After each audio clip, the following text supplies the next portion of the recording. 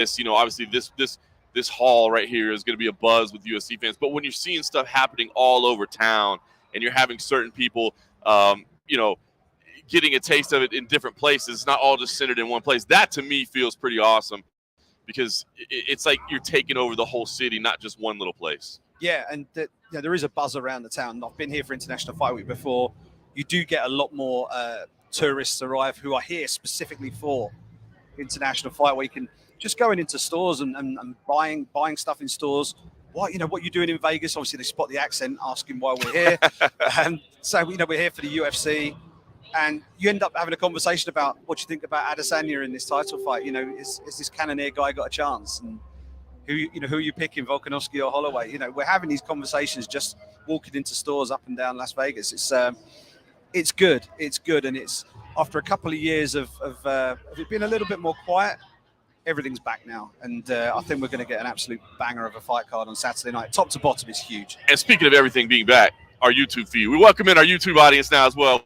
We're hanging at the Twitter audience early. Now we welcome in our YouTube audience as well. Thank you for hanging tight with us. Again, it's a little hectic here, Cody Merrow. We're trying to get everything figured out. It's the UFC. We're a little rusty. We haven't done this in a while. Well, we've never done this. Yeah, so exactly. I was kind of trying to play a little more professional, but no, we've never done this. Well, and that's why we're here. We got to play it by ear. You know what I mean? But we're up on the YouTube. We're feeding out. Simon, there's plenty of people from across the pond I see that are in here in the feed. Really just along those same lines. The three of us, John, you're here in Vegas. Simon, you're in the UK. I'm from New York. That we all come together finally after 2 years or so of remote work and streaming and all of these kind of digital interviews and stuff like that. Just to be in person again and feeling that vibe and feeling that energy. Last night I was at the UFC Hall of Fame ceremony, and you could really feel it. You could really feel that energy, and it's kind of been that way all week. The feeling on the ground here is just that excitement, that kind of build up. You can really feel that big fight week feeling, and this is the first one that I've had in a while, but it does feel special. It feels like this is a big event for the UFC. Cody Merrow just set the tone off. I feel like a little tear coming to my eye. I feel like we're the COVID days are behind us. Speaking of Jessica I just weighed in as well. We're moving along here swiftly. Things are going quickly over there. I saw fight card. We'll be talking about it all day long as we keep an eye on the weigh-ins here. We'll be breaking down the fights. We'll be talking to some of the guest fighters that are hanging out here, all the people that are going to be coming and signing autographs. But yeah, listen, kind of joking a little bit that you got emotional, but it is a big deal. This is the first chance they're seeing faces that I haven't seen in a long time. Again, this huge activation here, just all over the South Hall here at the Convention Center. It sounds silly, and I'm not the cheesiest, corniest guy, but when you say it like that, it is true. London, New York, Vegas in the house. We haven't been able to do this for a long time. It's a big moment. Well, if you're not the cheesiest guy, don't worry. You've got a cheesy guy from England that's just showed up, so we're all good. But the other thing about this week is the fighters are up for it. Yeah. I know it's fight week. They should be up for it anyway. Max Holloway was turning it up to 11 at the press conference yesterday. Sean Strickland, my goodness gracious me. Oh, man. Does he turn it down from 11? I don't know. I think he's stuck at like 11 and a half, right? He's just decided I'm just going to go for this. And like media day was wild. If you haven't checked that out, if you're of a delicate disposition, I would avoid maybe skipping it. I would suggest skipping it, but it was wild. The press conference, I've never thought I'd see Israel Adesanya shook. And I think I saw him shook on stage because I think he kind of met his match because he wasn't ready for it. Sean Strickland definitely won the press conference. Sean Strickland won the press conference. Can you imagine saying that a year ago? No. I can't imagine him even being at a press conference. Right. Yeah. And but everyone seems fired up. Brian Barbarina looks like a kid on Christmas Eve. He's got Robbie Lawler, a legend, a guy he met at an expo type event, I think, many years ago. He mentioned it on Media Day. Now he's fighting him, a legend of the game, former UFC welterweight champion. And if that fight isn't going to be fight of the night, we're in for an absolute cracker somewhere else on this fight card because Bam Bam doesn't know anything other than to just walk forward and engage. So Robbie Lawler's not shy of a scrap either. Wait, how about the response that Robbie Lawler got? Not that we didn't know that Robbie Lawler's a legend, that he's a fan favorite and all those things, but man, the cheering that he was getting, people chanting it. And it's so funny because he's obviously like the least outspoken fighter there is. He's going to give you like a 3-word quote, like, hey, why is this fight going to be fun? Because it is, man. Just like that. He's not going to say much, but to hear the chants of Robbie and the response he was getting, I just always think it's cool because especially, talking about these COVID times, the way things have been, like, you wonder if sometimes these legends don't even realize, like, how much they're loved, you know what I mean? But then when they get in front of that big audience like that, I thought it was cool to see. Yeah, well, and, something that was really indicative of just the guy he is. Brian Barbarina shows up in overalls. Robbie shows up unspoken, white tee, just whatever, just happy to be there. And, you almost wish that they didn't bring them there just to have kind of that crossfire more between Adesanya and Strickland. And like you said, Simon, Izzy was totally caught off guard. I mean, you could kind of see that he was a little bit off put even by Jared's responses too about like, he was mocking him in a way and kind of echoing the sentiment that Jared was coming forth and kind of that arrogance, which I love to see that in the champion. I like to see that cockiness, that confidence come back, especially after going up and, testing your hubris, testing your mettle against a guy like Jan Blachowicz. You have a setback, you come back, you have to rebuild that confidence within yourself. When you're looking at yourself in the mirror after that fight, you got to be honest, you got to be real. And I think Adesanya's done a great job at kind of recovering from that. And I'm excited for him to go out there and put on a show this week. Yeah. The thing I really liked about Adesanya during media day was he came out and said that he really does not like the way that he's being promoted for this fight as undefeated at middleweight. Yeah. It's like he's not undefeated anymore. He lost. Yep. He lost to Jan Blachowicz in the light heavyweight title fight. So he's not undefeated. It is still a pretty special mark, though. In the month of March. I know he's See, that's you're right. Sometimes with statistics, we go a little too far, right? Like that was the seventh most strikes in the second round of a strawweight fight in UFC history. Like, can you believe it? Like, come on, that's a bit much. Yeah. But undefeated at middleweight, that is still saying something. Like, yes, you're right. I'm not undefeated, but the only time I lost was because I went up in weight and tried to challenge myself to become a champion. I understand what he's saying, and I know what you're saying, that I respect him for it. But to me, that's still something big. It's kind of like, well, John Jones can't really say he's undefeated because, he can. You know what I mean? So I don't know. To me, I still think it is something because when you put that on paper, when you really look at the fact nobody has ever beat that man at 185 pounds, that's sharp. And before anybody responds to that, can I just say, Cody Merrow, look at the one more sleep merchandise in. I need one brand. I mean, come on. Hey, I know a guy. I can get you one on the homie discount for sure. As the weigh-ins continue on here, and we'll be talking about this. And shout out to everybody that's in the chat right now. Denial, good. Glad to see you sticking around. You were a little upset that we weren't showing the weigh-ins, but we are. We're bringing you a little bit of that too. Big Ben 316 always got the support there. Appreciate that. I saw Mark Fellows is in here. All that. Hall of Fame last night. Do want to say, you got to take it in on the floor. I watched it. We got to speak to everybody on the red carpet, and then I watched it, especially the Daniel Cormier and the Khabib Nurmagomedov speeches. Very good. But your feeling of the energy in there, I think they said 2,500 tickets sold, all for charity. It was great. I love seeing the greats honored, but the feel of the energy last night. Yeah, it was great energy. You kind of got this duality of these two men that are so well-loved in this sport. I mean, Khabib on one end, this stoic kind of unknown warrior from the mountains of Dagestan. And then you have DC, flamboyant in front of the camera, high energy guy. And their speeches were kind of, imitating of that, So DC got up there and he got a little emotional and, breaking news, DC admits the towel game, which was, I think, the story of the night. That was funny. I may have touched the towel. May have. We only have conclusive video evidence that it was in fact the case. But it was interesting the fact that, I don't know if you saw any of the reports out that, so DC said he let Khabib go first because he wanted to be the first one from AKA inducted into the UFC Hall of Fame. So I asked Khabib about that. So I was like, Khabib, is it cool to go in on the same night as DC, your teammate, your brother? Is that amazing? Or do you feel like, he's kind of stealing from your shine a little bit? This is supposed to be your night. And he said that DC busted his chops a little bit and said, how amazing it is that I get to be the first person from AKA to go in. Like, those guys are just constantly ribbing each other. Yeah. Well, and like I said, it was very indicative just of their personality, their speeches. I don't know if you caught all of them. They were quite lengthy, but I thought they were fantastic where, DC, the showman, up there, very little formal, a little on the edge, making some jokes, giving all the love to his family. He had probably 40 members of his family there. It was kind of a crazy turnout. But then you have Khabib go up there and, almost like self-mocking in a way where he's like, he was looking through the papers and reading them out. He's like, talk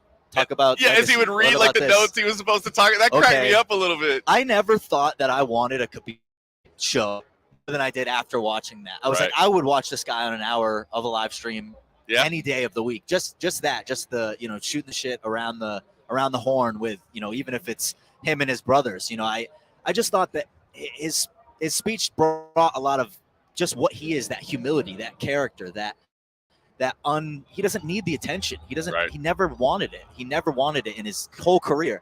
And that to me just shows an exemplary of who he is, just what he brings to the sport. And the fact that, he's retired but he's still giving these guys work every single day on the mats, you know. So he's retired in name only. And it was just great to see kind of that adoration. I mean, there wasn't a dry eye in the house with Khabib talking that night. I'll be honest with you. I mean, we all know how much respect and admiration he has for his dad. You know, I mean, that's always been a big topic of his career. And we know that his dad was his lead coach and all those things. I mean, that was all well taught. I'll be honest with you, and maybe I had just forgotten it, but I don't know that I had heard until last night. And he told it on the red carpet and again during his speech about, you know, the dad selling the house, like selling everything they had so that they could move him to the big city out of the village to get training, all that. I mean, that's even a higher level of sacrifice that I didn't even think I had heard that story before. Pretty amazing, man, the connection they have. And, yeah, it's cool to see his dad honored and the emotion that Khabib had as well, man. It was a cool night. I know, you know, there's a lot of people that I think as this UFC Hall of Fame was starting to develop, you know, and I get it. You know, there's some people say, oh, there should be an MMA Hall of Fame. It should really be voted on. You know, this is just, are you on Dana's good side? And that's all fair criticism. I mean, I think all those things are fair to say and fair to talk about.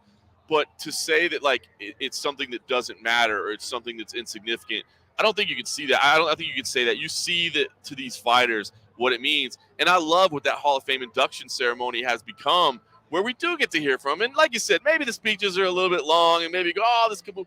But how long do you know, how often do you get a chance to hear from those people and to let them relive their career and talk about what got them to where they are? I'm honest with you. I love them. I don't go to them because I can't shoot them. Yeah. That's the only drawback. They don't allow us to do any of this media. We can't take pictures. We can't take video. Yeah. We can't do anything. So to me, I'd rather just watch it from the comfort of my own house and watch it on UFC Fight Pass. But I do love the ceremonies. It's the most unguarded that you see them when they've got a microphone in front of their face. They are completely laying themselves bare. It's like their final farewell almost, you know? It's like the closest thing to a eulogy. Do you know what I mean? It's like an MMA eulogy for them because they're kind of moving on from their competitive career. Like they're being honored, they're being enshrined in this Hall of Fame. And Khabib is quite recently retired, right? He's not that long out the game.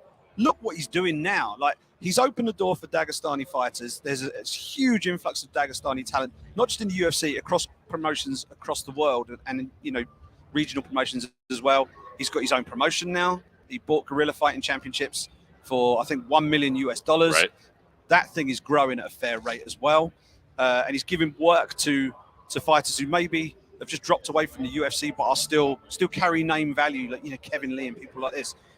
Junior Dos Santos, you know, these are big name fighters who are still getting to compete on a big stage with a promoter who truly respects and understands what it takes to be at the top of the game. And I'm looking forward to seeing just how far he can take that promotion in future, because I remember on his way up, we were talking to him at UFC 205, and that famous quote, the number one bullshit quote, that's where that started, because obviously Conor was getting the title fight. Khabib was pretty much a number one contender at that point, but was passed over for that fight. And he was not a happy camper in the lead up to that fight. I think it was Michael Johnson he fought that night. And it was just one of the most one-sided beatings we've seen in the octagon. And it was incredible. He was talking to Dana in between rounds. But this was a disgruntled fighter who thought he wouldn't get a chance, that he wasn't getting his chance. And he didn't speak a hell of a lot of English at that point, and he gave an incredible post-fight speech. Ireland, 6 million people, whatever it was. Russia, 250 million people. And like that really took him over the top. And then he was like, okay, he's got the win streak, he's got the mean streak, and he's got that personality that he was finally letting out. His anger was sort of getting him out there a little bit. And he became a beloved character in the UFC after a while. And he's retired. He's got the respect of everybody, and he's put him back in now. It's great to see. Unbelievable. That team, and he said it, he's like, more champions on the way, man. He's got the whole crew. Yeah. By the way, Mark Phillips chimed in and said, should DC be removed from the Hall of Fame now for Tailgate? You know, controversy. I will say, it is funny that he admitted to it. I do think it's funny how detailed he got about the story of what happened. Like, yeah. I think maybe you kind of just make the joke. Like, I think if he just said, I might have touched the towel, and everybody laughs, move on. He's like, no, we went back. Remember the old trick? Let's do the trick. Now I'm kind of, you're not going to pull him from the Hall of Fame. Like, but I do wonder, like, maybe he should have to write a check for 20% to Anthony Johnson or something like that. Like, it invalidates his title defense. Surely his title reign must have been cut short at that point. And Charles Oliveira might have something to say about this. Well, and that was the ISO cam that I wanted, was Anthony Johnson sitting at home watching that. You know, he's sitting there just like eating some ice cream or something like that. DC says that, and he's like, what? Like, what are we doing here? Yeah. What are we doing? I mean, he's plenty busy, I'm sure, with his professional weightlifting, right? Or Oh yeah. Well, I guess we're joking about Rumble, but he's gone through some health stuff. Hopefully he's doing okay. Yeah. He's slimmed down a lot, so I guess he's not really getting to do much weights with all the health stuff he's having. It sounds like he's doing okay. I don't know what his fighting career will be like, but yeah, you do kind of. I don't know. I thought it was a little jarring just how many details DC kind of shared with that as far as exactly how far it went. I thought just dropping the joke and maybe moving on might have been the better strategy. It's like, I'm safe now. I'm safe now. I'm in the Hall of Fame. They're not going to revoke it, no matter what Mark Fellow says on the chat. It's all done, so he can the tricks of the trade. Maybe that's a video spot we need to do. Weigh in tricks of the trade with Daniel Cormier. There's how he said there were other things. Yeah. He said that the coach standing behind him. him. We need that breakdown. it'll be him and Jeremy Stevens after the events of the PFL a couple weeks ago with his foot half off the scale. Yeah. I can't wait till DC is like trying to corner somebody in New York, and they're like, "Oh, I don't know about that license that you need to be a cornerman. That's not happening." You stand in the doorway. You're not coming in.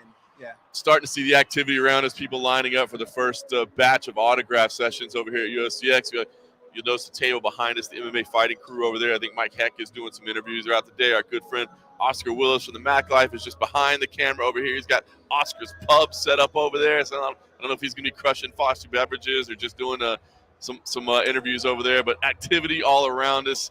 It's good to see again. I'm sort of playing scorecards over here. I'm looking at all the names we've got lined up. Who's got the longest queue right now? Longest queue right now, I think, is Michael Chandler. Ooh. Michael Chandler, they're obviously here for... he's over there at the top, right? I think he's... See what I did there? It's early in the morning. I need a bit more time. But yeah, it looks like he's got the biggest queue so far. Interesting to see. Well, and his line takes a lot of time because every person that comes in there gets a inspiration. And, they get some type of Tony Robbins type of energy from that, which all in jest. We love Michael Chandler, but that tweet that he did before the last one about the coffee, like how does he take his coffee? He's like the journey of the bean and all that. I was like, that's quality. Yeah, Just self-deprecating. lean into You love it. it. Have fun. Exactly. He ticked every single he's a promoter's dream, right? He's got the look. He's a former world champion in Bellator. Looks like an action figure. Wears the flag. Fights like an absolute maniac. Savage. I think if he fought a little bit more with his head, he'd probably be sitting here with the championship belt around his waist right now. He was so close to beating Charles Oliveira in that fight. I think he didn't realize just how little time he had left in the round. I think he'd have poured it on and got the stoppage. But and I think with a different, so I was there in Houston. I think with a different ref, that's over. I'm more trigger happy would have stopped that. Yeah, you're talking milliseconds of time there between life-changing championship money, especially for Charles Oliveira. You're dealing with milliseconds of time there as a referee, where and some perspective on my end.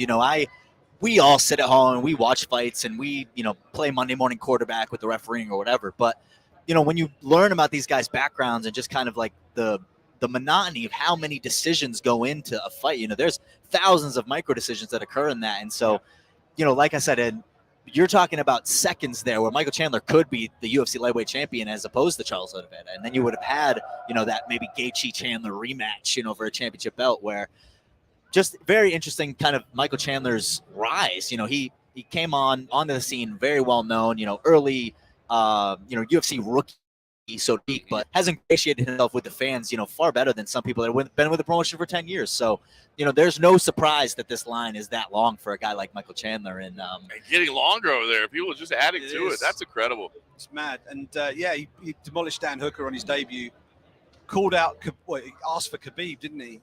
If you see fit to come back, you got to beat someone, beat me if you can, right? That's what he said.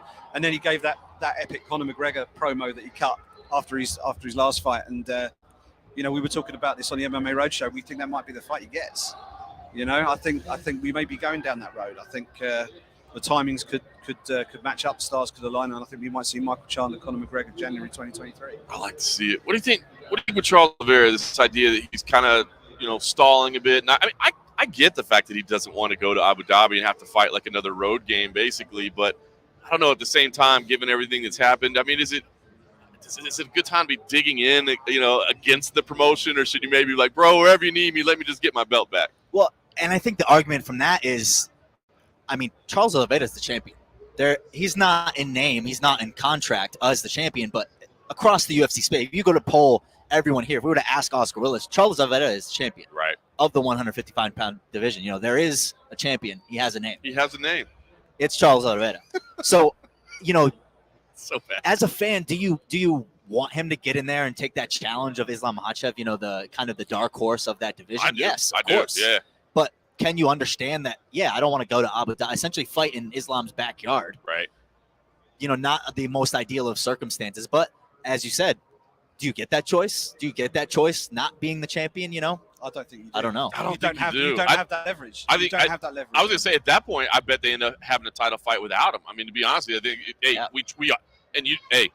you already know it. You could Dana Charles doesn't want to fight. I mean, there's a lot of ways to turn Right. down a fight. He doesn't want to fight. I mean, we offered him to fight.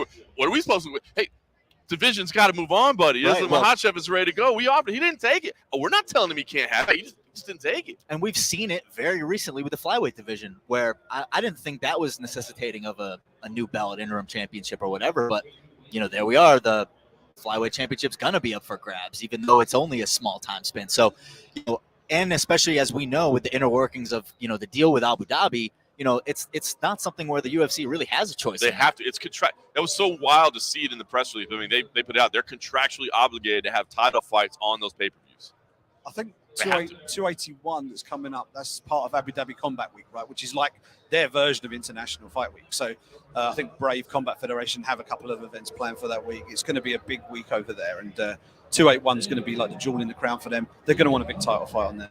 But back to Charles Oliveira. All I hope is, because obviously he doesn't have the belt, and we know the circumstances around that, I just hope he gets pay-per-view points. I just hope he gets, because that's taking money out of his pocket So for something that was basically out of his control. So I think the UFC need to do that man solid, and at least rules are rules. You can't have the belt, but as a promotion, you can decide whether you're going to give him pay-per-view points or not. I think the man deserves pay-per-view points. So because he's the champ. Listen, I know that the UFC does get criticized for the way they handle a lot of things, but I will say it does seem behind the scenes they do things pretty well financially. They try to be as fair as possible, and you're right. That's one where you got it. That's the argument to be made, man. Don't short the guy money, right? You know, even if it's not, maybe if it's not all the money, maybe it's some of the money, maybe it's at least part of the money. Because you're right about that. You know, the fact that he doesn't have a belt around his waist, okay, that's an ornament. We can get that done later, but. Yeah, the financial obligation. By the way, update from the weigh-ins. I'm seeing it left to still weigh in Macy Barber, Uriah Hall, Jalen Turner, Alex Pereira, and Robbie Lawler. So just a handful of fighters left to weigh in from what is an absolutely stacked UFC 276 event. And we're only half an hour into that window as well. No heavyweights on the card. So no reason to come in late. I always joke with you, you know, whenever Andrei Arlovski's on the card, you just know that he's sitting in the hotel restaurant having his fourth round of toast. Derek Lewis watching our feed and like, I guess I'll go down there. I only watch the MMA Underground feed, is what he told me. Well, I mean, why else would you watch anything else, man? I totally understand. Well, and the other thing, too, with these weigh-ins, you know, normally on the fight nights, they'll do the face-offs at 11. Yeah. Well, they're not going to do the face-offs till this afternoon at the ceremonial weigh-in. So if you come in and get done, you can be done. Whereas you kind of try to hang around. Yeah, you kind of try to maneuver your time when it's a fight where you got to do the face-offs immediately after. So just a handful of people left to weigh in, and hopefully everything's going to be official. Of course, the main event, Israel Adesanya versus Jared Cannonier. A fight that I am super intrigued by, to be honest with you. It's a weird one because on the one hand, I'm saying, listen, I'm picking Israel Adesanya. I think pretty handily he could be impressive, but I feel like Jared Cannonier at least brings to the table, and we were kind of talked about this on the MMA Roadshow as well. If I'm designing a guy to beat Israel Adesanya, right, I need somebody that's got knockout power, because I'm not trying to, you know, if I'm designing my video game character or whatever, I'm not trying to set up a guy, hey, I can outpoint Israel Adesanya for 25 minutes. I bet if we kickbox for 25 minutes, I can do him. No, I need to be able to clip him with one shot and end the night, right? Even if I'm down 3 rounds to none or something, I need to be able to hit him hard. And I need somebody that can grapple a little bit, and Jared Cannonier can do that as well, whether it be tie it up, maybe a little bit, you know, to hold him down, something like that. He's got those options available to him. I'm intrigued by this fight, but ultimately, it's going to be tough to beat Israel Adesanya, right? Yeah, the other quality that he brings with him is, and this is a unique path that he's taken to the middleweight championship shot he's getting this weekend.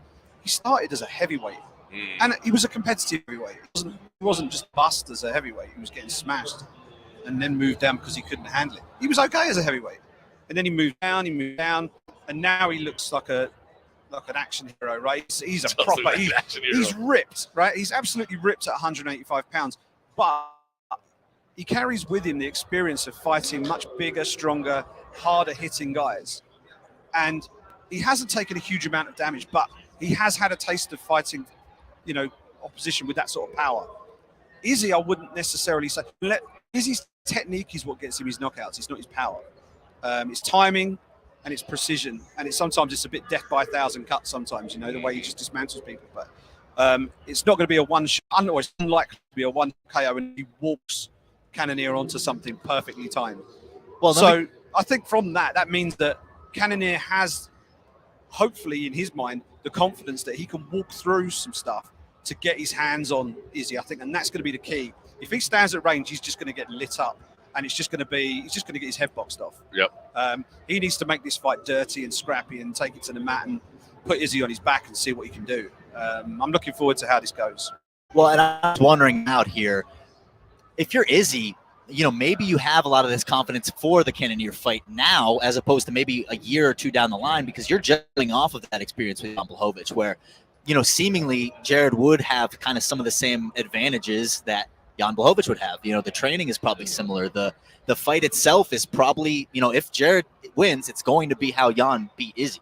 It's not going to be, Alex Pereira, type of fight, So I think for Izzy, if I was Izzy, I would bring a lot of confidence from the fact that I fought this style before. Styles make fights, as we all know. He's coming into it with that experience, whereas I think if he were to wait, or if he didn't have that experience, it might be a little bit different. I mean, we know he's going to come in there confident. Izzy's never lacking in that.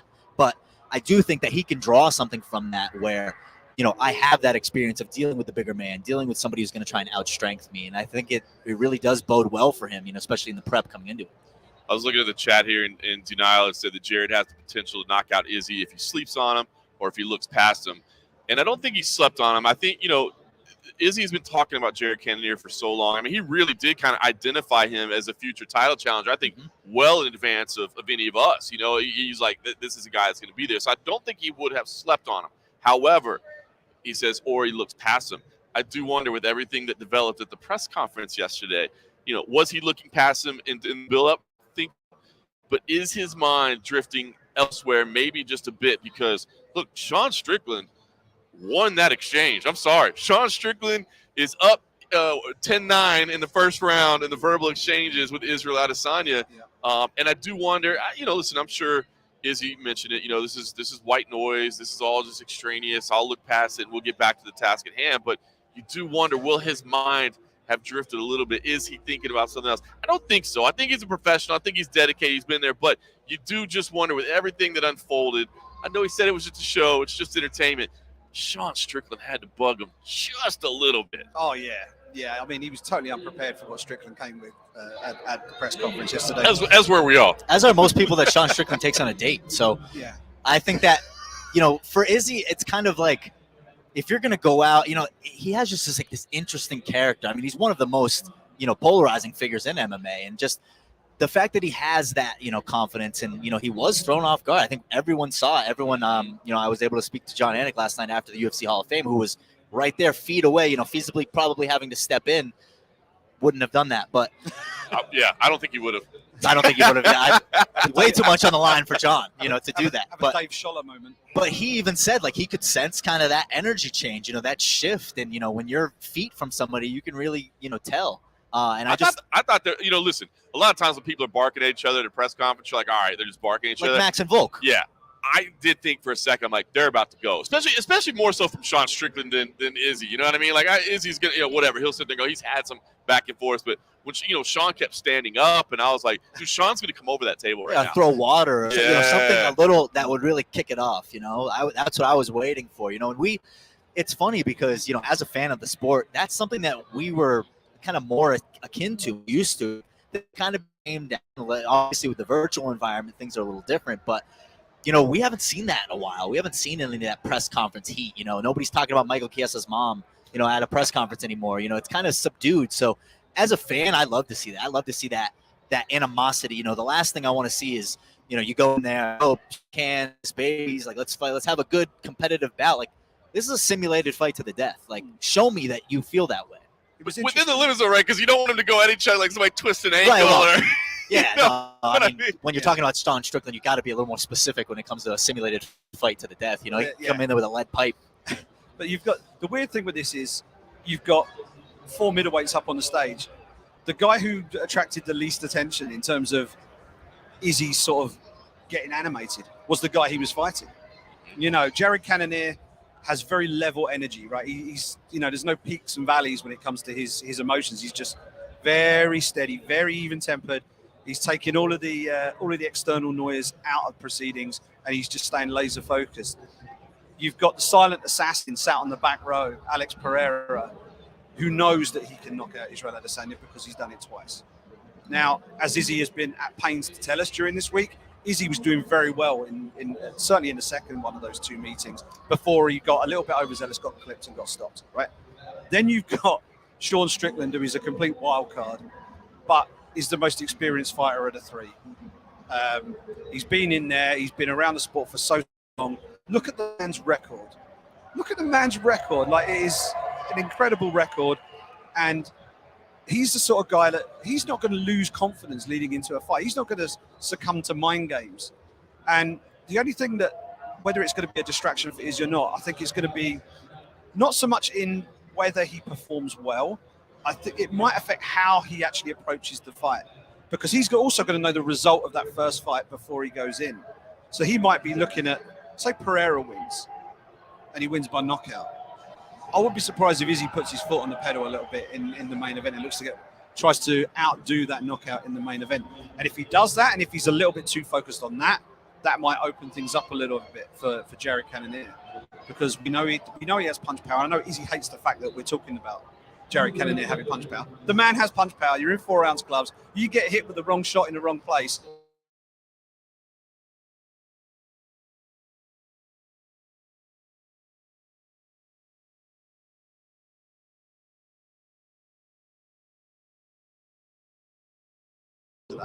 By the way, you just got to stay absolutely laser focused on the job at hand. I want the record to reflect that I did not raise my hand when Israel Adesanya asked if everybody had seen the whole fight, but then I remembered I had seen the whole fight. So I want to adjust my vote. And Izzy, I have done my job. I just couldn't remember that. I was like, have I seen? I did see it one time. I've seen it. I didn't raise my hand, and then I called out for it. I don't participate in those sorts of things because you don't know what's going to happen. I know. You don't. What was the first round like? I don't remember. I watch a lot of fights. I thought this was a participation vote more than that. I didn't know it had a question and answer portion. So great. All right, looking forward to that fight for sure. The co-main event with Alexander Volkanovski and Max Holloway, it's weird to me, right? Because it's a trilogy. It's 2-0. I'm still excited. It's still me. But I'm torn on this one because I am excited because of the fact that, listen, the fights have been great. The last one was a phenomenal fight. It is a very important fight. You know, you're talking about 2 guys that are in the pound-for-pound rankings. That doesn't happen a whole lot, as they've been happy to point out. It is a rivalry. It is a chance to see Max Holloway. But there is the fact that it is 2-0, and it is the 3rd time we're seeing this fight in relatively short order. But I guess there's no guarantee it would happen. I don't know. I'm torn on it. It's not like I'm saying I'm not even interested in this fight. I don't even care. No, these are 2 incredible athletes, 2 great fighters. I don't know, just seeing 3 times in relatively short order is just taking a little off of it for me. I know you can bet on most things with sports books these days, right? Sports betting has gotten so huge now. You can bet online, wherever you are these days. This is one bet you probably can't put down anywhere in Vegas.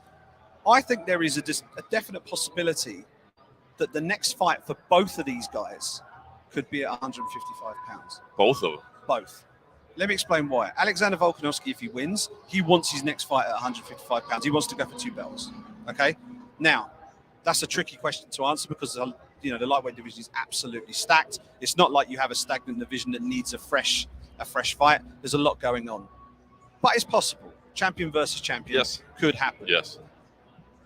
But he wants to hang on to the featherweight belt at the same time. Right. Max Holloway, if he loses on Saturday, would lost 3 straight to the champion.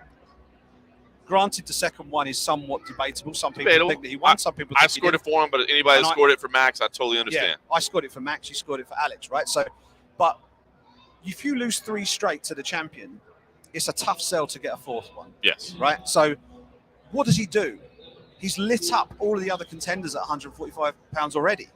So he has nothing left at 145 other than a championship reign. If he doesn't have the championship reign, what's he going to do? I think he'll move up to 55. So I think if Alex wins on Saturday night, it's quite possible that both of these guys could be having their next fight as a lightweight, and that would be really interesting. Can you imagine if they do the fourth fight for like an interim title or the lightweight or something crazy like that? I mean, they meet it. They both joke, but that checks a lot of boxes, does it not? Yeah. I know. I was gonna say they both move up to 55, and they find each other in each other's path once again. Yeah, it'd be a new 150-pound division. That's what Well, and so if that were to happen, so I'm looking at the UFC rankings right now. Volkanovski obviously champion, Max Holloway number 1. Ortega 2, Yair Rodriguez 3. Obviously, we're going to get some finality there in the upcoming weeks. 4, Josh Emmett, who said he's going to be cage side for this fight, kind of expectant that maybe he will get that opportunity being 38 years of age. Calvin Kattar 5 just came off that questionable loss against Josh Emmett. Yeah. Arnold Allen 6, Chen Sung Jung 7, Giga Chikadze 8, Bryce Mitchell 9, Movsar Evloev 10. And I think that you're right, Simon, that opportunity does present itself because as we know, Max did go up to 155, but with little to no camp to get to that weight. He was essentially a bloated 145er going out there. And Volkanovski, it's funny that you say that because as a fan, do we think about Alex Volkanovski's reign? Do we think about his legacy in the same way that maybe we thought about Max's? And if you were to stack the two up, the resumes are largely similar. Yeah. But nobody thinks about Alex in that, respect. They should. Yeah. He's on a 21 fight win streak. It's insane. Yeah. 20, I mean, in the biggest promotion in the world too. It's not like, no denigration on Michael Chandler, but if Michael Chandler came in with a 10-fight win streak, you would have to denigrate that a little bit because of the competition. But you'd still be better. Like 21 fights in a row against anybody. Right. Like you didn't slip on a 21 fights in a row on the night. street. That's what I'm saying. It's impressive. But yeah, you're right. To be doing it at the highest level, it's unbelievable. It was kind of funny to see all the boos that Alexander Volkanovski was getting yesterday at the press conference. And I'm assuming that's not really because there's anything not to like about the guy. It's just because Max Holloway is so popular. I can't imagine there's anybody that really has like some real vitriolic hate towards Alexander Volkanovski. He's like a nice dude, polite, got a good cooking show. I guess it's just because you love Max Holloway so much that you're going to boo whoever he's fighting. It was a pro-Max crowd for sure. And Max was fired up. Like, I've been to press conferences before. Max is a very amiable guy. He's great personality, but in press conferences, he can sometimes lapse into every answer being, we'll wait till fight night, tune in, get the pay-per-view. And he does that. And he was doing a bit of that as well. But we're going to find out. We're going to find out on Saturday night. Tune in Saturday night. Once he gets his line, we're going to find out. Yeah, but this time he came on the stage. He was roaring like a banshee as soon as he got on the stage. And he had some real fire to him. And I think it's kind of funny because he had his first few minutes sort of taking some pot shots at Volkanovski. And Volkanovski was like, whoa, Max came to play. At one point, Max and him were sort of, you could see they had the split screen up on the big screen. And Max and Volk were looking at each other. And Alex was like, I know he's a good dude. He knows I'm a good dude. We get on. This is all good. This is all fine. And Max sort of looked at him and gave him a little grin. And it's like, they know what they're doing. But Max is definitely trying to get fired up. And, he took his shirt off for the face-offs. He was giving it loads.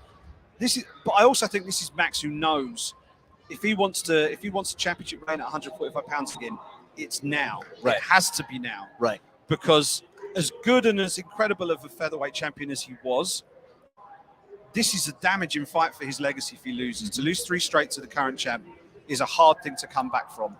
And if Volkanovski vacates 45 and sticks at 55, then that's a different story. He can hang around, he can rebuild. He can say, look, I've beaten all these guys. I'm taking over again, right?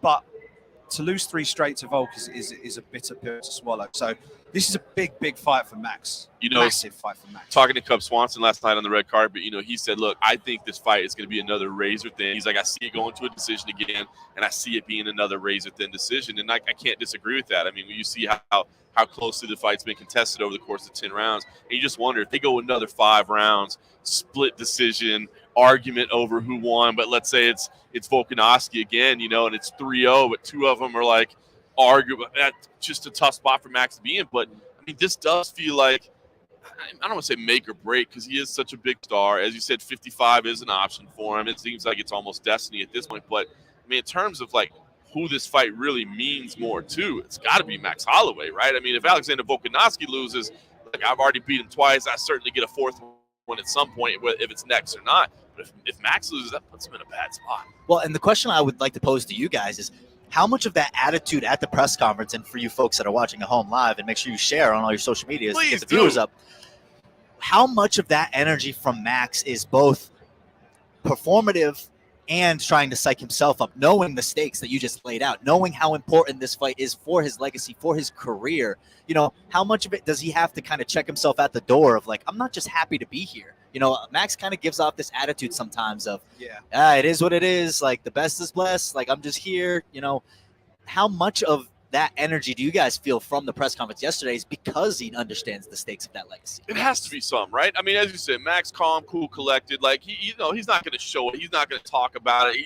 He's a great marketer. You know, he's pitching his Twitch video game streams, his Facebook gaming or whatever. I mean, he's all of that. And I think he knows, look, A, his legacy is secure. B, there's going to be options for him. There's going to be fights available for him. But, yeah, I mean, you can't tell me that he hasn't realized or hasn't thought about, you know, at least no matter how positive he's trying to be, that, like, if for some reason I come up short here, like, I'm done at 45. Like, I can't see what else I get. I mean, yeah, then maybe somebody wins and beats Volk and then you come back. But it's just hard to get back there, right? I mean, he has to sense that, like, this is make or break for me in this division. Yeah, the other thing about him moving up to 55, and you mentioned it, it was a short notice thing.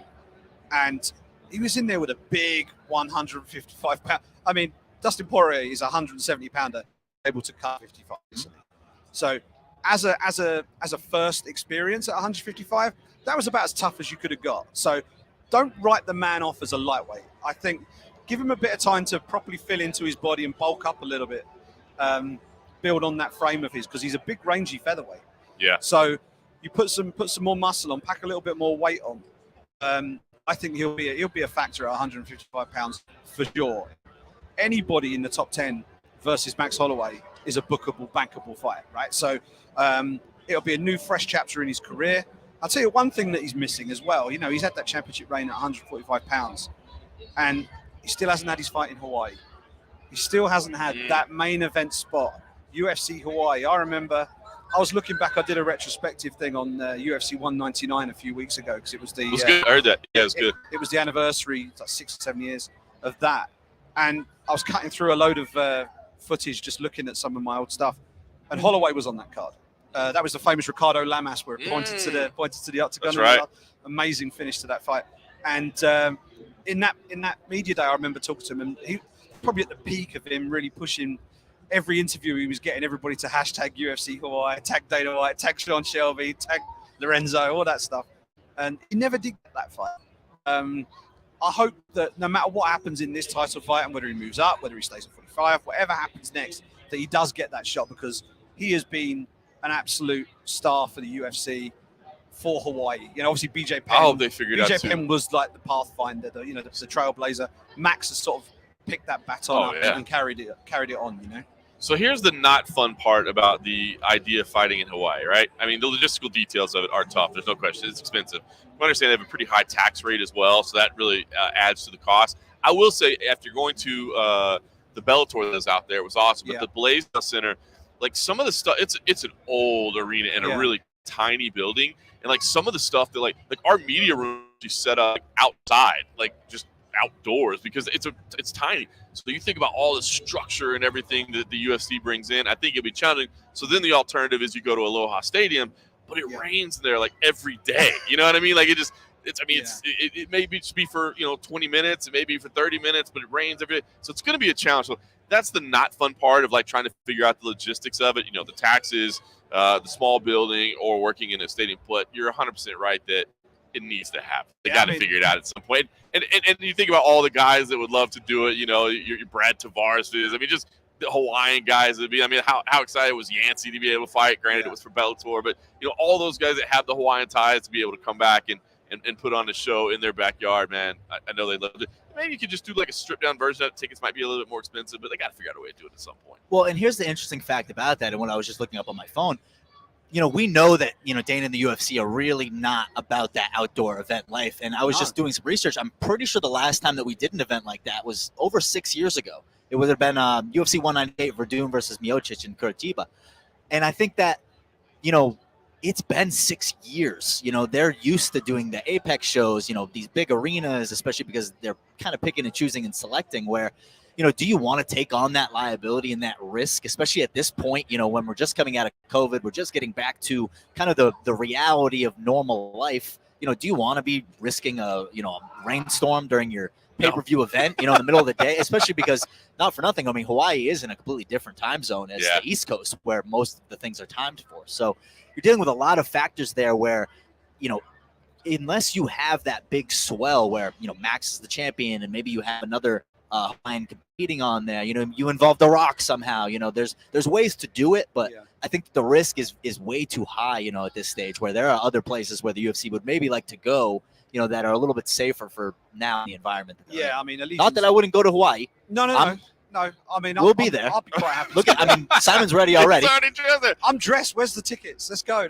But no, like Allegiant Stadium is obviously one stadium venue that is going to need to happen. I want to ask you two guys about that in a second, but just to talk about stadiums, and I know the other big thing that Dana says about stadium shows is the fan experience of being in a stadium is not as good. It's You're not. a lot further away from the screens. You need to be close enough to see what's happening, especially when the action goes to the ground. And when you're in the bleachers, up in the nosebleeds at the very top in a stadium, you're a long way away and you're just watching it. No disrespect to the people at Marvel Stadium down in Melbourne, but I was going to correct myself there because I'm pretty sure the Australia shows are outside, right? But you can look online and you get people who have posted their pictures or whatever, and they're way up, like they're a dot in the distance, right? I mean, even some arenas, like I'm from New York myself, and MSG is a place where when you're in those 300, you're way out. It extends a lot more, horizontally than it does vertically, whereas you'd kind of want a place that's siloed like that. Allegiant Stadium is perfect. I mean, the WWE was trying to go there and had to move out of it because they didn't sell enough tickets. They were trying to go this weekend. Right. Yeah. What idea was that? I'm not a big wrestling guy, I think there but were come more on. people. So I'm staying at the Westgate. There were more people here for the bowling expo than I've seen for WWE. So, Wow. and I mean, no denigration on bowling, but WWE fans, where are you at? I haven't seen many, on the strip this week. But just on Allegiant Stadium, the common sort of opinion seems to be that the first fight might be Francis Ngannou, John Jones, right? But if you're Dana White in the UFC and you're looking to book Allegiant Stadium and you look at your roster, Francis Ngannou, John Jones is a massive fight. If you're Conor McGregor, do you honestly think you're going to let the UFC put the first fight on at Allegiant Stadium and not put your foot down and say, I want that main event. I want to be that main event. Listen, I don't care. I'll fight Usman. I'll fight Oliveira. I'll fight the clean lady. I want to be the main event. 100%. Because listen to me, no disrespect to John Jones, Francis Ngannou. That's a massive fight. And once you get the UFC's marketing machine behind it, where you're talking about, I mean, you can already hear the greatest of all time, the scariest man on the planet. Man on the planet. You see. But I mean, Conor McGregor versus a potato sack. You know what I mean? Yeah. Would sell more than that. That's just the reality of it. So yes, to answer your question, I think it goes both ways. I think number one, Conor McGregor and his sense of pride and ego and who he is, he's going to want to be in that first Las Vegas Stadium show. But conversely, the UFC is smart enough to know that we got to find the right sack of potatoes to put against Conor McGregor because we need Conor McGregor. Well, and I think financially, you're dealing with a situation where, you kind of have to go to that show's got to have multiple championship bouts on it. Right? Oh, yeah. So you got to go, you got to get ahead of that, from a financial perspective and talk to these champions and say, listen, you're not going to get pay-per-view points on this because Conor's on it. But, we're going to incentivize you, we'll give you, points. Yeah. Well, I mean, it's public record, right? Like that is the case that Conor does not want other champions on his cards. And that's because of the financial repercussions. So I think you'd have to work out a scenario where you're like, hey, you're not getting pay-per-view points, but you're going to get 1.5 to show. The UFC, I think, would have to be willing to do that to pack out a state. I mean, but if they do that, you're talking record-breaking for the promotion, for the stadium, for the city of Las Vegas. You're talking a massive, massive groundswell that, imagine if that was the event for this week. Oh, my goodness. It'd be insane. I mean, this place would be double, triple what it is now. And as you can see going on right now, I mean, we're here at the UFC X expo here in Las Vegas, and it is absolutely packed. There's great energy here. There's tons of fans, and I can only imagine if that was leading into a 50,000, stadium, show. I think that'd be incredible. Yeah. And just a little side note, seeing as we're talking stadium and combat sports shows, Croke Park is somewhere that has been mentioned many, many times. A big Gaelic football stadium in Ireland, and there has been kind of wary of the somewhat inclement weather that we have on our side of the pond in the UK and Ireland. Eddie Hearn, not so bothered. He hosts big boxing events at Wembley Stadium. We've seen it many, many times. they're looking to book potentially Katie Taylor versus Chris Cyborg at Croke Park. Wow. That's something that's being actively discussed right now. That would be absolutely insane. So, like, it really depends on how you approach these things. The difference, of course, with boxing is it's about one fight, right? It's about one. UFC events, it's about the entire event experience. And I think in terms of what you give to the fans, I think Dana and the UFC are much more in tune with making sure that fan experience is absolutely tip-top. And that's why they've sort of shied away from stadium shows, other than one or two exceptions. They'll want to do Las Vegas, though. They'll want to do Allegiant Stadium. It has to happen. And listen, I think if anybody's ever been to the stadium in Dallas, I mean, obviously that's my hometown. So it's not like I'm playing home there, but the video board that they had there changes everything, because you're literally, it was built to the scale that, like, if you were watching in your living room, even if you're in the worst seat in the house, you get like that TV view. I mean, they add screens when the UFC goes to stadiums. They do build kind of like a center structure and all that. But it's not of the way that thing is at Dallas Cowboys Stadium, man. It's unbelievable. So, yeah, it's ideally, I think in an ideal world, you would have 2 UFC shows at Allegiant every year. You have the International Fight Week show and you have your end of year show. And I think they're your 2 tentpole events that you have in the stadium. You maybe have an Ngannou fight in the summer, McGregor fight in the winter, and Mark Fellows thought I was looking around for a beer server. I was trying to get Vanessa Demopoulos over here before she goes on air over there. I was trying to get her attention while she was walking around to see if she wanted to come sit down and have a word. That little, to bring a beer with her. That little burst of energy. She's about to go live on their UFC Fight Pass stream over there, but we'll see if I can get her to come over here in a second, because she's. And they're behind us. We've been live for an hour. If you're a true UFC fan, you're watching the MMA Underground. You're here. Except for substitutes. We were the first ones in, right? Exactly. And I mean, not for nothing. I mean, when you bring in 3 gentlemen like this, you almost become the best looking people on Fight Pass. You know, why do we even need the other show? You just watch our feed, you know? I'm just really no context. Reason for it. I mean, you got to pay for that too, man. You know what I'm saying? We're bringing it free to the masses. That's what we do. Update on the weigh-ins. Just a couple of people left to go. I'm sure we'll see those last few get made official. That's the fight that has stolen everybody's attention this week, I think, and especially it's been because of one man, Sean Strickland versus Alex Pereira. Of course, we already knew it was a big fight. You already knew that the story was there. You know, Alex Pereira. By the way, and I don't know if you guys feel this way, I think some people have felt that like he's been rushed to the top. I think that's perfectly fine, right? The history with him and Israel Adesanya, rush him, get him in there. Does he deserve to be in this position? Not really this early in his MMA career, but you still have him do it. But Sean Strickland has made this thing super interesting, and his performance at the press conference and is just going at Israel Adesanya. I was already intrigued by this fight, but I'm going to be honest with you. There's certain situations where a press makes me even more excited. A press conference made me even more excited for that fight. Yeah, and Alex Pereira has been. I commented to our friend and colleague Abby Severn. We were sat at the back of media day just watching everything, and I just nudged him and went, "He looks like a killer, doesn't he? He looks like a man who could separate you from your consciousness at the snap of a finger, right? He's got that look about him, and guess what? He's got the highlight reel to prove it as well. He's been in there. He's done it. Glory kickboxing, that is top of the food chain striking we're talking about. And to go in there with gloves, the one thing that you don't lose is the punching power. It accentuates it. What you lose is the ability to parry and defend. Right. But if you're the one dishing out the punishment against an inferior striker, then it's all gravy, right? It's all to your benefit. So I think. Thank you very much, my man. Yeah, it's all going to be random stranger that I've never met before in my life. The water has arrived. Yeah, but Alex Pereira in 4-ounce gloves terrifies me. I've got to be honest. And Alex Pereira against somebody who thinks he can stand with any glory kickboxer on the planet terrifies me even more. So, the big question leading into this fight is Sean Strickland crazy enough to actually think this, or is he actually the smartest guy in the room and he's just prepping everything? I would never say that Sean Strickland's the smartest guy in the room, but I do think that there's something interesting there, and please let us know in the comments, like, do you think that Alex Pereira is deserving? Because deserving being an operative term there, skill-wise, he's very deserving to be at the top and to be given that. Yes. So we've seen where people come in and they have this high caliber of combat sports experience and they get rushed to the top, but it's deserving.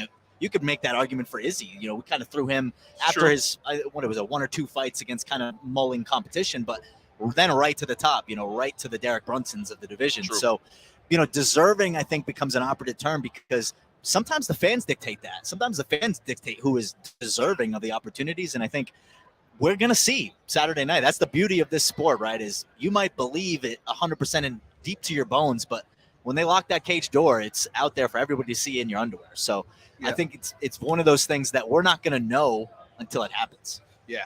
I mean, I can't see a route to victory for Sean Strickland that doesn't involve wrestling. I agree.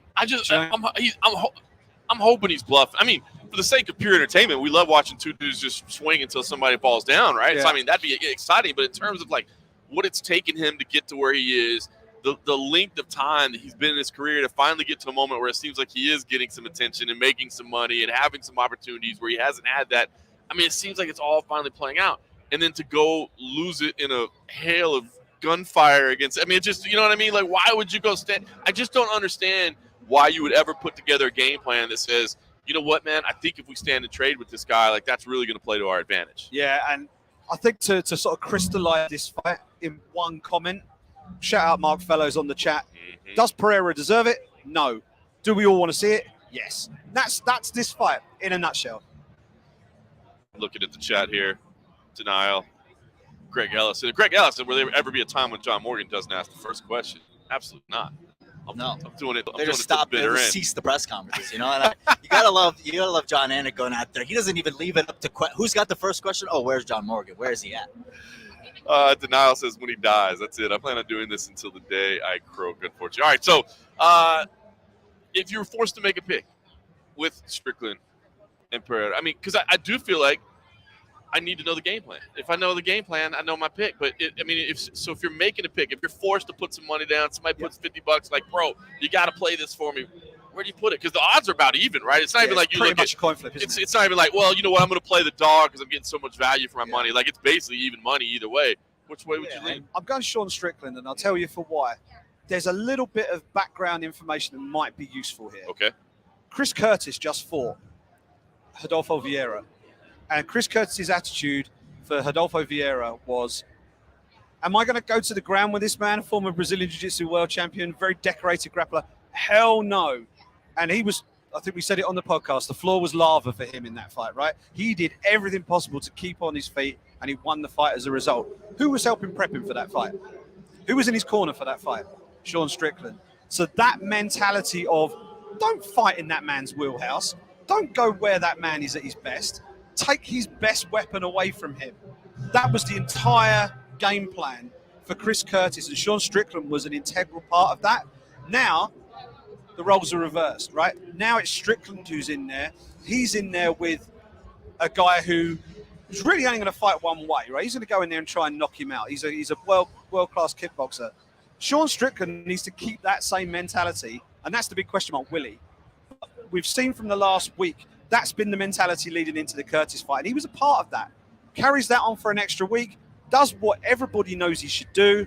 I think he wins the fight. So that's why that's my pick. I could just see Sean being like, yeah, I said that for you. But, man, I'm good. Like, I can knock this guy out. Well, and the last fight that he had is kind of an example of that, right? Where he had that hubris and that cocky attitude. And then we saw 5 rounds of, a lot of clinching, a lot of, more safety net there than anything. But shout out all of our UK fans. Make sure you're sharing the stream. And, I mean, not to gush too much. I mean, but I could listen to you all day. I mean, you hear how he's integral? I mean, that was beautiful.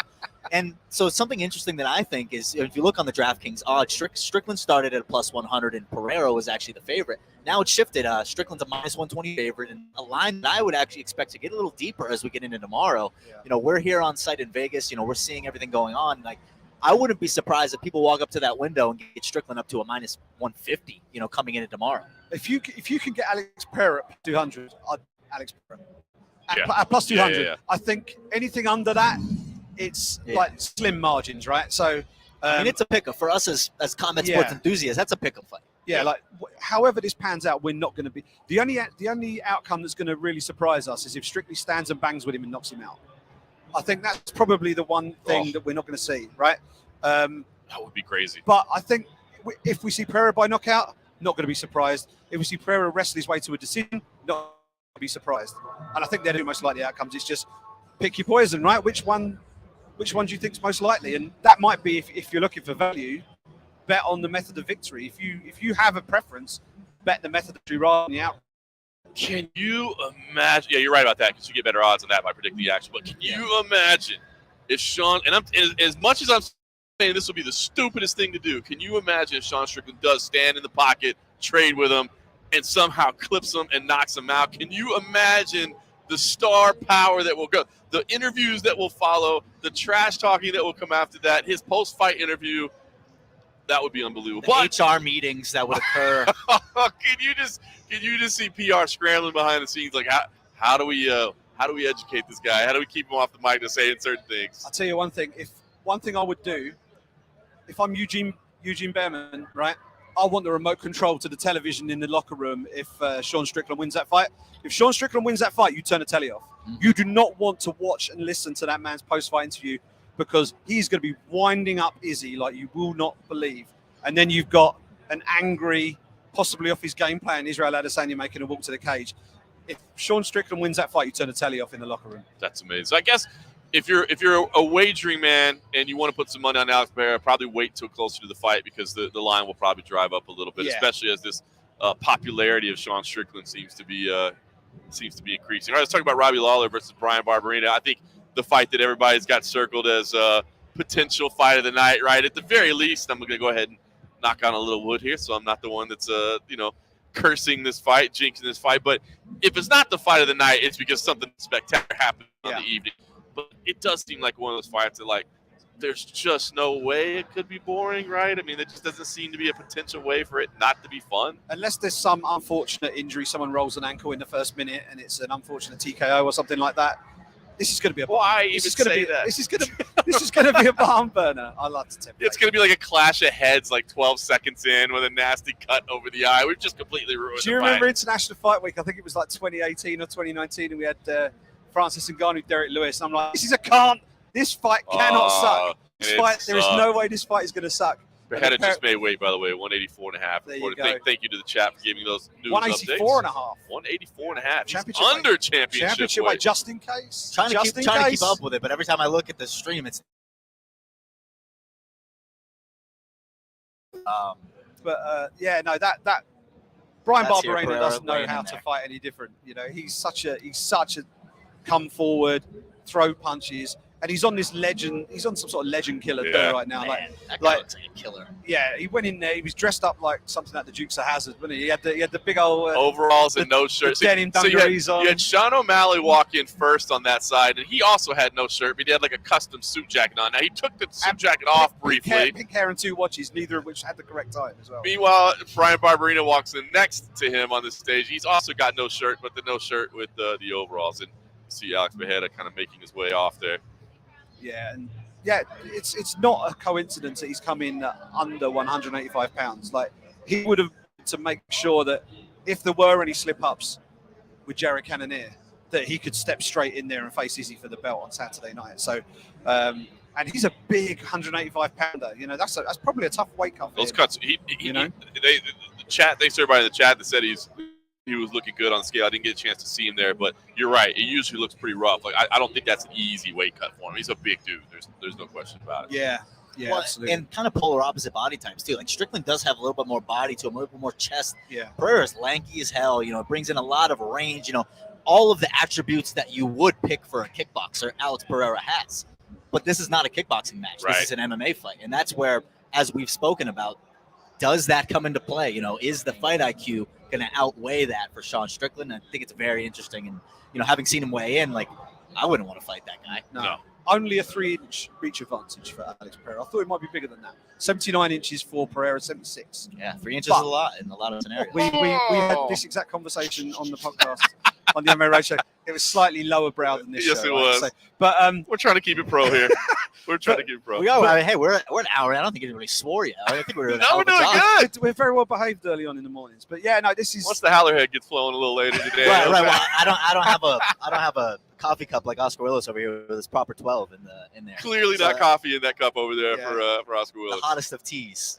All right, so Robbie Lawler, Brian Barbarina, we're excited about it. We know it's going to be a fun fight, save for us completely jinxing it as we already have with the multiple scenarios is why it won't. But any leans in terms of how you're feeling it's going to be? I mean, we know it's going to be a banger, right? But is anybody feeling particularly confident one way or the other? Is it just kind of a matter of Bryan Barberina being the younger, fresher guy at this point?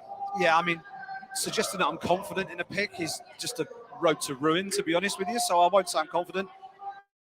I just think that Bryan Barberina is best equipped in this fight. I think Robbie Lawler 3-4 years ago, this would be a slam dunk pick for him. But I think Robbie's coming to the end of his UFC career now. His output isn't as high as it used to be. He gets hit a lot more than he used to. And Bryan Barberina is just going to stand in front of him and throw punches until the fight stops. And we saw it with the Bruce Buffer in the background. I know, I was kind of soaking in and Buffer. Bruce Buffer in the background. All right, I almost feel like we should stop. I know. Can't talk over the great man. Look at this is the most jacked 50-year-old I've ever seen in my life. Look at Bruce Buffer, getting things started here. Unbelievable stuff. Bryan Barberina is my pick. He had the fight last time out with Matt Brown in Matt Brown's backyard in Columbus, Ohio. He got booed to the rafters, but he won the fight.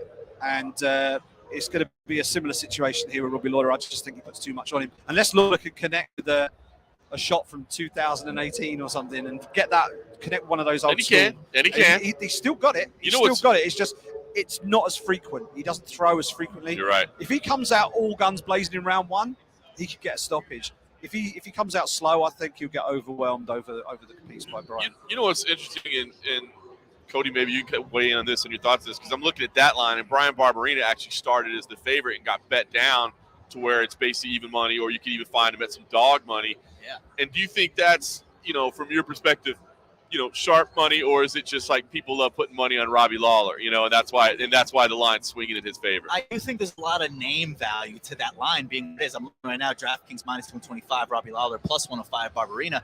I don't know how you can bet Robbie Lawler at a -125 in this fight. There's no way. And that's me coming from an objective perspective of, I could totally see a fight where Barbarina he's got the style that has given Robbie fits, especially later in his career, where, like you said, he's not afraid to stand and bang with him, but I think physically he probably has a better wrestling pedigree as well. And if he's coming in there, with that strong game plan, I don't see how a +105 is really indicative. I think you're getting a lot of value to get him at dog money, especially, as you said, with Robbie this late in his career. And I do think there's a lot of value to be had going up to the window. I mean, you're over 2.5 is looking at -185, where, I think this fight is probably going to be, 10 to 15 minutes. But if that's the case, I got to lean on Barbarina there, especially with the dog money. I think so, too. And I think that's one thing that's always important to look at with lines. First of all, sometimes people talk about respect in lines. Like, it has nothing to do with that, right? You know what I mean? We're talking about trying to get action. But especially, and I've seen it for years in MMA, I think you see it maybe more than team sports, where it's like, people just put down money because that's their guy. You know what I mean? They want to put money on their guy. And so when it's fan favorites like that, I think sometimes you have to look at, hey, maybe there's a little skew in that. As you said, the name value, you see that a lot. Even if it's not their guy, it's just like, oh, I know Robbie Lawler. I've been watching him forever. Let's put some money on him. And then you kind of see the opponent getting a little bit more value than they maybe should. Because to me, and again, you see where the line opened, that Barbarina was the favorite. I got to be honest, from my perspective, I feel like he still should be. And that's no slight to Robbie Lawler. Yeah. Yeah, I just think there's a bit of old school fanboy money going on, and it just moves the lines a little bit. And I think so. If you're talking betting, I don't think there is any problem here in advising people to not bet on a given fight because the odds are too close. Yes. Right. Only bet when it makes sense. Right. Yes. You might, just because you think someone's going to win and you've got a real conviction, if the odds aren't good enough, don't bet. Yeah, let's just save your money. Let's just put down a few dollars to have a little fun to keep it interesting. You don't need to invest heavily on something that it's a coin toss. This is one of those fights where I'd rather take the 50 out of my pocket and say, like, Simon, who do you want in this fight? Let's have some fun and watch it. Yeah. Rather than trying to play that kind of odds perspective of, like I said, Robbie at a -125 in this fight. I don't know how you can go confidently to the window and lay that down. No. That just doesn't make sense to me. I'm going to be honest with you. I'm trying to figure out what's going on here. There's a lot of stuff happening around us, and I think probably later today we might walk around a little bit and take a look at some of it. Maybe we'll roll through shifts. But there's a particular station over here behind the camera that I'm trying to figure out what in the hell is going on over here. And there's a guy in the center of a cage, and he's shadow boxing, right? But around him are bags, like hanging bags, a heavy bag, if you will, although they don't look like full-size heavy bags. And there's two of them, but they're spinning around him. And I think there were actually more. I don't know. I don't understand what's going on. And guys are literally spinning around him as if they're on some kind of cable system. Wasn't he blindfolded And as well? I think he's blindfolded and trying to swing at him and hit him. I don't know what product this is trying to sell, what the point of this is, but at some point in the day, I got to figure out what's happening right over there. Any guesses? What the hell is going on? I mean, John, I think we have to get you over there in that station, and then we'll put it on the feed.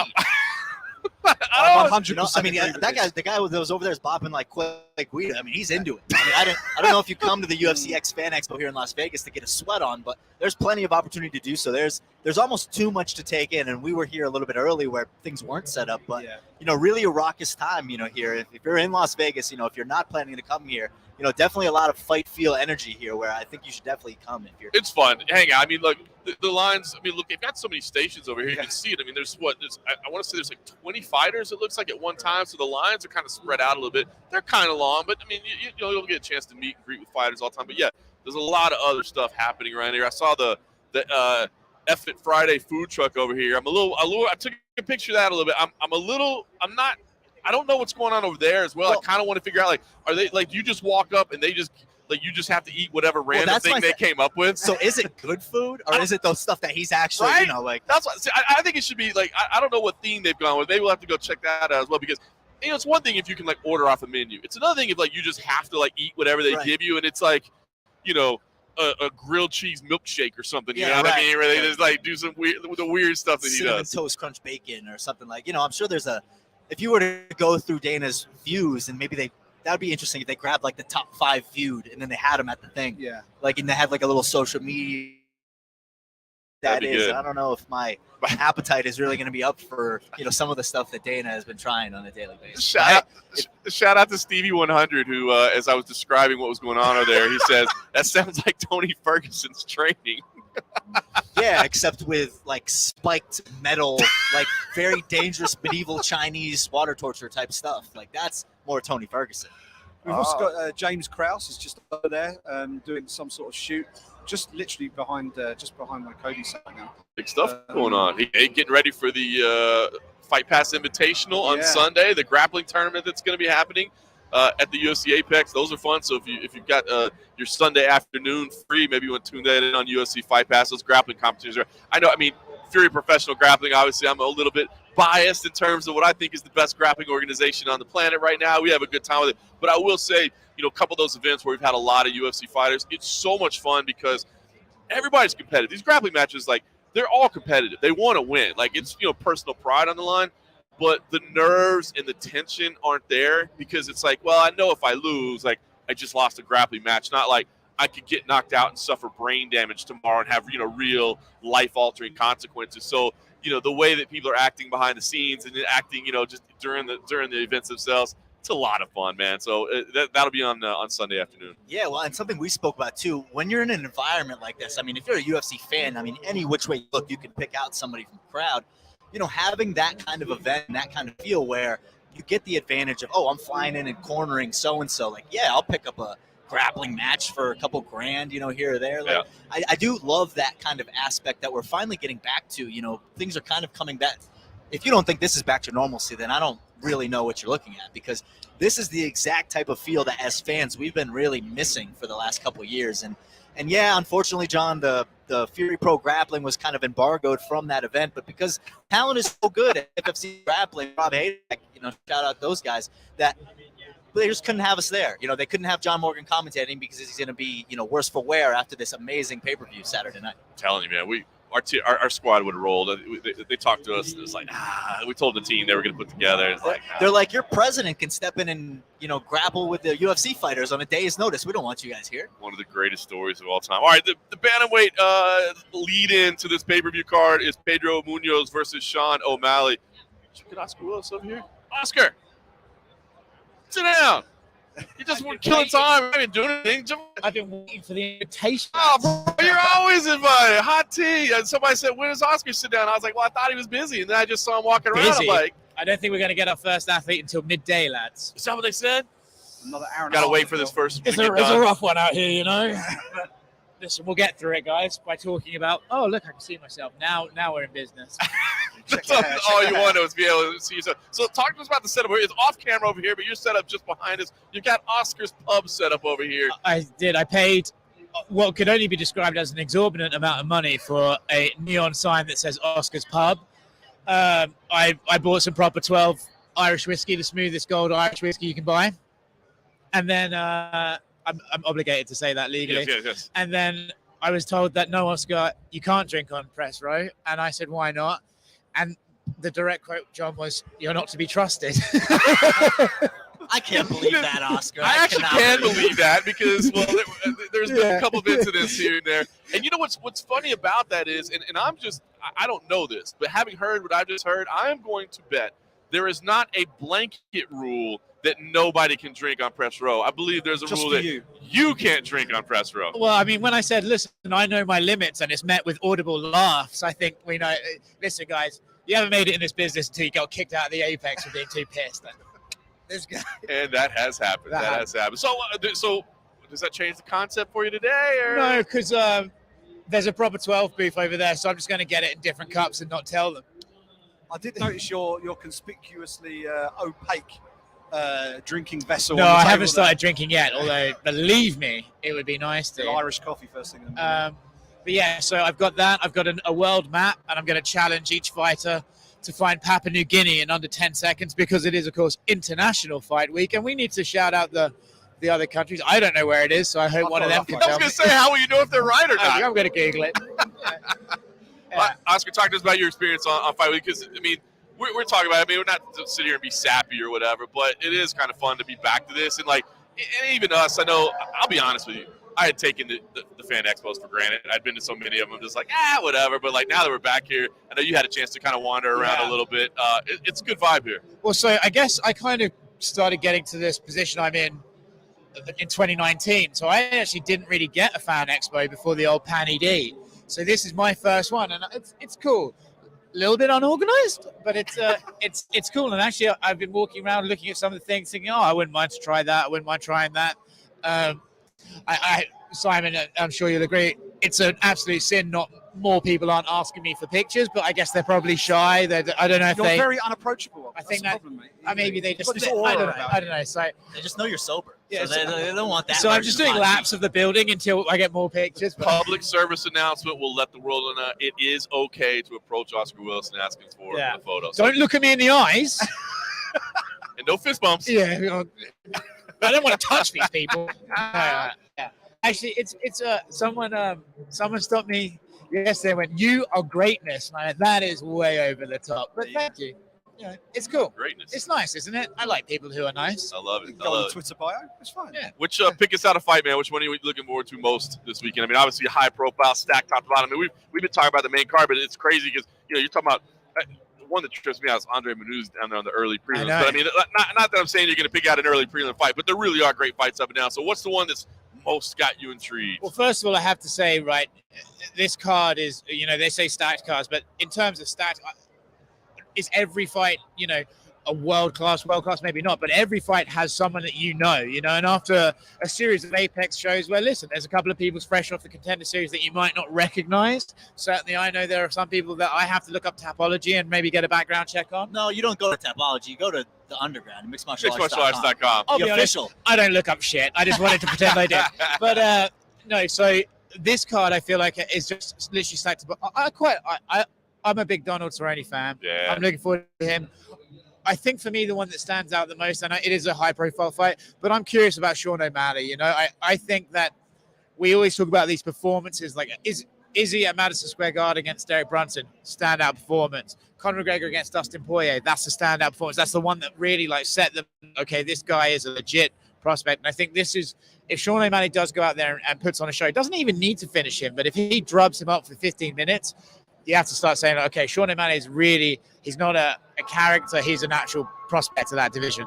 What do you make of his behavior this week or his attitude? Like, during the media day, during the press conference, first of all, I mean, 10 people on a stage, some champions. He didn't get a ton of questions, to be honest with you, for Sean O'Malley. But I even thought during his media, honestly, the word I use is I thought a little bit more mature. But I don't know, maybe a little bit more subdued.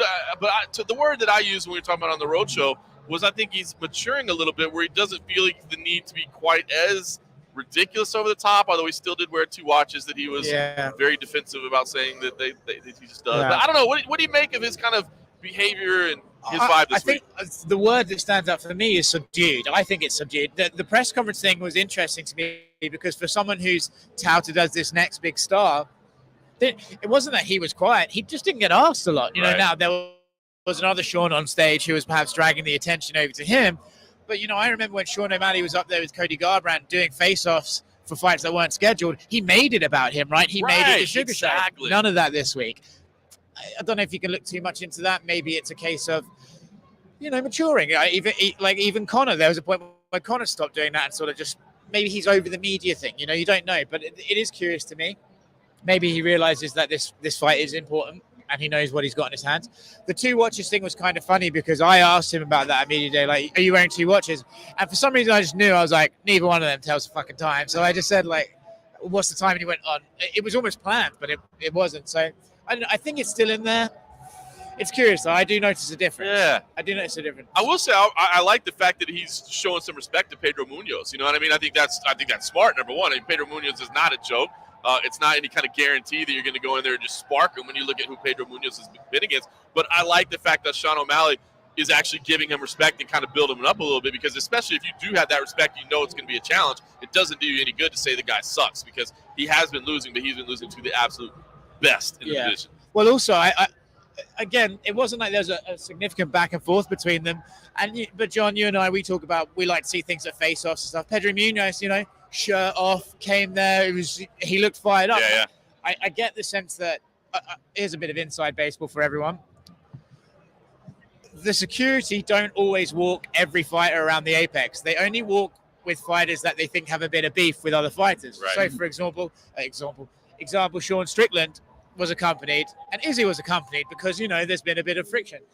And I guess they walked around with O'Malley and Pedro because they didn't think Pedro would be able to look at Sean without starting something. So that makes you think that maybe Pedro's a little bit like, no one's making a name off me. I'm not done yet.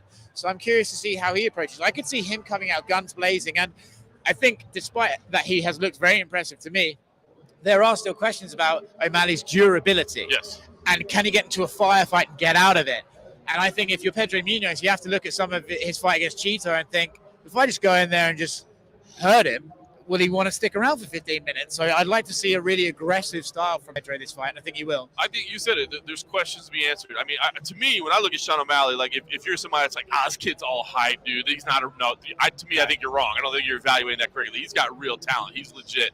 But there are still questions, and I think this is an opportunity to get them answered. I think this is a big fight. Yeah, I think if in fact you said about answering questions, I think this is one where you could see a lot of the questions answered, right?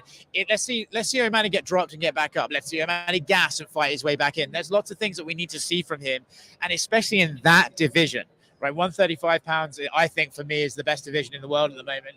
And you've got people like Umar Nurmagomedov, Adrian Yanez. There's a lot of younger guys in that division. And by the way, Jose Aldo's still kicking around at the top. Marab's there. I mean, this is a fantastic division.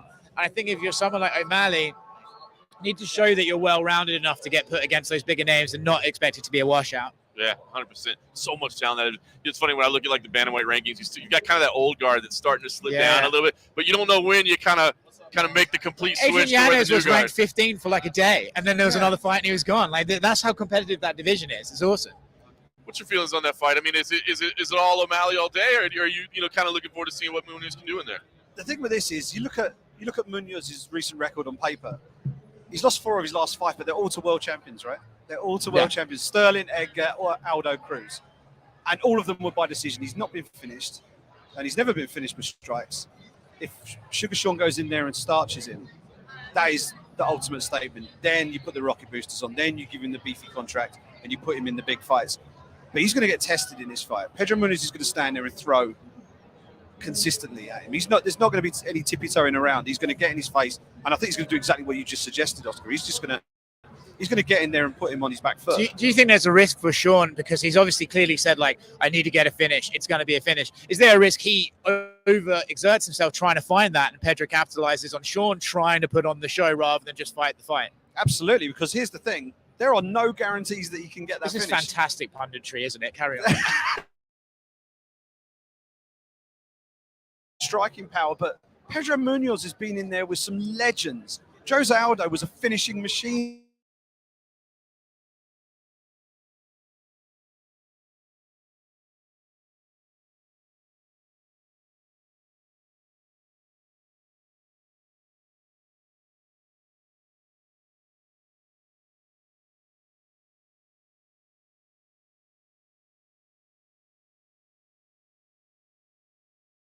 Marijuana in here, by the way. If you walk around, it feels like the O'Malley show's come to here. But I think he's a justifiable favourite for this fight. But I think Pedro Munhoz is a live dog in this fight. I really do. I've got to do an upload. I'll be back in 5 minutes, guys. Sounds All right, good. I'll be back. You know, I do wonder if that has anything to do with the reason O'Malley was being a little bit more subdued, or maybe a little bit more. Is it like he realizes this is going to be a stiff test?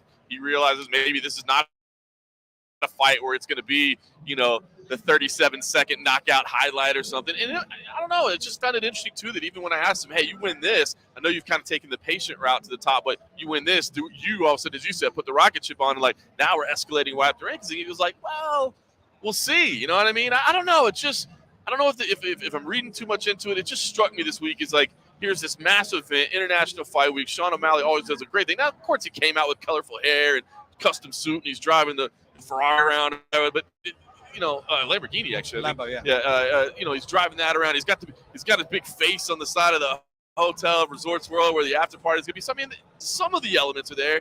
I don't know. It just hasn't been like the full sugar show, and I just wonder if that was strategic or if there was a reason around it. You know? Right. Well, and I mean, a lot of the times you get what you pay for, right? And so if you're Sean O'Malley, you're going to get what you pay for. I'm only going to fight the guys that are going to pay me to fight. You're seeing a similar situation with Paddy Pimblett from the UK, where now, new deal, seemingly that means new competition, step up, because you're getting paid to go in there and fight real killers now. And, I think you guys are right, where in a vacuum, how is Sean O'Malley a minus 300 favorite now against Pedro Munhoz? That's insane. That's insane. If they had to go in there and fight for my dog's life, there's no way I'm laying a minus 300 price on Sean O'Malley against Pedro Munhoz. Like you said, hasn't been finished in how long?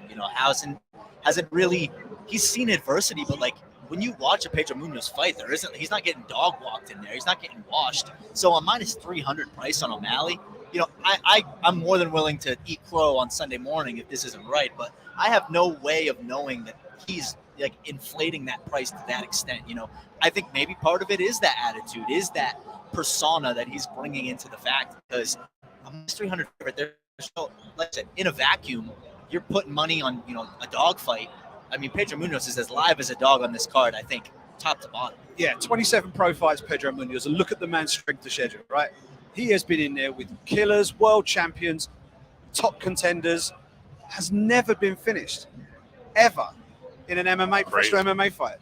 And the other thing that it kind of flies under the radar, because you think Pedro Munhoz, you think of a guy who likes to bite down and really swing for the fences and really push the pace with his strikes. That's kind of a recent-ish thing, like over the last few years. He's got more Brazilian Jiu-Jitsu black belt. Sean O'Malley, pretty tasty on the mat as well. Don't rule out this fight going to the ground and finishing on the mat somewhere, because both of these guys are proficient on the mat, and yet the most likely thing we're all expecting is a stand-up war.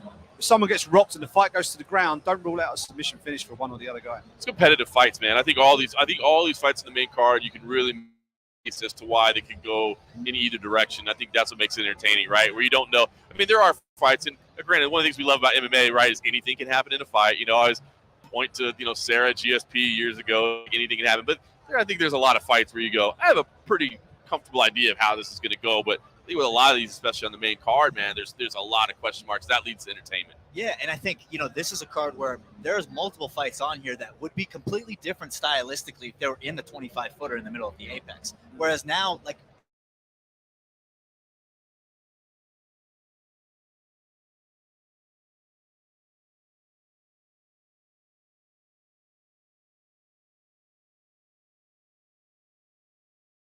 distance management more against Pedro to avoid the clinch situations, to avoid, I don't think anyone would argue that Sean O'Malley is a better wrestler than Pedro Munhoz.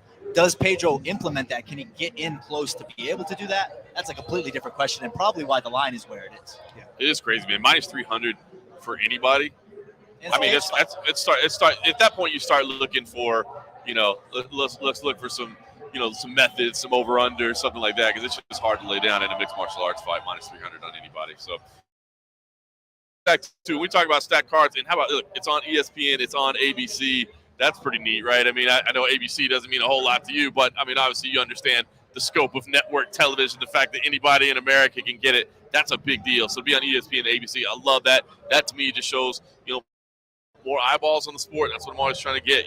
See as many people exposed to this great sport as we can. That wraps up with Brad Riddell versus Jalen Turner.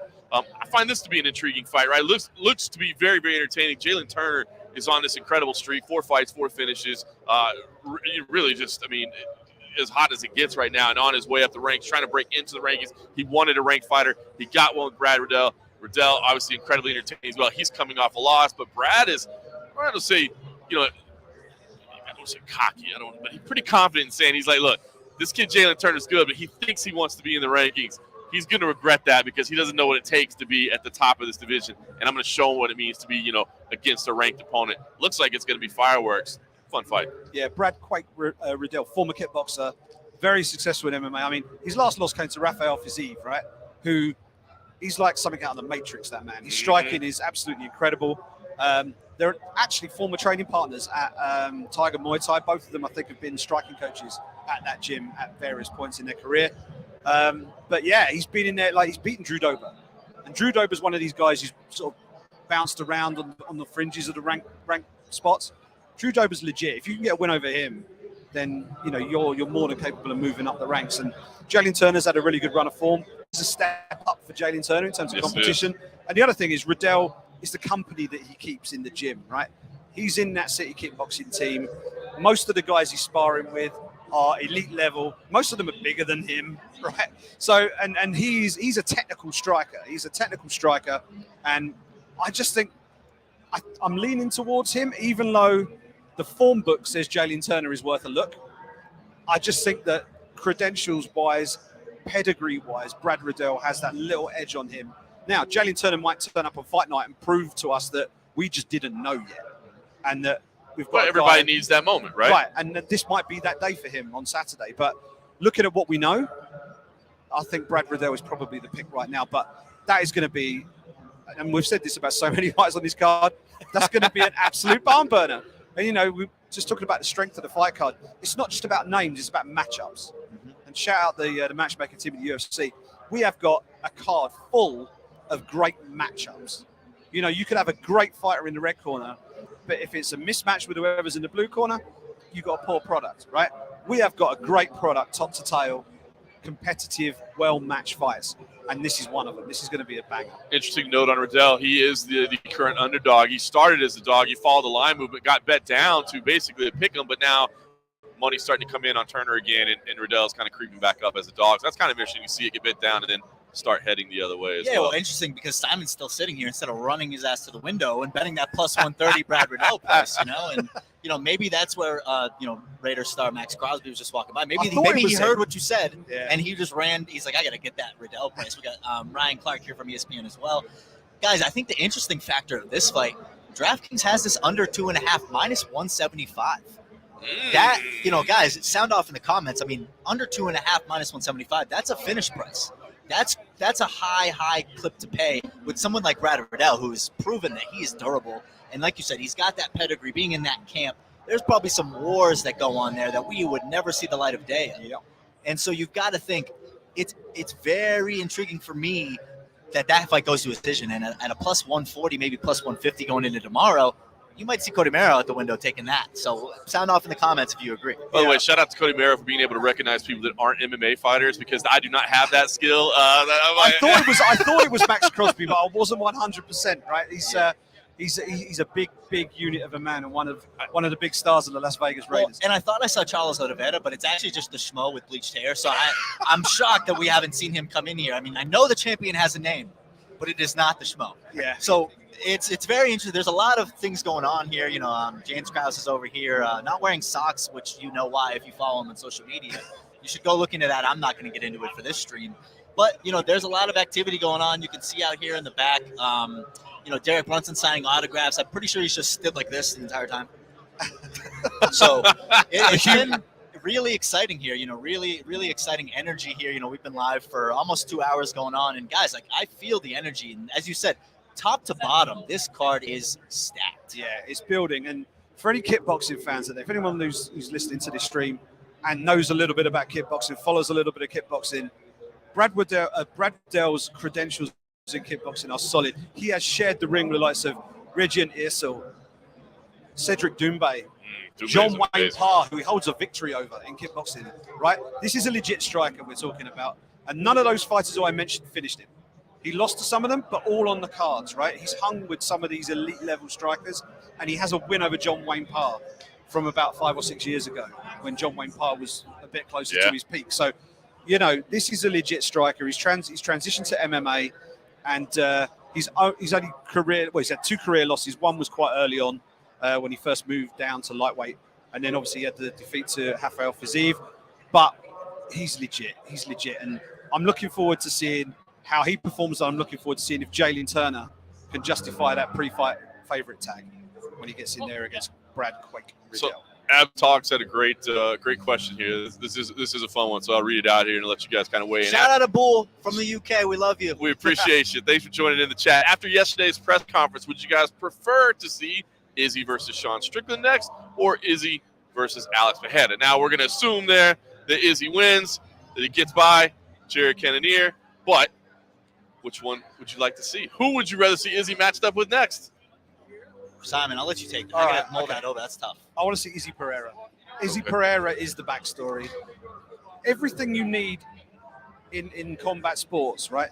You want a champion with charisma. You want a champion who can finish fights in any way, shape, or form. But unless you're a homeboy, sort of a fan of specifically that guy, you also want a champion with a little bit of vulnerability, right? You want someone who, I think that's one of the reasons why Conor was so popular, because he had his fan base, but you also had the other side of the coin who tuned in to watch him lose and felt that there were holes in his game and they were waiting for him to get exposed. And whereas you have an all-conquering champion like a GSP or a Demetrius Johnson, you marvel at their technical brilliance, but perhaps there isn't that what-if quality to their fights. Currently, right? I would say like Valentina Shevchenko. Right now, granted, I know she got pushed to the limit the other day, but we don't typically get excited for her fights in terms of like, is she going to win this fight? Is she going to lose? You want peril, right? You need the champion to feel threatened, for it to be will they get through? Will they get through this? Israel Adesanya versus Pereira, the story's written. Yeah. It's there. And if we're talking about Sean Strickland, because I want a bit of controversy, I want Sean Strickland versus Paulo Costa next. That's what I want to see next. I think that could be a lot of fun. There could be a lot of press conference shenanigans with those two. I like what you're saying. I guess and I always hate to say this because it sounds like you're being this ugly American that thinks everybody has to speak the language we speak, right? But I wish Alex spoke a little bit of English, and I think that would make it a lot more intriguing, even if it was kind of the broken English, even if it wasn't the greatest English, because I think that slows it down a little bit. I mean, like what Sean did at that press conference yesterday was, again, I think Sean got the better of Izzy there, man. I think he caught Izzy off guard a little bit. I think he won the exchange. So part of me wants to see more of that. Now, granted, with Sean Strickland, it's a little tough because some of the stuff he says is a little too far, you know what I mean? But some of it is really damn good. And I would love to see that build up. I would love to see him kind of rattle Adesanya a little bit. So that gets me excited. The history with Pereira, though, is you can't go away from that, right? The guy that knocked him out. And I know that you need to go watch the whole fight. Yeah, I was actually winning the fight, and then he caught me. But you still got caught. The other thing with this is we've seen this before, right? Fights that we think, that fight needs to be made, and they try and position the chess pieces so that they sort of build them up, and the fight doesn't happen. Right. This is a fight that if Pereira gets beaten handily by Sean Strickland, that fight might not ever happen. Right? So that's why this story is such a unique one in the career of Israel Adesanya, that I think they need to strike while the iron is hot. If Pereira wins this fight, they absolutely 100% need to put him straight in. Right. Well, and he's unranked as it stands out. Look at the rankings. That's the crazy thing, right? The crazy thing is Chris Weidman's ranked number 14, and it's been a while. Yeah. No. Yeah. love Chris Weidman, but he should not be ranked UFC middleweight at this stage. But when you go through the rankings, it's really hard in this middleweight division because Izzy has kind of separated himself from the pack. I mean, Robert Whittaker, we know how that goes.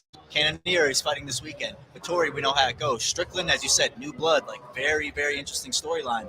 Derek Brunson, we know how that goes. Paulo Costa, we know how that goes. It's kind of made a run of this middleweight division, and as we know, that's kind of why he moved up to fight Jan Blachowicz, but it's kind of slim pickings, and you really hope, if you're the promotion, if I'm Dana White sitting watching the Strickland Pereira fight, I need these guys to show something, show me something. And that's something that I think a lot of people don't understand, maybe promotionally.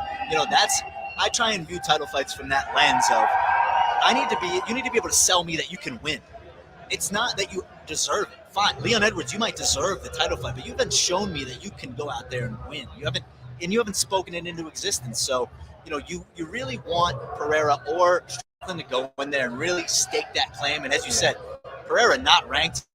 He might be a top 5 middleweight if he goes out there and beats Strickland this weekend. Yeah, and the thing is, if you sort of throw things forward and look at what the pre-fight promo video will look like for an Adesanya Sean Strickland fight, and contrast that with what a pre-fight promo video would look like for a Adesanya Pereira fight. The Pereira fight, it's all about the knockout. It's all about what happened in the kickboxing. The Strickland fight, it's all about people on microphones saying words, right? And that's the two very contrasting things you're looking at. And Abs mentioned it on here. The build up to an Izzy versus Strickland fight would be insane. Well, and you love the crossfire. But it's all about the verbals, isn't it? Right. You know? And like you said, what does that promo look like with Pereira Izzy? I mean, it's 80% B-roll footage, right? Like maybe you VO, some translation and stuff like that. But yeah. What we need is a legend. We need a legend. Can we get a legend in here? I mean, is there a legend in the house? Just Pulver. Look who's here. Look at this guy, man. How are you? How are you? How great it is to have you back, man. I mean, it's funny, man. I mean, obviously you don't get more old school legend than Jens Pulver, man. You were there at the very beginning of this sport, right? And we were kind of joking about it, but this, like, even as much as I love the sport, old school, I never saw this coming, man. I never saw this level of, interaction and popularity and where the sport has become global on ABC, on ESPN. We were fighting in barns and stuff back in the day. 100%. What's it like for you to see this part of the sport? You always hoped it would be this big. But back in the day, again, legal in 3 states, no real weight class, no rules. You had everybody against you. To make it to something like this, it's nothing short of incredible. I can't. Every time I walk around, it's just mind blowing. And then you tell yourself it just can't get any bigger. And then it does. It just keeps getting bigger. And like one of the things that we do now, like I said, I never thought we'd be on Twitch, which is a video game platform. And I'm on Twitch doing UFC. You know what I mean? Twitch.tv/UFC. And it's the single greatest thing I've ever done in my life. I love everything about it. And I don't know if you remember me back in the day. I was a gamer. I'm the guy who didn't go to Matt Hughes and Hoist Gracie because I was on my last weekend of grinding for Grand Marshal in World of Warcraft. I'm like, wait, what? I go, I can't. He's like, well, I want you to come to the show. I was like, I can't go. He's like, I go, I've been sitting for the last month and a half grinding to Grand Marshal. This will all be for nothing. And it was a video game, but not to me. You know what I mean? That is hilarious. I didn't know that. So I did kind of wonder how I knew you were doing the stuff with Twitch, but I was like, is he out there streaming? Like, how did you get connected with it? Was it because of the gaming background? Well, 8K Snoo, my mod Sean, he's like, yo, you got to get in this. To be honest, when I retired from fighting, my heart was broken. I went on that losing streak at the end of my career and stuff, but my heart was destroyed because I was like, what am I going to do? I stopped watching MMA. I wanted nothing to do with MMA, wouldn't watch fights. I wouldn't do nothing. And I put on weight. I walked away. I mean, my heart, I was crushed. And he's like, you should start streaming because I always loved video games. I loved, I loved doing what I did. I enjoyed it. So he's like, you should start streaming. So I started streaming on Twitch and I started playing video games and I started talking. And I'll never forget, man, I think the 3rd or 4th day, there was nobody in the stream, nobody in chat, right? I'm like, I'm done. That's it. I'm done. And this stream, Barbershop, they rated me. Like 30 or 40 people, but it was the coolest thing. All these emojis started lighting up, and I'm like, oh, this is so cool. Oh my! And so I was hooked. And then I got to talk to people. And one day someone said, hey, would you watch my fight? I'm like, yeah, here, post it on Discord. And I threw it up and I started watching it. And then that led to another fight. Someone else, would you watch my fight? And then it's like, all right. So then all of a sudden I took on this platform. I started breaking down fights. Then the UFC's like, we're going to start this Twitch stream would you want to give it a shot? So I auditioned, right? And they're like, how many fights can he watch in an hour? You know what I mean? And they're like, oh, it's gents. And I became the pause king, like, wow. Well, you'll see. I'm not kidding you. I got in and started telling the story from the Boss Shooting Invitational. So I've been waiting a long time to tell how this 155-pound division was created back in the day, again, from the underground forum where that's what kept us alive for the longest time on the planet, right? And here we are, and we're talking about, I get to tell this story finally because the UFC fights I couldn't watch on my stream because they're owned, obviously, by the Fight Pass, and you can't just go showing them. So that first day I started telling the story, and I got into the John Lewis fight about the injury, how I lost to Dean Thomas by a heel hook in the WEF, I think it was called. Remember, there were so few fights. We got the fight elsewhere and still have our UFC fight. So I got beat by Din, but here I am, injured, limping around. My sciatic nerve was burning. I couldn't even walk. And it's like, not take the fight that's not even an option because it'll be a year and a half before I get another one. It's because, 6 shows a year, all these weight classes. And so here I am. I take the fight, and because of that fight, Dana White and Lorenzo were there with John Lewis to watch him smash this kid Jens Pulver. And then obviously things turned around. I landed that shot 11.5 seconds later. I became Little Evil. And, the rest is history because they end up buying the UFC.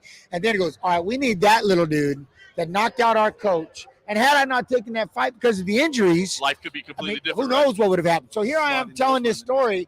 And it's funny because I was talking about the injury. And right after I landed that shot, you see me jumping up and down. Now I'm crying on the stream. I got tears. And I'm like, but the pain is gone. And so I got to tell this whole story. Ironically, 6 hours later, when I finished with all my pausing and storytelling and everything like that. So you were still streaming 6 hours? I was still streaming 6 hours. We rolled this thing off for 6 hours. Like, all right, you want to do this on every other Friday? And I'm like, yeah, for sure. So then that just turned into, now we do 6 p.m. Eastern. And we do Friday, we're watching Fights of Fighters Fighting, and Saturday's fights. Saturday, I do the watch along, sometimes solo, but if it's a pay-per-view, we'll have guests. I mean, I've had so many guest assists, it's been unreal. I like saying guest assist, but I add in words. You know how I am. Come on, you know me, John. But we've had so many cool guests, and then on Monday, we break down the fights with highlights and have an interview, and then based on the theme, we'll watch fights on Fight Pass. Wednesday, everybody that has channel points because when we gamble channel points. So we're betting on the fights with our channel points, and those that do can kind of dictate what fights we watch on Wednesday. And then, like I said, Friday's back to business. Friday, we're watching Fights of Fighters Fighting. Saturday's fights. And off we go. But point is, I started having so much fun. What it did do is you can see it in my face. You hear me talking about it. I feel alive. When I say that this UFC stream and Twitch saved me, it saved my life. It gave me a purpose. Started as therapy, and here I am. It started as therapy, and now here I am watching fights, and now I'm back in it. I'm coaching. I'm offering advice, and I tell people all the time, where else do you have a former UFC world champion just dipping knowledge, hitting pause, rewinding, breaking things down, and all you got to do is give me your time. That's all I ask for is time. You know what I mean?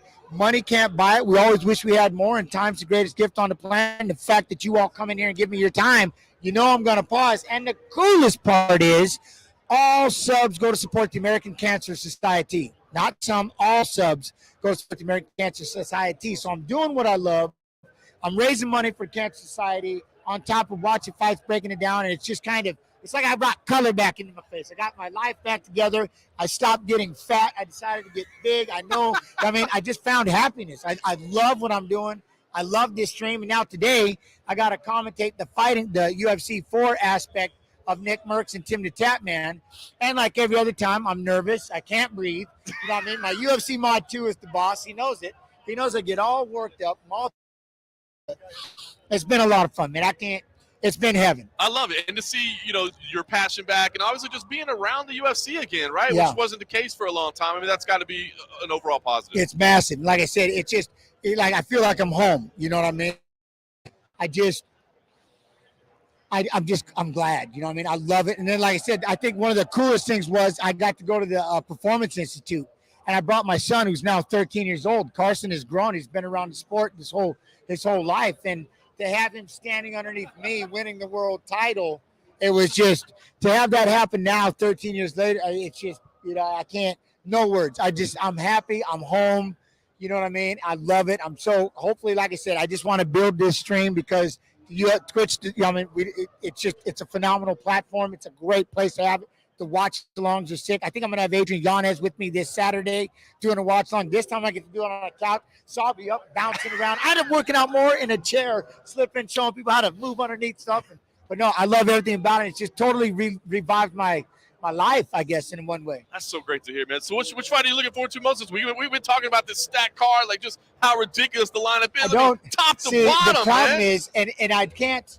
One of the things where I miss the most is, on Friday we're breaking down again. Well, normally we'll do Wednesday when it's a pay-per-view. We'll watch the undercard fights. And we usually do about 2 fights of each fighter and letting them kind of get ready because we have our exclamation picks where you get to pick all your stuff. And on Monday, we'll see how you did. Saturday, of course, we gamble the points. But this is the one time because I'm here, I don't really get to break it down. But I do know because I talked to Mr. Turner in an interview, Brad Riddell and Jalen Turner, just the size of Jalen Turner. He's a monster. So I'm really excited for that. And, of course, obviously seeing what O'Malley will do with Munhoz. We got Robbie Lawler. Thank goodness he got bumped up to the main card. Yeah. Sorry, Misha and stuff like that, Lauren Murphy. And then with Barbarina. So that I like. But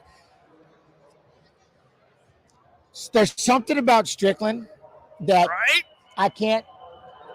He stole all the attention. Awesome. Like that press conference. Everything. This guy, I mean, he's been around. And it's so cool because he's been around the game for a long time. He's been grinding kind of in the shadows, 100%. On his way. Had the horrible accident that he had to battle back from. But really, and I think it's just kind of his personality. Just people didn't really, he didn't connect with to speak. Yeah. For whatever reason, I guess he just decided, you know what? I don't care if people don't like me. I don't care if people think I'm controversial. I'm going to say what I want to say. You got to do it. And it's connecting. And it worked. And it hits home because everybody likes that. Especially when you're somebody you have that moniker. You're the baddest man, one of the baddest men on the planet. What are you afraid of, right? How dare you have anxiety and hold back on, like you always want to be PC, make sure you don't offend somebody or you don't. And it is refreshing, I guess, if that's who you are. If you have such a struggle on, I'm afraid to post this, I'm afraid to say this, or you just like, man, I'm going to say it all, and I'm going to use this platform to do it, right? So he makes a lot of fun. But again, he's fighting Alex Pereira, which is I don't know if he feels the pressure, but anybody that lands the stoutest right, that left hook of his, I believe it was the left hook in that last fight that he hit. I don't think people understand the impact of that thing with this little bit of body movement as he did. The whip that he brought onto that hook it's obvious he's still a big threat on top of the fact that you knocked out, Adesanya. There's that pressure, but he's living up to it. But I like how these two have really risen. He's just being quiet. But Strickland is really taking over and having fun. But then again, with Volkanovski and Max, do we see in the third fight, what do we see? What are we going to see different? Do we see, and I know, like, I picture O'Malley right now when I say this, so I'm not, do we see calf kicks again by Volkanovski? Do we go after something like that? Because that was a big neutralizer in the first fight that he didn't. It's almost like he made it harder for himself the second time, but maybe he didn't want to land the kicks with his foot. Max maybe figured it out. So, again, I always tell people game plans. I'm really excited to see what the game plans are going to be and to watch these two. This has been a massive puzzle for a long time. They're in chapter 3 of this damn video game. I don't know what will happen. They'll be going like chapters 4 and 5. You know what I mean? So we'll have to see what happens. But, and then again, with Adesanya, there's not much to say. Izzy is who Izzy is. He's very skilled. He's crafted. He's phenomenal. He's an outstanding character, like he says. But Cannonier is quiet and he's humble and he's got power in his hands. And I think it's that pissed off humbleness. It reminds me of when Rocky Balboa was at all the lights in the casino and blowing bubbles. And you know what I mean? And Clubber Lang's over there in the room just training on it. But he doesn't have all that glitz and glamour, but he's chasing after it. Where the other one's got all these, again, when you win the belt, there's a lot of things you're getting pulled to do. And the hardest time is sometimes it's during fight weeks. Like, I got to defend this. Yeah, no, but we need you to do this. We got media and we need this happening. When can I be Adesanya the champ?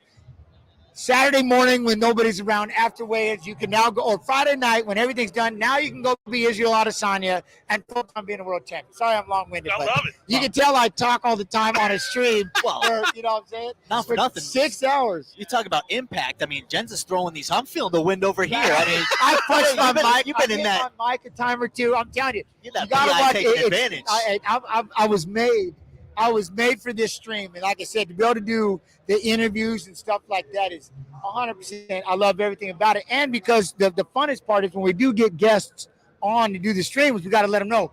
These people, most of them are watching via the radio. Yeah. Old school. So you got to stay active. If all three of us, or if just two of us, if you just take a pause, now you all three just sitting there. Right. What's happening? What's happening? Yeah. You got to make sure you say so-and-so landed the left hook, so-and-so.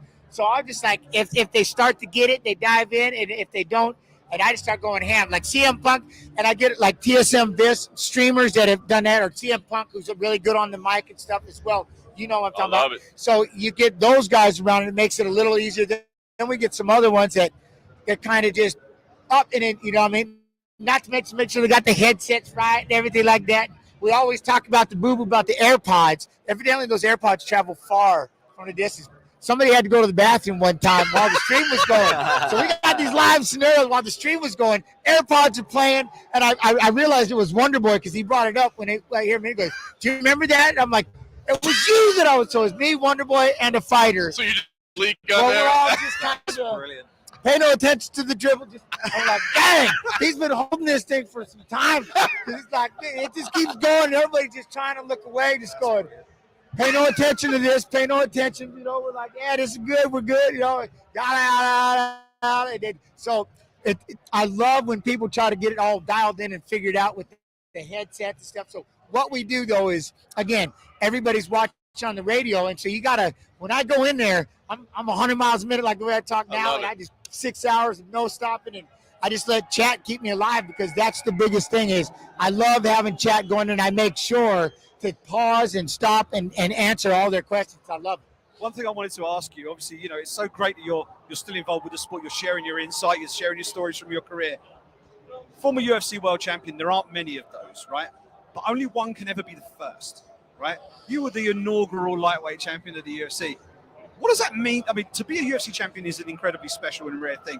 But to be the first, Jens, I mean, what does that mean to you, sort of sitting here and seeing how big the sport is?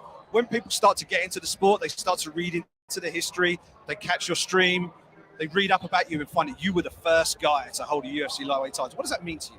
You know, I don't really have a word for it. And I just tell you, like, the pride. And like I said, to have my son be able to stand underneath that picture, that capped everything for me. 13 years later, that did it for me. And I had, you know, just because to be the godfather of this division right now, this 155-pound division, which to me is just the highlight reel. The depth of 35 and 45, but 55 right now, just where it's at, it's like it's really taken prime stage with these youngsters coming up. That Gamrot Sarukian fight was short of incredible. And I was a Sarukian super fan because of what he did with Makhachev on a 10-day notice, and it was such a wrestling fight that it was beautiful. So, you know, because I'm doing this stream and stuff, like I said, it's really, I'm starting to slowly get that pride back, and I'm starting to feel good.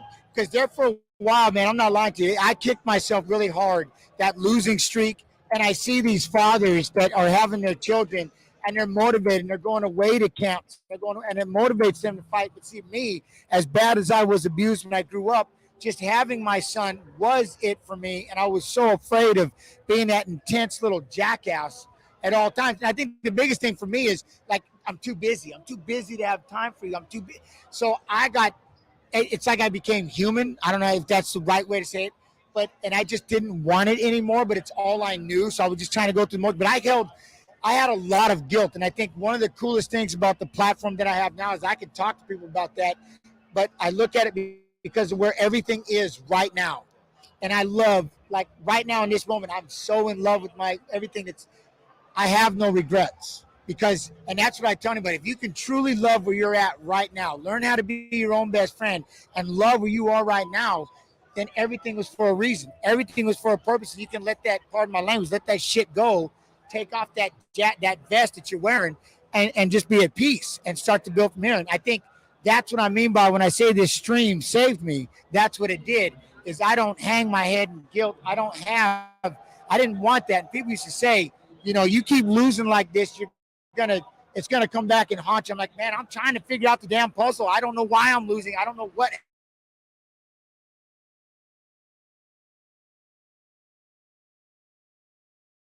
It was like I made my promise with the quote unquote devil. My father passed away. We had the conversation we had. I punished him the way I needed to when I made that documentary, and I didn't win again afterwards. But, you know, so my point is this stream means the world to me because it basically has saved my life in the aspect that I have no regrets. Everything was for a purpose. And as we on Wednesday, we're going through WEC Wednesday, we're getting ready to go through that losing streak. And I have now for the first time developed the confidence that I'm going to be able to do this with chat, allowing them to watch it. And every now and then you get that one ha. And I still trying to learn how to, I will let that one chat piss on the whole parade. So I'm learning how not to dampen everybody, right? So I'm learning how to bring that in. But but I'm ready to go through the losses. It's and I'm almost going to like start breaking them self-therapy, down. right? You're getting closure on that. Yes. And that's it. And because I love where I'm at now, it's like, all right, I can do this. And you know how it is. I always talk about it is, 10 people. And people always ask, being famous. I go, here's what I learned throughout this whole thing with my career about famous. 10 people, right?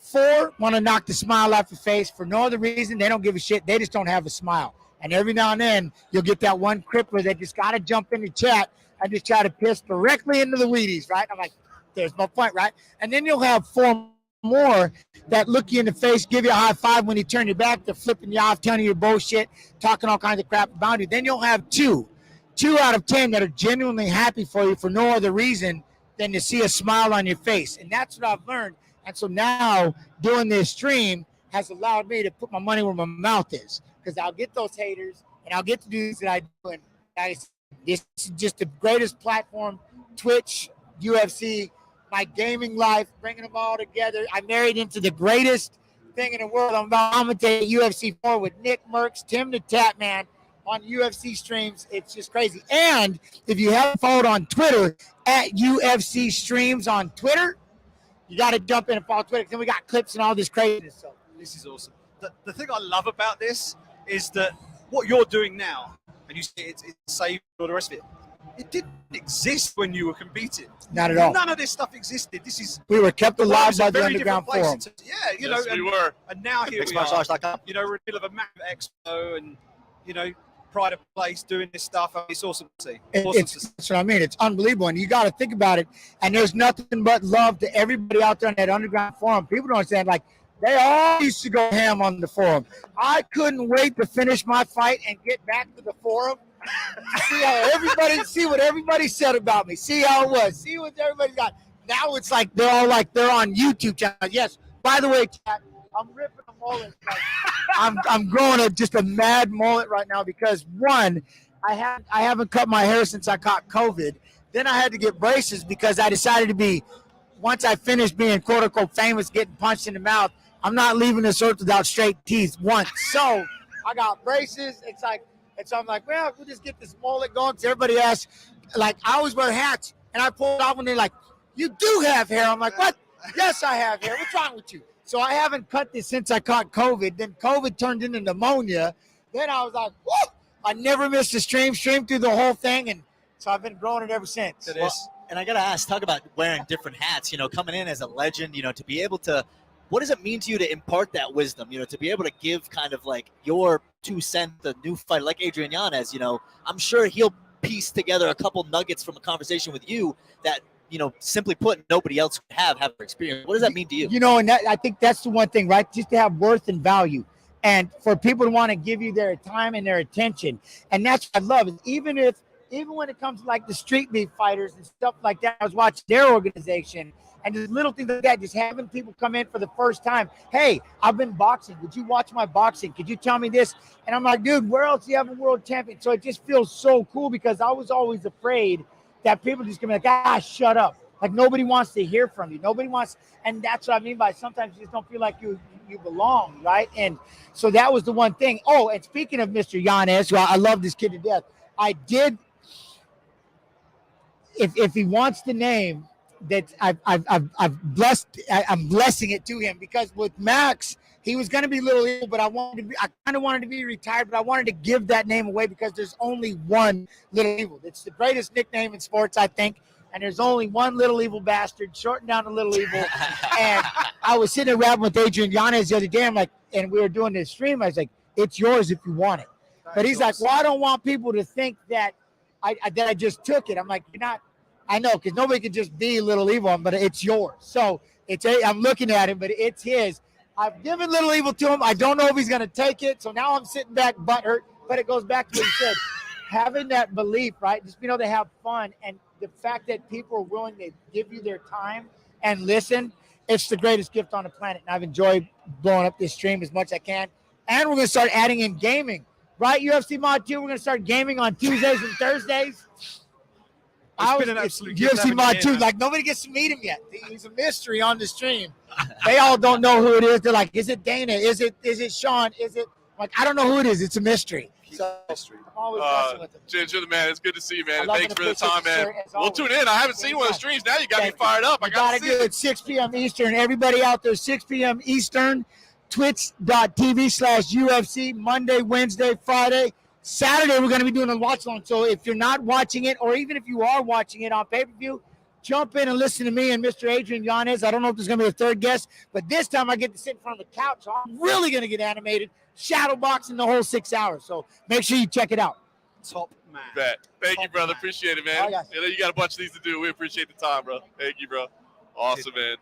A legend in the house with energy, by the way. If you didn't have energy before, you got energy now, man. 2 words. That. Yeah. Follow that. Good luck. Good luck. I'm just watching out over here. I mean, if he had an 8-minute stream, he lifts his phone too. That's how we get people coming back on the stream here. But I mean, just to see that energy where, you know, it's hard to kind of put into words, you know, what the ups and downs of retirement and those kinds of things look like, you know, and, you know, to have Jens come and kind of reveal like, hey, like there were some dark times there, you know, there were some moments where maybe I didn't know what I wanted to do. And I think to be able to see, you know, that reinvigoration, you know, you can definitely see that energy. You know, I think that was one thing that really stood out to me where, you know, you can feel it. You can feel that, you know, who else do you want representing your brand when they're going to do it that way? You know, Absolutely. One of your legends, you know, that was fantastic. By the way, he just gave us a quick shout out for giving his phone back. He was pretty excited about that. He gave us a good nice. look. I was going to hold it hostage and just wait. But yeah, get us on that live stream. People starting to fill in a little bit, so now we just get to sit back and see who's next. See Cody Merrow walking around there. So Amanda Hebus was walking around. Yeah, that's as well. funny because I could actually hear Ken Hathaway go from I don't know where he is, but that's how I knew that Amanda Hebus was here. What's the? I guess we're past the weight. Everybody on weight. I lost track there with Jens Pulver in the house, man. He took over. It's a true legend, though, man. I think so. There was a Robbie Lawler. He weighed in. I'm not sure exactly what we have left at this point. Maybe you guys can help us out in the chat here who we're waiting for. But, you know, seemingly everyone's professional. Everyone's coming in. I mean, no excuses on International Fight Week. You know, if there's one time to not miss weight, it's this week with all the eyeballs on you, you know, and then especially with us doing this live stream here, it was a very fast and furious 20 minutes there where bang, bang, bang, bang, bang, bang, bang. And then that's exactly why we're here live streaming for you guys to give you that entertainment maybe that you're not getting elsewhere. That's it, man. Everybody on one. And interestingly, Israel Adesanya, 183.5. 183.5. Trim and ready. A hook. So Cannonier came in with half a pound to spare as well, 184.5. So Well, and when you're that far down, sorry to interrupt you, Simon, but I feel like when you're that far down, it kind of does beg a question of like, is that good or bad? You know, he's not exactly a small middleweight. You know, 183. You're talking a very important pound there, maybe a hook. You know, I think that's interesting. You know, maybe indicative, maybe of great shape or maybe of poor performance. Who knows? At the co-main event, Volkanovski, Holloway, both coming in 144.5. Half a pound to spare for champ and former champ in the co-main event. By the way, Adrian Yanez, he's going to be over here next. We did a little hand signals behind. We can find out if he's going to take the nickname or not, right? So. Yeah, no, and I mean, he's got water, which a little. I'll have to bring it up. But like, hey, you're not pleasing Dr. Pepper with that. It's not even Aquafina. I mean, Right? He should be walking around with a Dr. Pepper can with, like, you know, water in it if he needs water, but you got to walk around with that can, right? See, he should walk around with somebody in a doctor's outfit. and you'd be like, yeah, this is Dr. Pepper. Like, I brought the guy. It'd be like walking around with Colonel Sanders if you were there. I have the mark. I have a friend called Matt Pepper. He lives in Australia now. Is he a doctor? He is a doctor. Yeah. Is he a Beatles fan? I think he probably is. Sergeant? Who is it? He's I no bet- sergeant, they- though. they can't- He's no- if you're not a Beatles fan in the UK, they ship your ass out real quick. Oh, dear. Listen to this. We continue kind of looking down this card. The next fight that we're going to get to is Jim Miller versus Cowboy Cerrone. I mean, I don't know that there's a lot that you even have to say other than just mentioning those two names on there as two of the legends and the fact that they're fighting for the all-time wins record. I mean, it's kind of funny. Obviously, the fight with Cowboy and Joe Lozon. I mean, that was veterans and it's a similar feel, but it didn't have that added caveat of the actual record of the all-time wins record. And I know that it'll be extended and maybe somebody else will tie it. It'll go on, but I don't know, man. It's pretty cool. The veterans like this coming together, a rematch, but 8 years later. I mean, let's throw that one out. Well, and John's wearing shorts, so you can't tell, but his pants raised when Donald Cerrone's name came up. So I think it's a very exciting opportunity that we get to see Cowboy. I mean, this is like, I've been waiting to see a Cowboy fight for like 2 months, and finally, it's going to, knock on wood, finally it's going to happen. I mean, because it's still 24 hours. Exactly. You could have said the same thing about the last fight too, but it didn't happen. But I mean, just two legends of the sport, going in there. And as I've said privately, like if there was one fighter to call in the live walkout performance, it's Kid Rock and Donald Cerrone. Right. Could you imagine a better swan song than Kid Rock singing Cowboy as Cowboy's walking out with maybe with Danger in his corner? He'd be like the youngest corner man in UFC history. Oh, man. It'd be insane. Just record breaking after record breaking for Donald Cerrone. I love that. I know they haven't done that very often. I know that Dana, I don't think, was actually a huge fan of doing it, even though they did it. But you're right about that, man. I mean, obviously, we know the Cowboys not going to do it much longer. And jokes aside, yes, I am an unabashed Cowboy homer. I just have been interviewing him for so long and watching his fights for so long. And, I mean, the anybody, anywhere, anytime, they always could be entertaining. Look at this guy. Check out. UG live stream. Yes, sir. Yes, sir. I can call him one. Oh, here we go. He was checking the credentials first. He's like, Listen, my guy's on the table, so it's all good. But I just was trying to see the stream. I'm like, okay, this is what it looks like. All right, good stuff. How we doing? Rocky, what are you doing this weekend, man? I mean, is it just accompanying everybody? Is there business to be bro. done? Or Yeah. just Some out? business getting done, bro. Some big business getting done. You know what I mean? We signed Bo Nickel to the UFC, so that was a big deal. You know what I mean? That was pretty cool. I'm here with Ilya Topuria, Andrei Arlovsky. I got to go meet Dana and Hunter in a little while. Got some other business to do there. So you know how it is. It's just normal stuff. Nothing crazy. Can I ask you about Ilya Topuria? Sure, absolutely. I'm from the UK. Obviously, he fought in London most recently. Yeah. What weight class are you putting him in? Because obviously, 45. He fought at 55. Yeah. Had an incredible knockout over Jai Herbert. Yeah. But that was a tough fight for him for a while, and then he just came back one of the knockouts of the year. Yeah. But you're putting him at 45 because that's his 45. optimum weight, right? Yeah. That's his optimum weight. Yeah. Just what happened was he had a really. You know what about fighters is that when they get into the sport, sometimes they think that when they get some success, they start to switch things up because they think something else might be better. Yeah. And the guy's helping him with his weight cuts, who had always got him to the scale and always made weight. He decided to go with somebody else that sold him on a dream that he could eat chocolate and you know what I mean, eat ice cream the week off and stuff. And I said, Ilya, if you would have told me that, I'd have hung up on you. And that guy never would have made it to the fight week. Yeah. And he started laughing. He was like, dude, I'm sorry, bro. He's like, he just had a really rough weight cut. It was bad. And he got sick and all types of shit that week. You got to also remember, man, COVID's been running around. And so when you're coming off of COVID and you're trying to go to a fight and you're weight cutting and all that, your body's just going through stuff. And so, it was just a lot of, mistakes in the decision making there that cost him that. But he'll be fine because after that, he's back with his guys and everything, so he should be good to go. Yeah, he's 15th right now in the official UFC. Yeah, and you know what's crazy? You guys want to know what's funny? He's legitimately asked for all the killers in the division. He wants to fight Movsar, right? Which is a fight. Still wants to fight Movsar. He's asked for Dan Ige a couple times. All these guys that are ranked ahead of him, and a lot of guys are just they're not taking the fights. So it's been tough to get him a fight. But we'll see what happens. There's a lot of fights coming up. A lot of guys are going to shake out, and you know what I mean. Hopefully, we'll get him a good fight and get him in there. You know what I mean? This guy wants to fight the best of the world. So. Did you say Bo Nickel signed to the UFC? Yeah. What do you think he's doing here? Like a developmental contract, or? No, there's no such thing as a developmental contract. So is he going to fight in the UFC next? Well, he's fighting the contender next. Nice. Yeah, he's fighting the contender next at 1-0. That's incredible. He signed to the UFC though, John. You got to understand what I'm trying to tell you. You know what I mean? Break for us, John. Come on, don't throw the guy away. No, he's in the contender, but you know how that goes. once he wins, then he's in. So You believe this? I mean, everybody's been saying for a while this guy's next level talent. yeah. This is. I mean, listen. How many guys have you ever seen asked to wrestle Chimaev and Khabib in the same night? Nobody. You know what I'm saying? So yeah. Hey, Reed Harris, fuck you too. All right. Yeah. Wow. You know what I mean? Wow. You know what I'm saying? We do things a little bit different over here. My guy right here. You know what I mean? Hey, listen to me. This is the funniest shit. So you guys know this. Before the pandemic, I used to come to a lot of this stuff.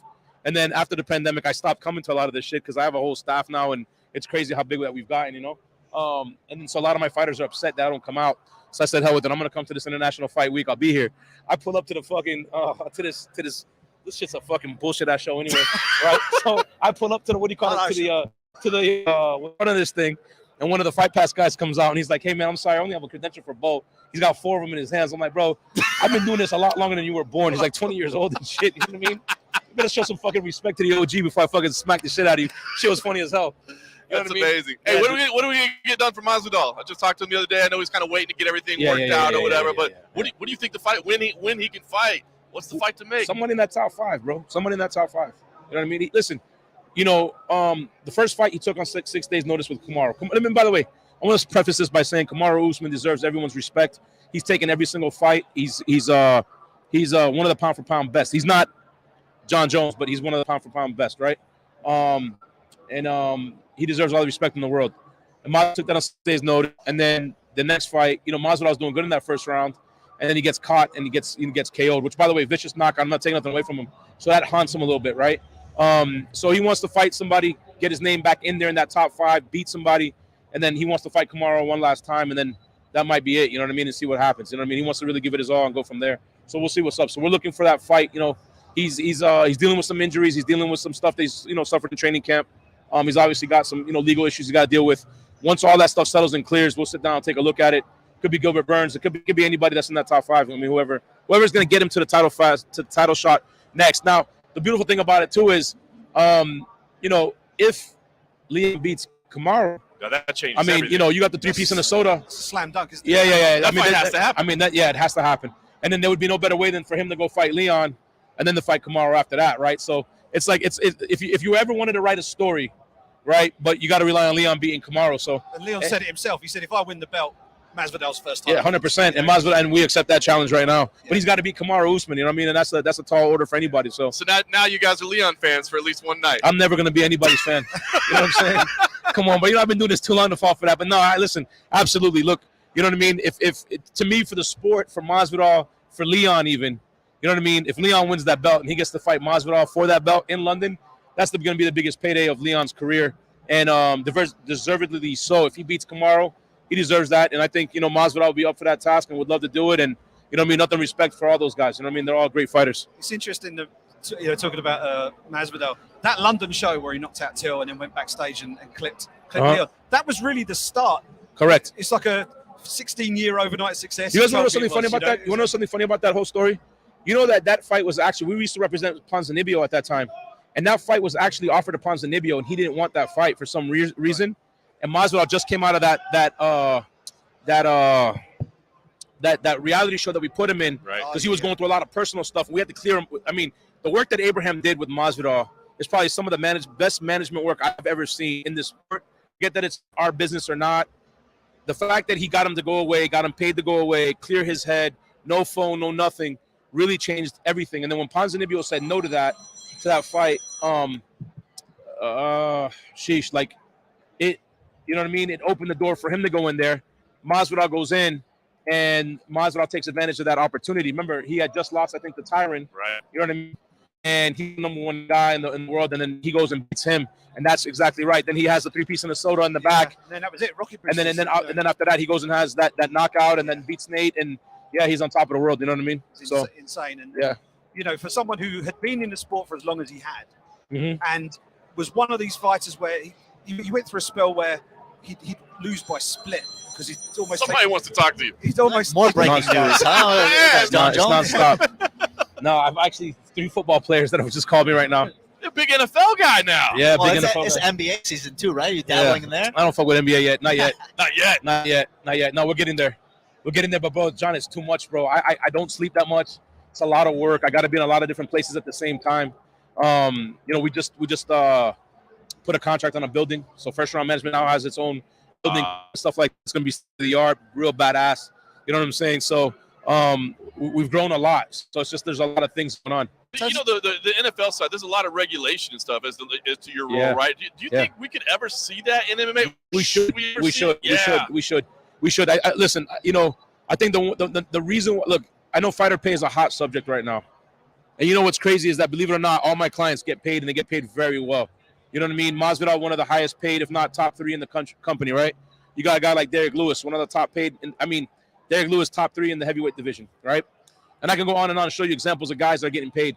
And I really believe it's the level of management in this business where, you know, for them to stay afloat, they have to just do whatever. And they're so excited to take a picture with Dana White that, you know what I mean? They don't, what do you call it? They don't get the job done. And I would love to see some sort of, like, you know, system where the guys are educated on how to actually operate. What does it really mean if working somebody's fiduciary duty? What's your fiduciary duty? What does that mean when you're working on behalf of a guy? You know what I mean? And I got a wonderful relationship with the UFC.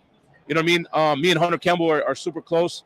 Me and Dana are super cool, but, you know, me and Dana, we used to go at it, for all these years. Yeah. So we're cool, though, you know, because Dana's different now. Dana, I feel like, you know what I mean, in a whole different world right now. He's, like, enjoying himself and shit. So, you know what I mean? Everything's cool, but, like, you got to be able to sit down and really, like, do business. You know what I mean? And I really feel like there's, like, really maybe, like, one other management company that does that.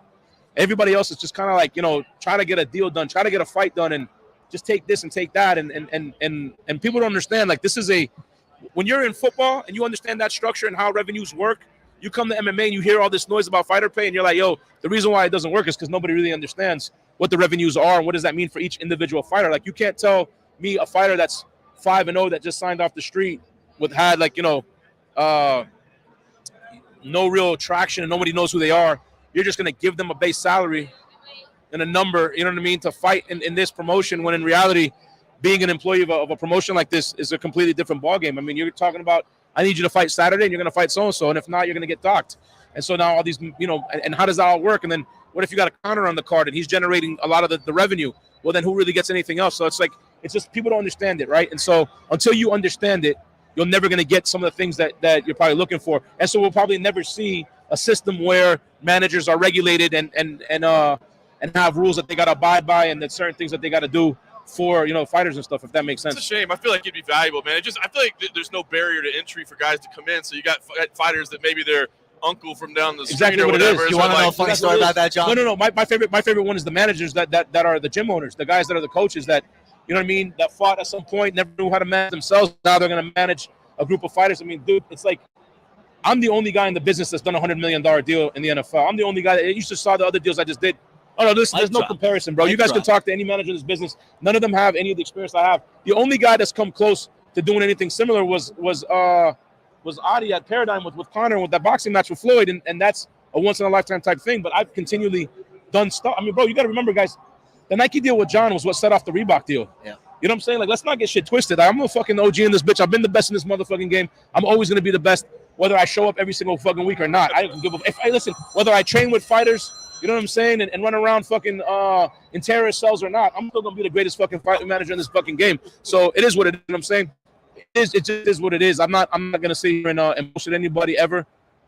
We do real well for our clients, and anybody that ever wants to question that, pound for pound, I'll show it to them any day of the week. I legitimately will take one of their fighters in their weight class and compare it to the same guy, and I bet you they got more coming. But that's, again, level of the management that you're dealing with. You know what I'm saying? What's been the most satisfying deal that you've done, whether it be NFL, whether it be MMA, like the one deal that you look back at and go, that's the one I'm proudest of? Whether it might have been the hardest to do, it might have been an athlete you worked with for years that you finally got the big payday for.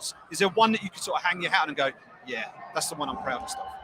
There's a couple, you know what I mean? Because it would be hard for me to sit here and tell you one, because the Tyron Woodley, Jake Paul deal, I felt like was one of those where, like, I was super happy because I actually sold it to Jake Paul's people. Like, bro, he's on his way out. It's a UFC guy and fucking, you know what I'm saying? You know, he's old and you guys should be able to beat him easy, right? And the first fight was not an easy fight. And I thought Tyron was winning that fight. And then towards the end, he started to, to fade a little bit. And then the second one, fucking got hit, but he made a lot of money in that fight. And I'm really proud of that one. But I'm also, believe it or not, I'm very proud of Mike Perry. The deal right now with MVP, for him to fight MVP. Yeah. I'm very proud of that one also. I've done so many deals, you know what I mean? Like, I can sit there and say the Nike deal. I can sit there and say this one and that. It's just, when you watch a guy like Mike, a lot of people, like, you know, will look at it and say, oh, you know, what's he really got going on? Or, you know, what do he do? For him to go get the payday he's getting now to fight MVP in London in bare knuckle, I'm super proud of that. You know what I'm saying? That was the one that came out of nowhere. That, like, Yeah. obviously, who was anticipating that? Nobody. But as soon as it got announced, like when it got announced, I was like, hold on, let me make sure somebody's not trolling. Make sure this account is real. You know? But it's amazing. I was talking to MVP the other day, and I told him the same thing. He's like, it's the fight that nobody knew they wanted to see, but now everybody wants to see it. And I'm like, you're so right. And by the way, Mike Perry and bare knuckle, love it. Absolutely love it, man. See, but when you ask that question, right, like Valerie Loretta to WWE, is there any other manager that you watch that's really placing their guys where they fit? No one's moving guys around the way I am. You know what I mean? The way Abraham does, the way Lou does, the way all of the guys in my office do. And I think that's kind of, you know, the issue is that a lot of guys are like, not everybody can be a UFC fighter, right? And not everybody should be a UFC fighter. Not everybody should be in the PFL. Not everybody should be in Bellator. So you got to find what fits for certain people. And when we had the opportunity to do that, listen, how about Paige Van Zandt going from the UFC to bare knuckle also? I'm super proud of that deal. The fact that Paige Van Zandt's a multi-millionaire, right? And I know that she's set up for the rest of her life. To me, that, you know, so that's why I'm saying to you, there's not one. Listen, Darius Leonard's $100 million contract in the NFL. He's the highest paid inside linebacker. Or how about David Njoku getting paid, you know what I'm saying, $56 million, you know what I mean, being top 4 paid tight end. And I was sitting in the car and the cab driver said, hey, bro, you know, we're kind of pissed off about that. You're the guy that did that deal. You know what I mean? You know what I mean? He should never have gotten paid that. And those are the deals you hang your hat on. That's the ones that you sit back and you say, like, you know, you really did something that a lot of people didn't expect you to do. And I think that's kind of the deals that I take a lot of pride in, right? It's the ones that no one really knows about and really gets. I mean, listen, dude, look, I can tell you guys stories about deals and shit like that you hear that I'm like, bro, guys, that's not a good deal, and that's not a good deal, and that's not a good deal. And then that's a good deal. There's some guys that, you know, are getting it done, but others, you know what I mean? It's just like you're getting to that top, and then there's nothing there, and so it's hard. But there's. Well, and I think you can see the pride. It just comes out. Like, I can feel the fact that you care, like, about Paige Van Zandt being set up for life. Like, it's more than just a number on a paper. It's when you guys get Bo here, ask him what I told him yesterday. I said, you know, you're a young dude. I can get you to the title shot probably pretty fast. I think you could dominate the sport. But at some point, once you've had enough money and you think you're set for the rest of your life, you need to be able to walk away from it. I don't like guys having to need the fight, right? Like, I like the fact that Masvidal wants to fight. I like the fact that John wants to fucking go get this next 2 fights.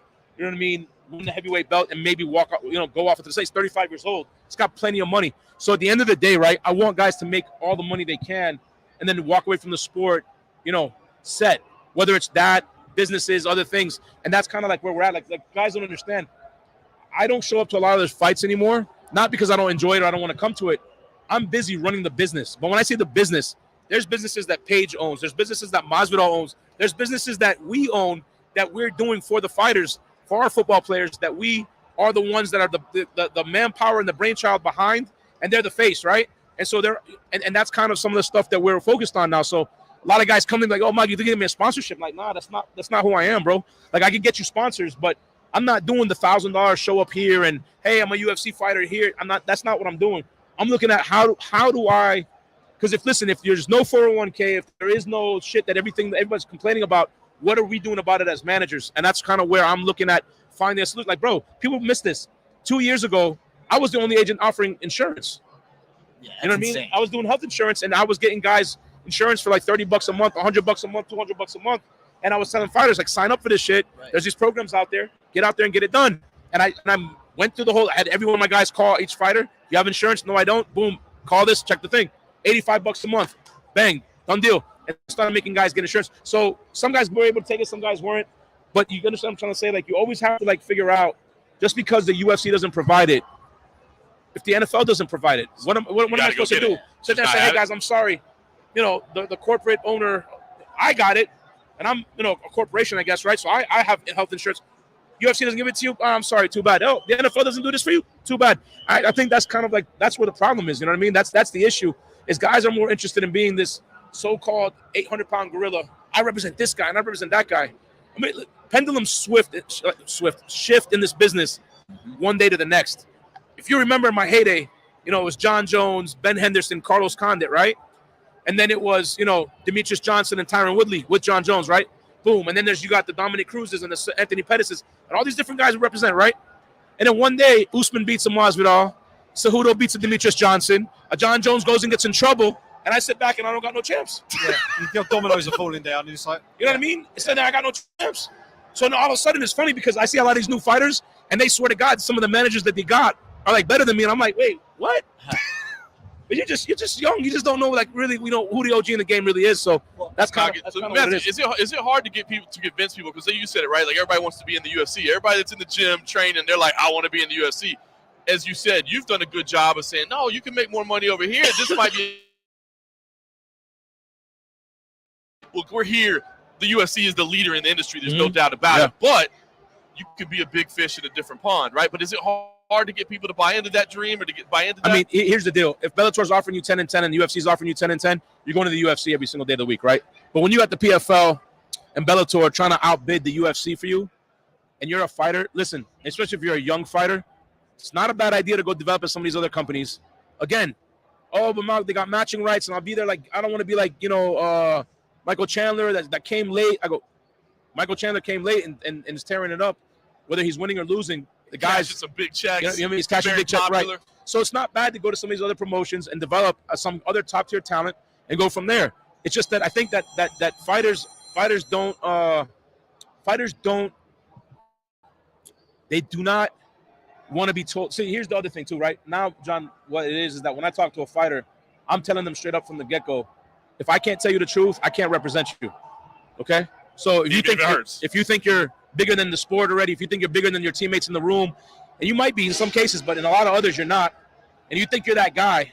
I've been doing this for 20 years, and you might have been fighting for 5 or 6, but you're not on this big stage doing this, right? I know what big guys are getting. I know how it took. I remember when I met John, his first thing to me was, people don't know the story, but it took me almost 6 months of recruiting John to sign John. And when I finally signed him, he said, yo, the only deal I really want is to be a Nike athlete. And from that day, I told him it's going to take you 2 years to get that deal. And I told him you have to win the belt, and then the opportunity will be there. It's going to take us at least 2 years, a year after you defending the belt. And sure enough, a year and change later, we went and got that deal done. He listened, he understood the plan, he went with it. A lot of guys don't have that patience. They feel like, I need everything right now. You got to get it now. So it's tough, you know what I mean? But it is what it is. It's part of the game, you know what I mean? Some guys, like, look, I remember Shane Burgos when he was a free agent. PFL offered him I'm talking about massive deal. So I want to be UFC champ. All right, cool. And that's the thing. As a manager, whatever your dreams are, you got to go do that, right? Was it the wrong decision? No, it wasn't. For him, this was the right choice. He makes good money. He's got, his life set up where he's at. And because he's a UFC fighter, if he ever left the UFC, he's going to be okay. I think a lot of people don't give the UFC credit for that also. I've been able to move Anthony Pettis, Paige Van Zandt, because they were UFC fighters. It's cachet, isn't it? Yeah, correct. You know what I'm saying? So they might not have gotten it here, but then they went and got it somewhere else. And I think that's very, very, very important for fighters to understand. Like, you can come to the UFC and do the best you can, but if you get to a point, like, look, Mike Perry, I hate to say this, I don't think he was going to ever become UFC champ. There were some holes in his game. And the way, at that time, he was bouncing from gym to gym. Things were kind of a little out of order. He goes to a bare knuckle fighting thing, and it's like he found his home. Did he want to stay in the UFC? Yes. Could he have stayed in the UFC? Absolutely. Was it the right move? 1,000%. I'll tell you this much. He beats MVP. I think he's got one fight left on his contract at BKFC. He could easily come back to the UFC. Oh, yeah. Easily come back to the UFC. And I know Dave Feldman. By the way, Dave Feldman is one of the best promoters in this game. And he's a great guy. And I think a lot of fighters should look at bare knuckle as an option afterwards if that's something they want to do. Or if you're a fighter coming up and you're a boxer and you're not really good at the traditional boxing, there might be a different lane for you at BKFC. He's a phenomenal dude. And he's opened doors for a lot of fighters and given a lot of people opportunities. So that's the issue, right? People are not willing to do what they don't know. So it's like Bellator, PFL, UFC. That's it. And there's other promotions out there. KSW is a great promotion in Poland, right? You got BKFC is another one I'm talking about. Listen, WWE, AEW, you know what I mean? But I just think a lot of people don't know. And that's the thing. Like, I want to be a wrestler. Cool. We got to go to wrestling practice. I want to be an actor. You got to go to acting classes. So you got to, you know what I mean? Like, you got to be able to, like, sit with somebody and say, this is what you want to do, and here's the path to get there. And the guys who follow are the ones who always have that success. Well, to be able to have that candor, too, like you said, like, I hate to say it, but you've had that conversation with Mike.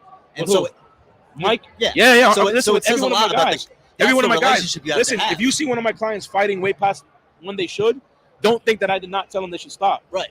Well, because wouldn't you say that you failed them as a manager? If that's listen, I'm not going to lie to you. I had an offer the other day for Carlos Condit to box, and I got the number up to $1 million, $1 million and change, I think it was.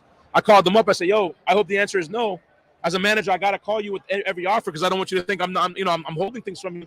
But you're done, right? He's like, yeah, all right, cool. Even for money, he's like, yeah, 100%. Why? So there's a boxing match you can have, but you know what I mean? I don't know that we want to take that damage from there. Yeah, I told him it was for $1 million. He was like, oh, shit. And I was like, nah. That's his calling. That's his calling. Yeah. But listen, you got to understand, though. But you know what I mean? The money ain't worth it. That's Carlos. I'm in. The money isn't worth it. You know what I mean? The money isn't worth it. The money's not worth it because if the eye is fucked up and you know what I mean? If there's, he had concerns that, it's not baseball. No, bro, it's like you got to understand there's a lot of head trauma in this business. And the guys need to understand, like when you start feeling certain ways and you're getting older, it's harder for you to be in the gym. It's time for you to hang them up. And it's okay. It doesn't get better either. Listen, Frank Gore played football for 16 years. And then he went to go to boxing. And I understand that these competitors, they need something else to do. You know what I'm saying? So that's what I'm kind of coming up with. I'm trying to figure out how to keep them busy after the fact. And that's where my brain's gone. So it's like, hey, you're into coffee and you want to do this cannabis coffee shit? Let's go do it. You know what I mean? Let's go figure out how to do that. So you can just go over there and do that, and then you can go get high drinking coffee, right? But that's kind of what we do. What's this company? Yeah. How'd you sort of tread the line between being a manager, having a manager-client relationship, and being a friend and an ally? Because they are the same in some way, so you have to separate that. You have to be able to you have to understand that there's lines to everything, right? There's boundaries to everything. So like I'm being interviewed right now, right? There's a certain decorum that I should have. Whether I have it or not is a different story, right? But there's a certain thing that I'm supposed to have, right? But like at some point, I'm not allowed to come in here and just be disrespectful towards you, nor should you to be that to me, right? But I also understand, like me and John, we go back for a long time. We're friends. I consider John a friend. If John starts asking me questions that I'm uncomfortable with, right, then it's my job to politely say, hey, John, I don't want to. And if he keeps pushing, right, there's got to be some sort of understanding that that's his job to try to pull some stuff out. Me being the interviewed right now, I have to also understand it's my job not to say anything I don't want to say. See what I'm saying? So I look at it from that same perspective. So when I tell a fighter the truth, it's always with, listen, you want me to tell you the truth? Or you want me just to be your friend and kiss your ass? And then, no, I want you to tell me the truth. All right, listen, you fucking sucked in your last fight. Here's the situation. Boom, boom, boom, boom. And here's what the problem is. No, but listen, if you think that conversation didn't happen with guys like even Masvidal, right? Like a lot of people want to, like, listen, you saw Dylan Dennis's post. How's Masvidal? Masvidal will never be great with idiots like this around him because Abraham was kind of trying to console him. Right. If you guys think that we did not sit with him and tell him the fucking truth, but you got cameras on, he's there right now, he just lost. Hey, bro, you got out-wrestled. Which, I mean, really, everybody says he got outstruck, but he really didn't. You know what I mean? That's not the case. But my point is that we sit down with the guys and we let them know, like, hey, bro, this is not working, this is not working. So, like Masvidal, for example, has gone to take measures now to help him in the wrestling department, okay? And he maybe 3 days ago called me and says, bro, I'm doing this. I'm not going to say what it is, right? And I said, okay, what made you do that? And he's like, bro, I've been doing the same thing for 17 years, and it hasn't gotten any better. So at what point do I realize, you know what I mean, I got to myself have had with him. You know what I mean? You get fighters that look bad in fights, and then they don't know what the fuck to blame it on, but they were smoking for 6 months prior to the fight. You get what I'm saying? So it's like, hey, bud, you might want to slow down on the marijuana. So my point of what I'm saying to you is, right, we do not hold back from telling a fighter the truth. I am not afraid to tell a fighter it's time to retire. I'm not afraid to tell a fighter, hey, it's time to move on. You know what I mean? Because watching a guy get knocked out or beat up really bad is not something that I enjoy at all. And by the way, whether it's my client or another client, I would not want to see a Bo Nickel beat up Israel Adesanya 5 years from now, who's still fighting, who lost the belt. You know, let's say he loses the belt tomorrow to my client, the killer gorilla Jared Cannonier, right, which he very well may. And then in the next 5 years, he's taking knockout after knockout. And then now all of a sudden, Israel Adesanya, the once great champ, looks like, how Anderson did in the very end, right? And then you got guys like Bo Nickel coming in, beating him up, cutting him up and hurting him, and eyes are swollen, all that. For as much as you think that that's satisfying, the win is, right? But seeing somebody get beat up like that, you know what I mean? I don't wish that on nobody. So I hope that all these dudes win their belts, make all the money they can, and when the minute they realize, hey, I'm done, like George, right? Because George should have really, he probably lost that last fight to what's his name, to Hendricks, right? Yeah. But he came back and won the 85 belt, and then he said, fuck it, I'm not really that guy anymore, so I'm gone. Smart. You know what I mean? Look, Khabib won at 29-0. you would think he should have fought at least one time, just got the 30, and, Hit the 3-0, right? yeah. But he made promises and he stuck to them, and I respect that. I actually respect things like that. And you know what I mean? Look, now he's a fucking phenomenal coach, and he's got his whole family fighting, and they're all undefeated stud prospects. And you know what I mean? I think there's joy in watching that, right? Like you go on to the next guy, but watching an old dude fight a young dude and just watch the young dude beat him up when he's well past his prime. It's because, dude, you know what it is? Think about this, right? How badass is BJ Penn in his prime, right? How badass is Shamrock in his prime? How badass is like all these different dudes? But then when you remember them, what do you remember, right? The end. Yeah, and it's like, dude, you think of BJ and you're like, oh, I don't ever want to watch him fight again. And it's like, nah, but if you would have watched BJ Prime, you were watching the dude that used to jump out of the pool. That's what I mean. You know what drives me crazy? Like, there's an era of fans all they know is like the end of Anderson Silva's career. You know what I mean? Like, dude, it's like it's so wild, right? Like, you sit there and you watch it, and that's the thing, right? Like, they only know certain things. They don't know the sport the way we know it, and it's like John Jones is the baddest motherfucker that walks this earth. You can sit here and you can try to promote Khabib all you want. Nobody's strength of schedule ever will match. I mean, you know what? I see dominating for a decade in a division, like beating everybody, and doing it not the way everybody else does it, right? So for me, it's like, you know what I mean? Again,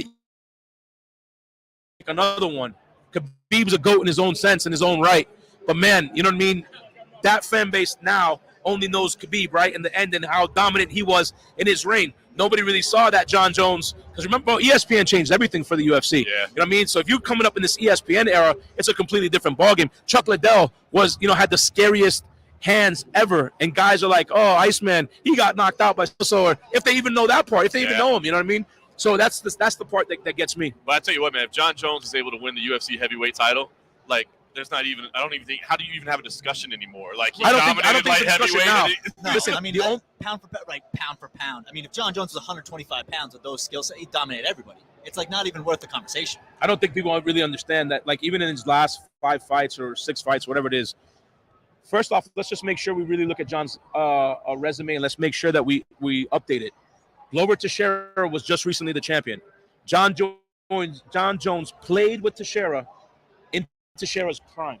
Yeah. Okay?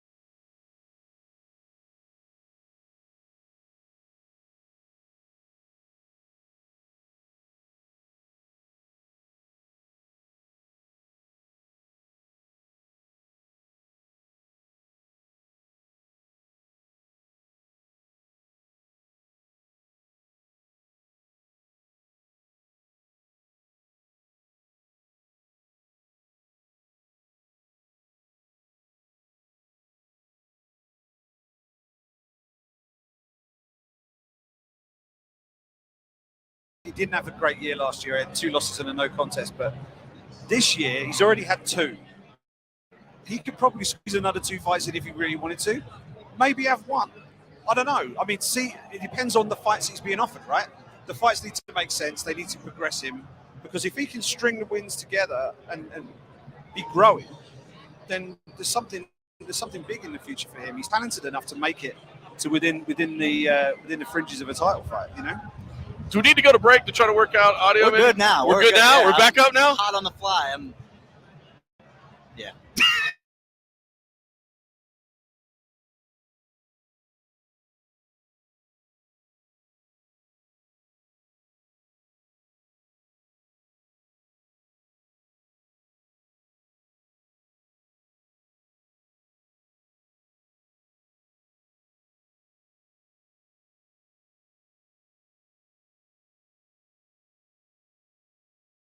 Of these fan expos, we haven't had them for a couple of years.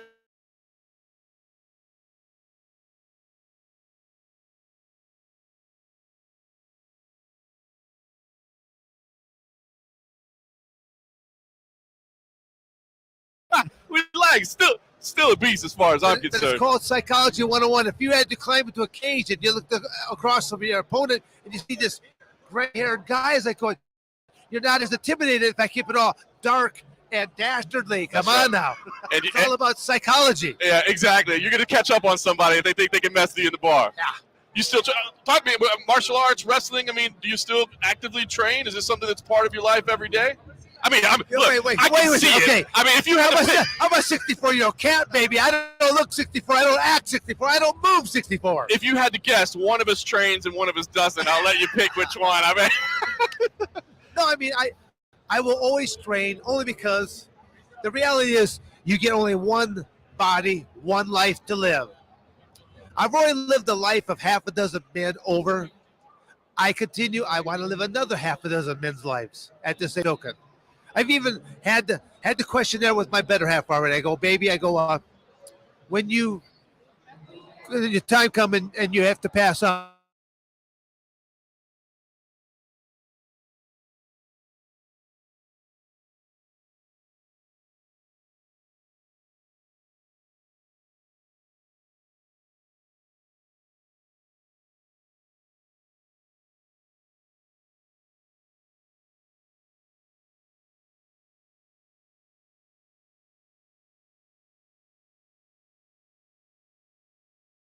I want to see a 118-year-old Dan Severn out on the prowl, like just cruising for chicks at the old folks. So, oh, that's hilarious. I'll have that checker shirt. I have those plaid pants, a little bow tie. I'll have those half of those straight hairs combed over just right, ladies. Yeah, that's incredible. This has been a part of your life. Do you still watch the sport? Is it something that you pay attention to? No, I mean, probably not the best answer to my back with, but no, I never watched it in the first place. But you know what? But you're not alone in that. There's so many fighters that don't watch fights. They say, look, I live this every day. It's not my entertainment on the week.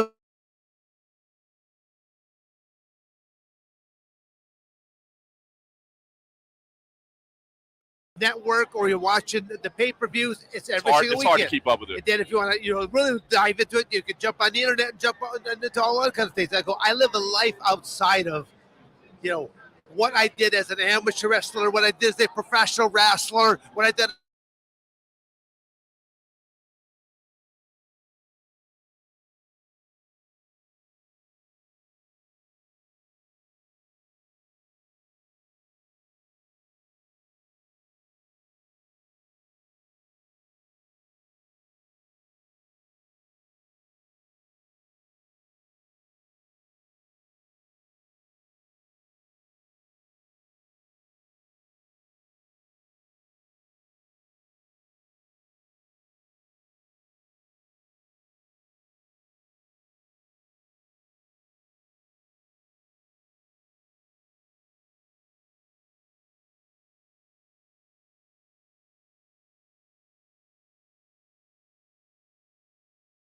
Enforcement officers shouldn't be trained in martial arts.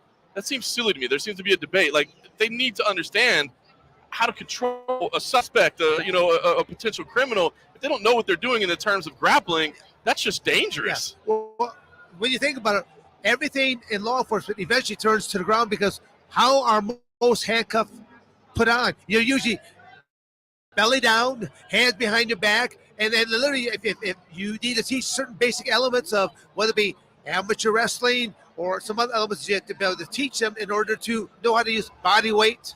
Yep.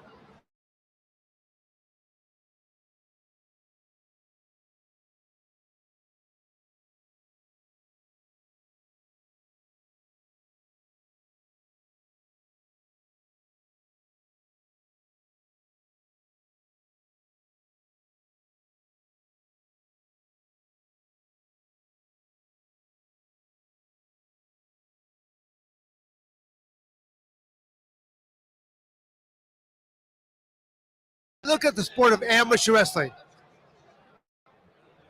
We're the only country. The United States is the only country that does folk style wrestling. Right. The rest of the world does either freestyle.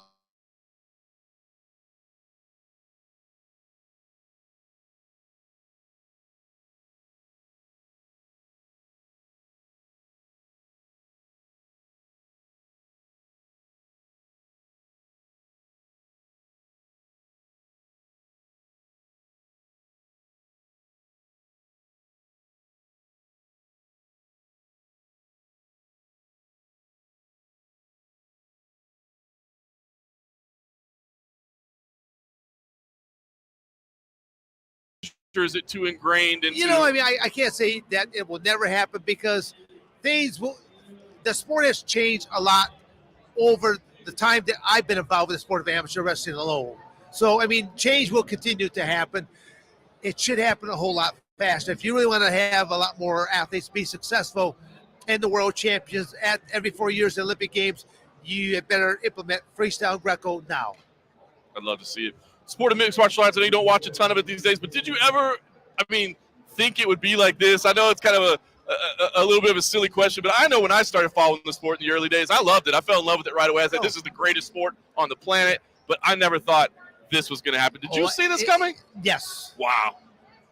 But only if it was going to be legally allowed, because there were so many athletic commissioners, so many different legislators and politicians that were coming after the sport, trying to do away with this, the no holds barred, barbaric. You know, you had Senator John McCain, one of the biggest advocates, trying to do against this sport and that. So it's through the education and compromises, rule after rule. They had to be added weight classes, wearing gloves, time periods. Come on now, awfully civilized right now. I like it more in the barbaric days of where two men will walk out there. Eventually, we will find out somebody's going to win. Somebody's going to be unconscious. Eventually, just depends. Could be done during. A lot of people don't realize this. During the no holds barred era, most matches lasted, I think, 2 minutes 22 seconds. Right. A very barbaric 2 minutes to 22 seconds. Right. But now with knowing that we have rounds, if you're close at the end of the round and you're in a bad situation, I'll be out there. Just hold on, right? You got 20 more seconds. Hang in there, Torrin. Now, okay, the period runs on out. Referee stops the match. You stand up.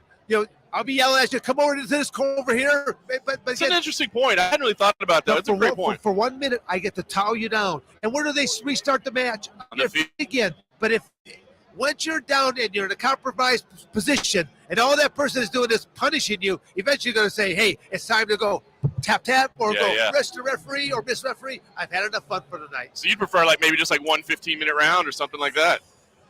Or no? Are you saying no time limits? Again, if you went back to just a no time limit, 1 round, no time limit. The hard part, I don't ever foresee that happen because it's a pay-per-view event. And if matches, I was actually involved in the match set against Hoist Gracie, right, where the average match, no match is going to be out 4 minutes, and we went just shy of, I think, 16 minutes or something, 16 or 17 minutes, and all I know is that the internet went off the air. Yep. So people are like, man, I want my money back. Who won that match? Blah blah blah. So I understand it from a company's perspective. You have to have time constraints, but the whole UFC has evolved so much. They have all in case I need filler, Well, earlier today, this is what the athlete had to say about this. Here's some video action. You had trained into this. They have so much footage in the can, they can fill whatever time slot they need to. So true. Because even tomorrow night, tomorrow night, you can have the main event 5 rounds, but it could be all that first match could be done in the first. Yeah. What's the fastest match so far? 6 seconds. Right. And what are you gonna do for the rest of that time? Filler. You need filler. Talk about time limits, right? Talk about limits for your career. Wait, what was 127 pro fights you had? 127 I've got there. Okay, we'll get. So when, but that might not be. That might not be completely. That number is, I'll say, close. Give it maybe another 20, 30 match for comfort margin. Only because the watchdogs of wrestling, the sheer dog, the full contact fighters, they did not exist until 3, 4, 5 years after the fact. You predate and records. They only ever followed one company, the UFC, because they were first. But once the UFC broke bread, you had all these different businessmen pressing business cards into my hands. Call me to be invited to festive type activities where they're going to start off. Here's what I'll say that I was invited to. They were going to have an oversized cockfighting pit. They will start off with roosters, progress to dogs, and main event with human beings. And they wanted me to be one of those human beings, but they want to be better than the UFC at the time. They were going to allow you to wear blue Levi jeans, cowboy boots. Damn. Steel toes. Yeah. How many times have you been approached for like a movie or a book deal for your life? Say again for a book deal or a movie deal. The story of Dan the B7 in movie form. People don't know enough about me. I think that because this is what we need to know. Okay, there should be. I do have one book out already. I'm actually in the process of another book. The first book was, I'll say, a nice little read. The second book, number 2, I want to grab you by the scruff of the neck. Yes. I want to slam your head on a few times into that cow pie of reality, so you realize, this cat. When you think about it, I started my athletic career 7th grade, 1969. So I competed in the 60s, 70s, 80s, 90s, 2000, 2010. Who says I'm done? I still do professional wrestling matches even now. You still got one more in you. Well, again, I'm living to be 125. Wow, I'm not going to be sitting around and shit.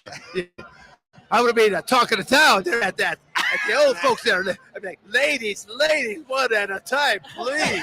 So are we saying you technically? Now, come on now. Am I not having fun here or what? I love it. I'm living life to the fullest. So did you ever officially 100% say I am retired, or did you just stop? No, I mean when I basically said, and it would have been January 2013, I said, I'm going to retire now. Yeah. But if one of these 3 men step forward, and not too much time has elapsed, I'm not 300 pounds now or this nature, I would seriously contemplate about coming back. And literally that list was for, I would do one more match with a Mark Coleman, Ken Shamrock, a Hoist Gracie. Those last 3. I want us all to be drug tested because I want them all to know that Dan Severn finished out his career chemical free. Yeah. Respect. Those 3 names that I named, they can't say that. Right. They've all 3 have popped and stuff like that. So you fought a ridiculous amount of fights. We've said 127. It's probably more. It's definitely more. It's definitely more. Is there one fight or one fighter that you wish you could have had, but somehow it just the stars never aligned and you never met inside the ring? Because usually you didn't finish the aspect of usually about people saying back in your prime. See, the UFC never had me in my prime. I started at age 37.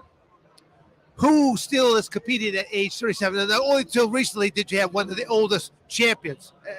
I started at 37, and I went for 20 years. Now, that's pretty incredible. And now, especially when you think about only doing 2 training camps in a 20-year span, 2. Now I tell people, gosh, and you talk about how many matches I've had, how many victories I've had. I'm thinking, gosh, just think if I would have really applied myself, I really could have made something of myself. But I always tell people, there's nothing wrong with my cognitive speech or thought pattern. That is correct. You don't see a broken nose. You don't see busted out teeth. You don't even see cauliflower ears. Nope. I always tell people that I'm a giver. I have a big heart. I'm a giver, not a receiver here right now. Okay? Yeah. I love it. But Dan, we appreciate you getting the eye that they need to move you around. There's a lot of people to go talk to. But Well, thank hopefully you you guys enjoyed for it. giving us a couple To minutes. you folks out there, if you want to learn more about what this old cat still has going on, simply go to my website at dansevern.com. Easy enough right there. I can remember that. Yeah. I like to make life easy. I know myself. That's Severn, absolute legend of the sport, man. Absolutely pleasure. Thank you for doing that, Dan. We appreciate it. Have fun on the rest of the day. We appreciate it. And I guess we'll see another fight in the very near future. We'll carve out some time for that. Unbelievable. I mean, like we're getting legends in the building here. Can't forget my duffel bag. Don't forget your bag. Little Evil Jens Pulver. Now we've got Dan Legend. 7. I mean, this is great stuff. So Anybody who's watched this sport or is getting into the history of this sport, these are the people that made this sport. It's pretty set it on the way to us to be able to sit here in an arena like this, in a building like this, with all these people, and to celebrate the sport and to chat about it the way we're doing right now. It's awesome. It was those early fights, man. It was those early fights that we all fell in love with, right? That we all I mean, saw the sport and thought, man, this is something that I want to be a part of. And Dan was one of those guys, man. He was an absolute monster. It is crazy to see just how many fights he's had. And he's still running rings round us now. Oh my gosh, that was awesome. He's got more energy than I have today, man. That's crazy. I love it. All right, so listen, Brad Tavares versus Dricus du Plessis. Yeah. Listen, Brad. All right, now listen, I'm gonna homer on this one a little bit just because Brad Tavares. You know, I mentioned it. It was crazy. Just the realization. I knew he'd been around. Here's how it happened. I ran into him at a park. Actually, he lives kind of close to me. I ran into a park. He was out there having a party with some of his family. And I was with my son, and I took my son over to introduce him. I was like, Brad's been in the UFC now for 10 years, and Brad was like, 12 actually. You know what I mean? I was like, he wasn't trying to be disrespectful or something, but yeah, 12 years. And of course, he was on The Ultimate Fighter, and we started interviewing him while he was on The Ultimate Fighter, doing like the cast interviews and that sort of stuff. So anyway, just the realization that I've been interviewing this guy for 12 years, covering his career. I mean, that was a big one to me. So I'm a homer with Brad. There's no question about that. But then Dricus du Plessis, I know that you followed his career a little bit more closely. Sometimes you watch this international talent than maybe a lot of people did. And I have been very impressed by what I've seen. I followed it a little bit outside of it as well, but I know you're very, very high to skills, and understandably so. And his career, he's new to the UFC, and he's had just some circumstances that kind of haven't broken his way over the last year or what have you, to maybe some of that momentum that he had, you kind of forgot about him. But Dricus du Plessis, very, very talented. Brad Tavares, continually, I think people want to count him out, and he finds a way to get wins. So I don't think you want to count him out here, but Dricus looks like the real deal. This is a tough matchup. Well, I hate to be that guy. I got to jump in here because John gave me so much shit for it when I called him Dricus. It's Dracus. Dracus du Plessis. I'm not trying to be the pronunciation push, but I will. Okay, Dracus du Plessis. And so a little tease for you guys. So this is the 25th anniversary weekend of when Tyson bit Holyfield's ear. Right. The commissioner at the time was senior executive Mark Ratner, who was going to write about it in his second book. And so he's going to come over here and talk about that with us eventually. But that's what they call in this industry a tease, folks. So stay along. And we're going to continue to troubleshoot this. The audio's been good now. We got to just lost it for a little bit. Yeah, just apologize for that. That's what happens when you're doing a 4-hour live stream to this point, marathoning it over here. I was thinking about that live stream. We're in a packed building. There's a lot I don't of see media anybody now. I don't see anybody. It's crazy. By the way, talk about the odds on that one. Brad Tavares did actually open as the favorite, which I guess probably that's one of those name value, name recognition type things. Did open as the favorite. He is the underdog, so he has been bet up now. So those roles have switched. If I'm being honest, even though I'm a Brad Tavares homer, I would probably install Dracus as the as the favorite. And I think that was probably a kind of, like I said, a name recognition kind of line, but the people that know the sport on the matchup itself. Yeah, I mean, Brad Tavares, right, he's as tough as a $2 steak. You can't put him away easily. Izzy couldn't put him away when they fought earlier in Izzy's career. That was really the fight that catapulted Izzy towards the top end of the division. If you can get past someone as tough as him, you deserve to be in there with high, like top grade opposition. And I think we're seeing a similar test here for Dracus du Plessis, who very well said, by thank you very much. And as you mentioned, I'm very high on this guy. I think he's top 10 caliber at 185 pounds. I just think he hasn't had those fights yet to get him ranked and positioned. Well, this one, if he can do it again, this is the one that's really going to break him through. And if he can stop Brad Tavares, I think that'll be a real feather in his cap. And do not rule that out, because he can really bang. He really can. And he had some memorable wars with Roberto Soldic in KSW. Back-to-back fights. They traded knockouts with each other. And if you've got the chance to hop on YouTube at some point after this stream's over and look up for those two fights, they were absolute wars. They really were. They were at welterweight, and Duplessis has since moved up to middleweight, and I think he's much stronger and much more natural and happy in the weight class. I mean, he still looks absolutely ripped at 185 pounds. I don't know how he made 70. It's insane that he made 70. But yeah, he's. I think he's like a bit of a sleeping giant, if you like, in this division. I think a couple of wins, people are going to start looking at him going, wow, this guy could be a real threat. You know, you look at Brad Tavares' last two wins, Omari Akmadov, Antonio Carlos Jr., Shoeface, both of them doing very well in the PFL right now.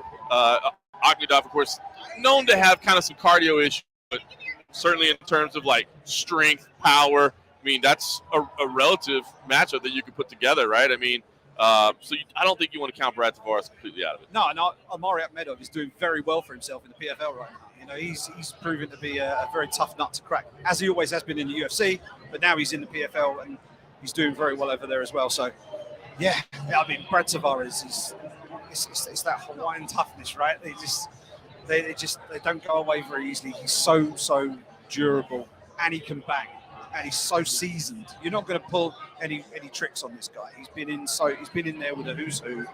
That's going to be a great fight, and the fact that is as early as it is on the fight card just tells you how deep this fight right is. I mean, that's a pay-per-view fight on most pay-per-views. I mean, but this card is absolutely stacked, and it's another situation where, you know, similar to a Pereira, you don't really know kind of the ceiling of a Dricus Du Plessis until he goes up against a Brad Tavares. You know, somebody at that level where you can really kind of play, you know, we're talking hypotheticals until he goes in there and proves it. So we can say, yeah, he's shown what he's shown this, he's shown that, he's shown this.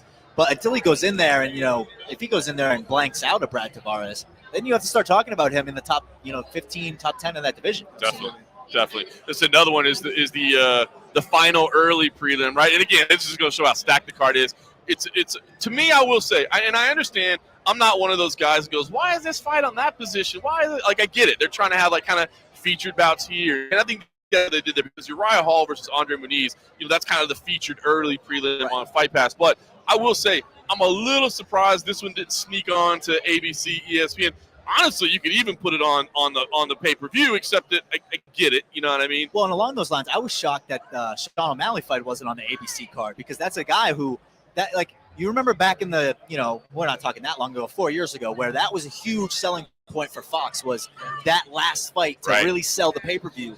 The O'Malley is a perfect guy for that last fight, kind of, especially because we're going to be on ABC. Right. You know, kind of a historic pay-per-view going on. That was surprising to me that was like that, but, you know,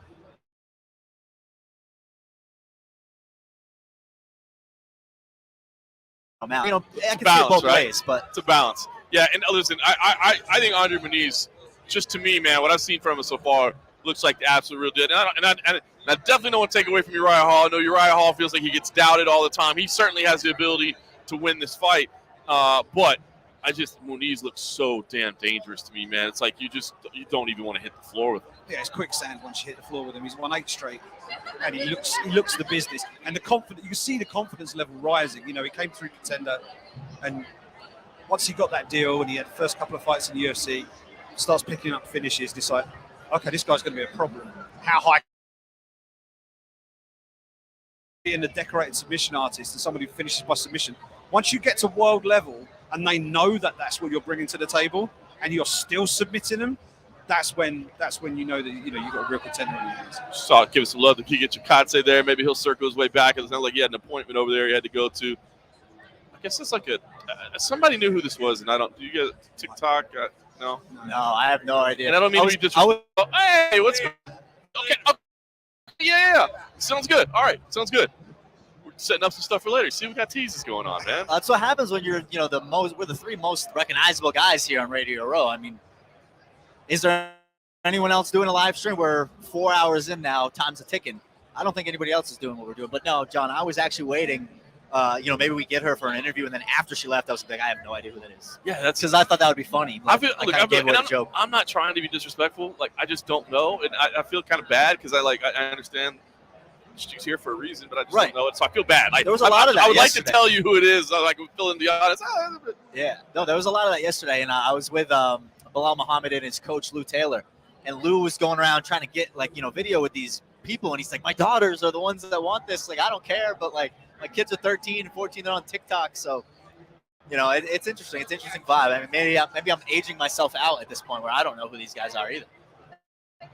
We're aging ourselves out. We are aging ourselves out. As the oldest person sat at this table, I can confirm. Yeah.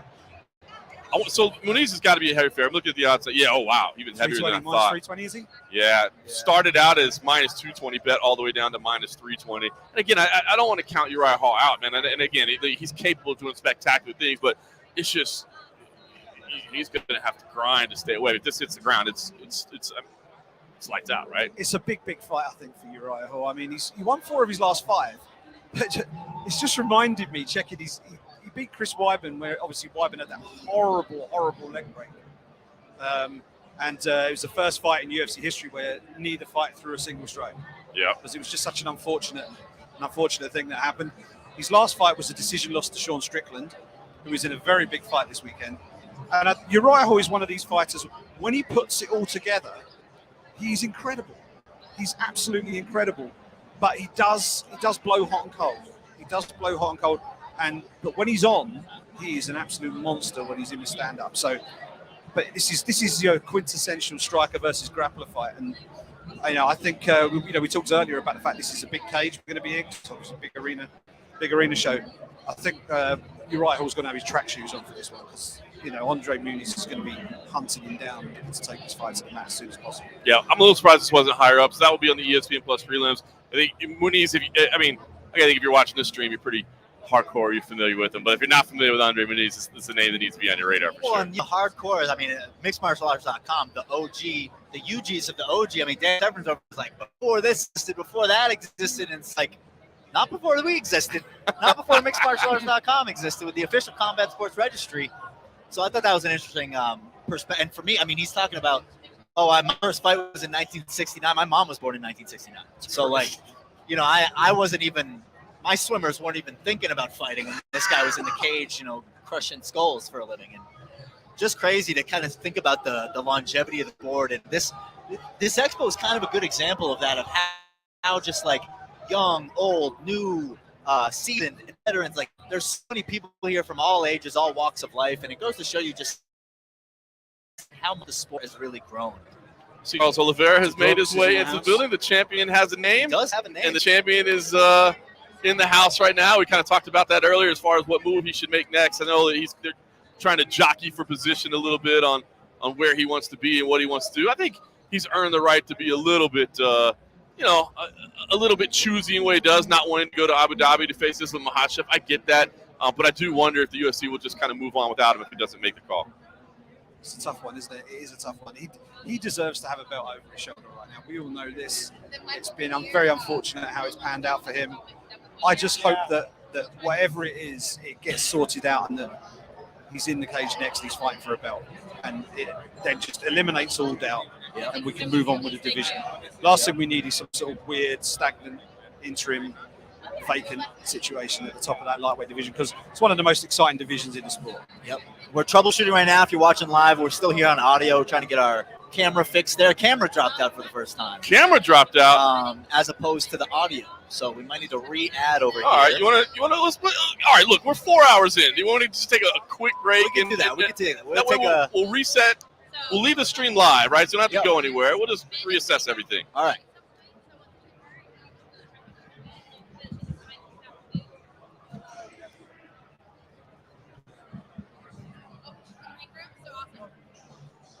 Perfect. Well, they're escorting us to the green room over here. We'll try to get her over here.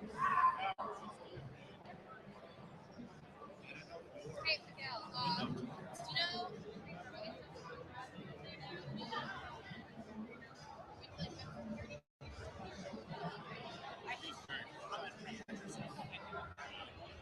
I think that's what's happening to me when the audio dumps. It gives me like a space. It's like, hey, flag.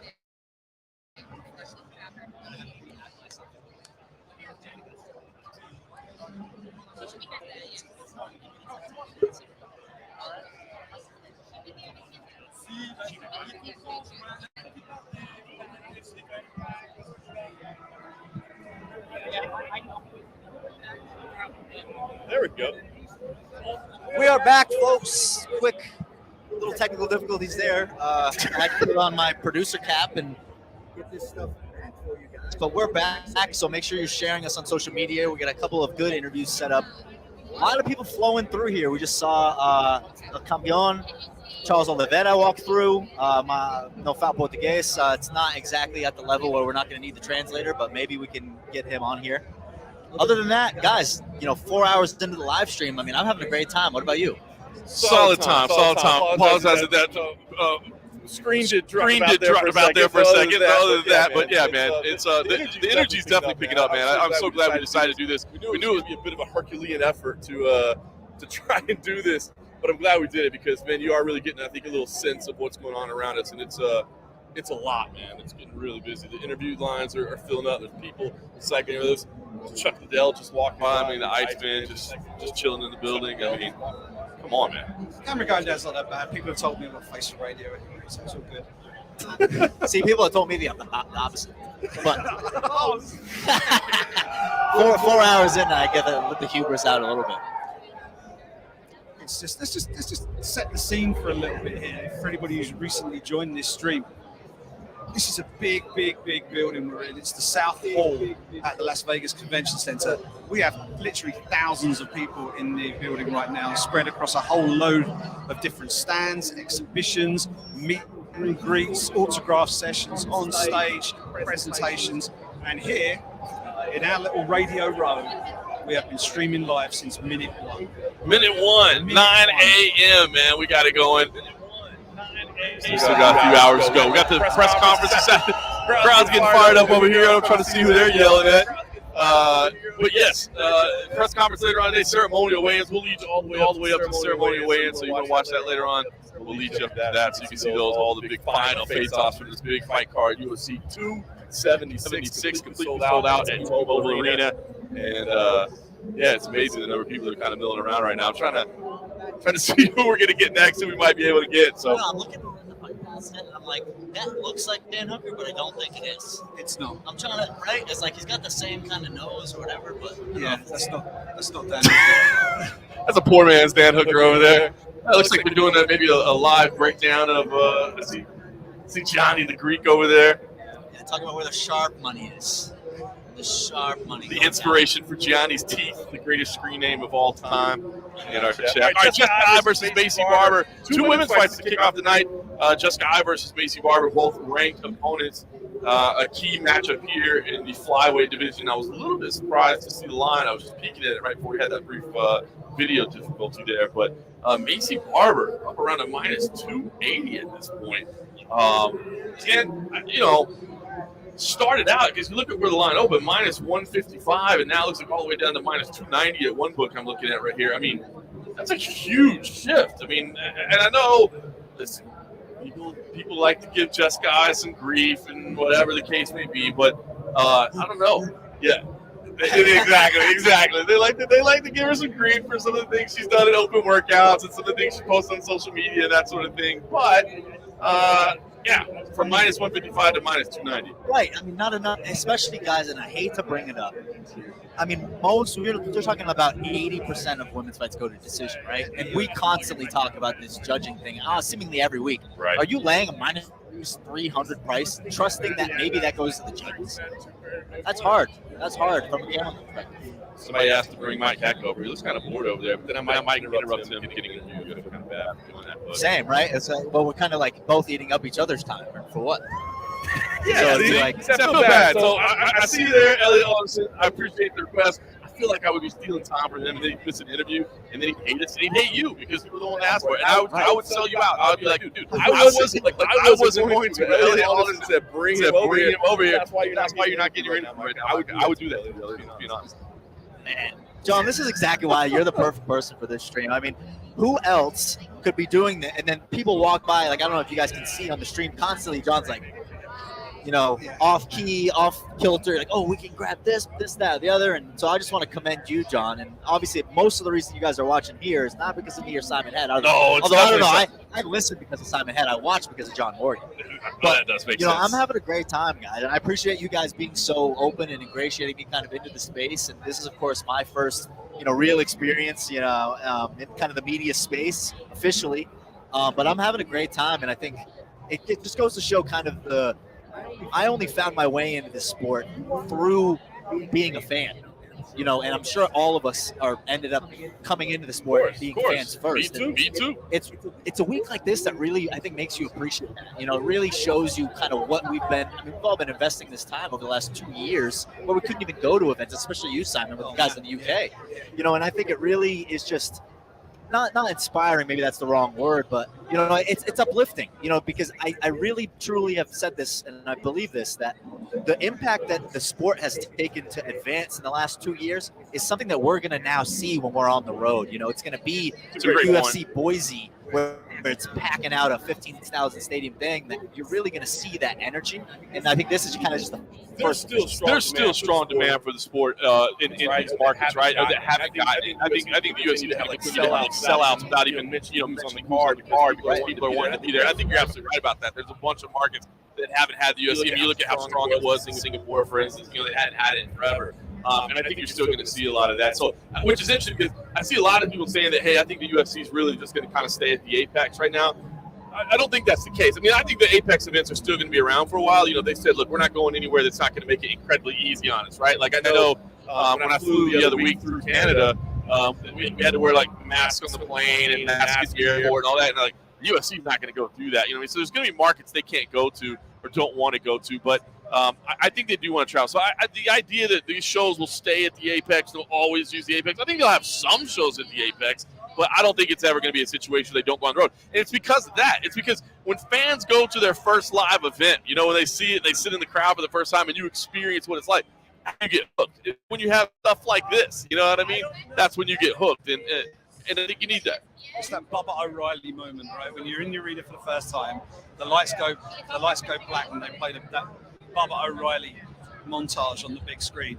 Everybody's been to a UFC show, know what we're talking about.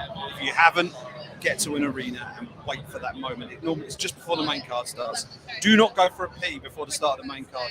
Be in your seat for Bubba O'Reilly. They keep it up to date.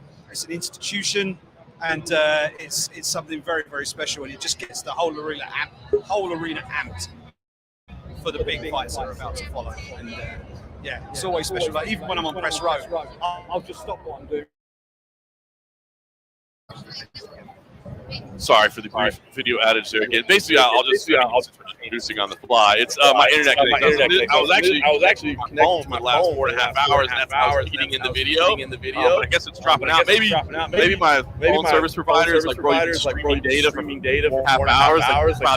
I just connected to the Wi-Fi that's here. I was a little bit worried that it wasn't going to hold up because of what the problems we had. So basically, the video issues are my fault. Basically, exceeded your fair use policy. I think so. Now I'm kind of afraid, maybe they shut down my data or whatever. They have to be once Abu Dhabi. I had no idea. I have a global plan, so that you can have data everywhere. But apparently, Abu Dhabi is one that doesn't actually appear as part of the global plan. So you have your own Abu Dhabi plan. And I ran out of data. So I ran out of data. So they started using the special rate, and it got to $500 on the phone off. Yeah. So that's what I think is going to happen here. Look at there's only King in here. It's going to kind of stay. Who knows? I mean, it's great. Right there. That was the longest dead air we've had in 4.5 hours. So I think just like a bracket. I was trying to make sure I was reconnected here. So there was an echo now.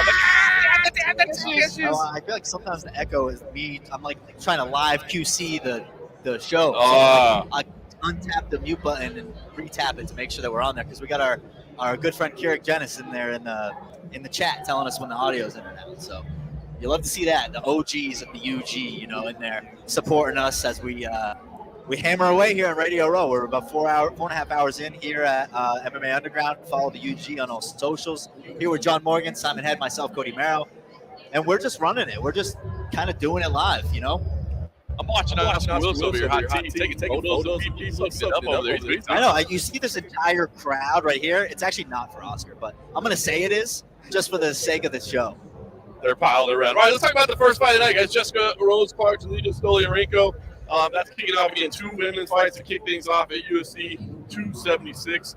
I was taking a look at the odds here as well. And Jessica Rose-Clark just a slight favorite. I know she's a favorite in everybody's heart, but actually opened as a dog, which I was a little bit surprised to see. Well, open as the underdog, bet down to the favorite, which to me, I would favor her in this matchup. So I'm a little bit surprised that opened as a dog. Am I missing something as to why she wouldn't have been the favorite to start with? I think Julia Stoliarenko hasn't yet.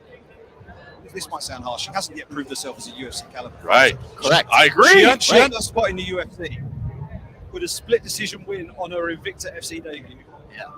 She then got into the UFC off the back of that, has had 3 fights, lost 3 decisions. Lost 2 decisions and 1 submission. But they've come against solid opposition, to be fair to her. Yana Kunitskaya on her debut, Julia Avila in the second.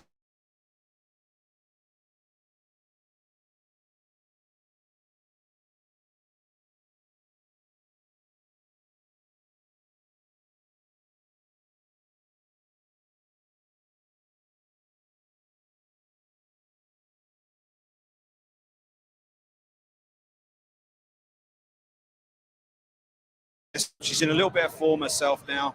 It's going to be interesting to see whether she can start to build on that. Two wins out of her last 3 fights. Lost out last time to an armbar from Stephanie Ego. I was trying to see she's on the way up. I was trying to see if the other camera would pick up the Jorge Masvidal. I saw him earlier. I had to double take. Does the other camera pick it up? Well, I can do that. Let's. He's a side cross between Jorge Masvidal and I am. Huh? The videographer over there. I don't know. Oh, Michael Chiesa. Sit down, Michael Chiesa. Hold on, baby. What's going on, man? It has been too long. I get to see you. I always get to see you like just walking out of the Apex, walking all in order, baby. Yeah, what's up, boys? What's going on here? So you're not working this weekend. You're just hanging out? Yeah, this is my first time working the UFC X fan expo since like 2015. Yeah. So I usually like fight around this time of year, so it's cool to be back, getting in the mix. Yeah, it's awesome. What are you just doing appearances? I mean, so you're not doing any desk work? No. I worked the Gamrot Strukian fight, so now I'm just kind of signing autographs, taking pictures, kissing babies. What a phenomenal fight that was, right? Man, that's the direction this sport is headed. I was just talking to RC about this. When you go back to UFC 1, it was jiu-jitsu guys dominating the game. And then it became the wrestlers, the Mark Coleman's. Then it evolved into the wrestlers with takedown defense or strikers like Chuck Liddell. Then we evolved into the athletes, the George St. Pierre's, the Benson Hendersons, the guys of that sort. And now look where we're headed. I think that Mateusz Gamrot, Arman Sarukian gave us a preview of what's going to happen in the next 10 years. The sport's so young. It's ever evolving. And that fight was phenomenal. It's like, I can't label it as the best fight I've ever seen. That'd be a bold statement, but it was the most, I was just in awe. I was like, this is so crazy. Like, just these 2 young guns showing what we get to look forward to, and that's what makes the sport so great. I know you can speak a lot more candidly now than maybe you can on air. The scoring of that fight, were you a fan of it? It's tough to say. I haven't gone back and watched it. Yeah. It's tough to say. Arman really, he took those first 2 rounds very, very handedly. I think it kind of came down to the 3rd. Yeah. The only thing that I was a little indifferent about was the 4th. It's like, how do you score a knockdown? It's like, I feel like they didn't acknowledge it, like they didn't score it. And that was a clean knockdown. I thought so. Threw him off his feet. So it's tough, man. That's a big part of this sport we have to fix is the scoring. It's so. To me, that fight was like Sandhagen Dillashaw all over again. It really was. Like, yeah. They talk about how important damage is, but it's like. It was judged towards control because Gamrot had more control in the fight. Well, that's the hard part to me. Like, everything leads to damage, right? But you got this high level grappling, right? And like, what do you consider a value for the effective grappling with it is tough. I don't think I haven't heard of a perfect system like you say. Oh, we should judge as a whole. That's hard, man. To remember everything that happened in a 25-minute fight and do it. But I feel like there's got to be some kind of tweak we can make. Well, in my opinion, what needs to happen, and this is tough. because of you. I think judges need to be former MMA fighters, people that fully understand mixed martial arts, that understand wrestling, grappling, submission attempts, takedown defense, striking, the whole package. But the tough thing about that is there's always going to be that worry of like having judges that have some type of bias because they're trained with someone. It's muddy water. So, but to me, I think the solution, it revolves around having judges that were former MMA fighters. You can't teach somebody that's never competed in mixed martial arts what mixed martial arts is. Like, I can't tell you how to judge an MMA fight if you've never done it, if you don't fully understand the whole set of skills that comes with it. So it's tough, man. And that's going to be the hardest part of this sport that we need to get down is the judging. It's tough. The tricky thing with it is like that first level of scoring, effective striking, effective grappling, apples and oranges. Apples and oranges. So how you compare? So if you've got 2.5 minutes of large grappling versus 2.5 minutes of dominant striking, it's how you compare that. So if the striker dominates the first 2.5 minutes, the grappler dominates the second 2. But to what degree? How do you marry those up? But I guess that's the difficult thing. But that's you're not comparing like, are you? That's the tough thing too. Is it's like if a round is split between a guy dominating the striking and a guy dominating the grappling, then it becomes a coin flip. Yeah. Then it's not a situation where like it's poor judging. It's just like this is it's a half and half round. But you know, it's instances like if Arman Sarukian got the nod, we'd still be having this conversation. It's true. It's just that was just a deadlock, dead even fight with two guys with very equal sets of skills. But it's still, it didn't matter who won that fight. It still kind of glared that aspect of judging that kind of needs to be fixed. There needs to be, you can't just be striking, octagon control, things of that sort. There's more pieces to a fight than just that. So when I made this argument yesterday, I was talking to a couple of people, and I talked to Ray Longo every week. He says the same thing. You know, he's like, I want to hear from the champions. Like, how do they feel things are scored? And I am of the belief that most people could probably check their bias at the door. You know, you're able to do it when you get on the desk or when you give your opinion on your show on UFC Fight Pass. You know, I think there's a lot of experienced fighters in this game that would be able to check that bias. And, you know, maybe the answer is more, you know, maybe 5 of those people. Yeah. Maybe, 7 of those people. Like, have a little bit of a group think.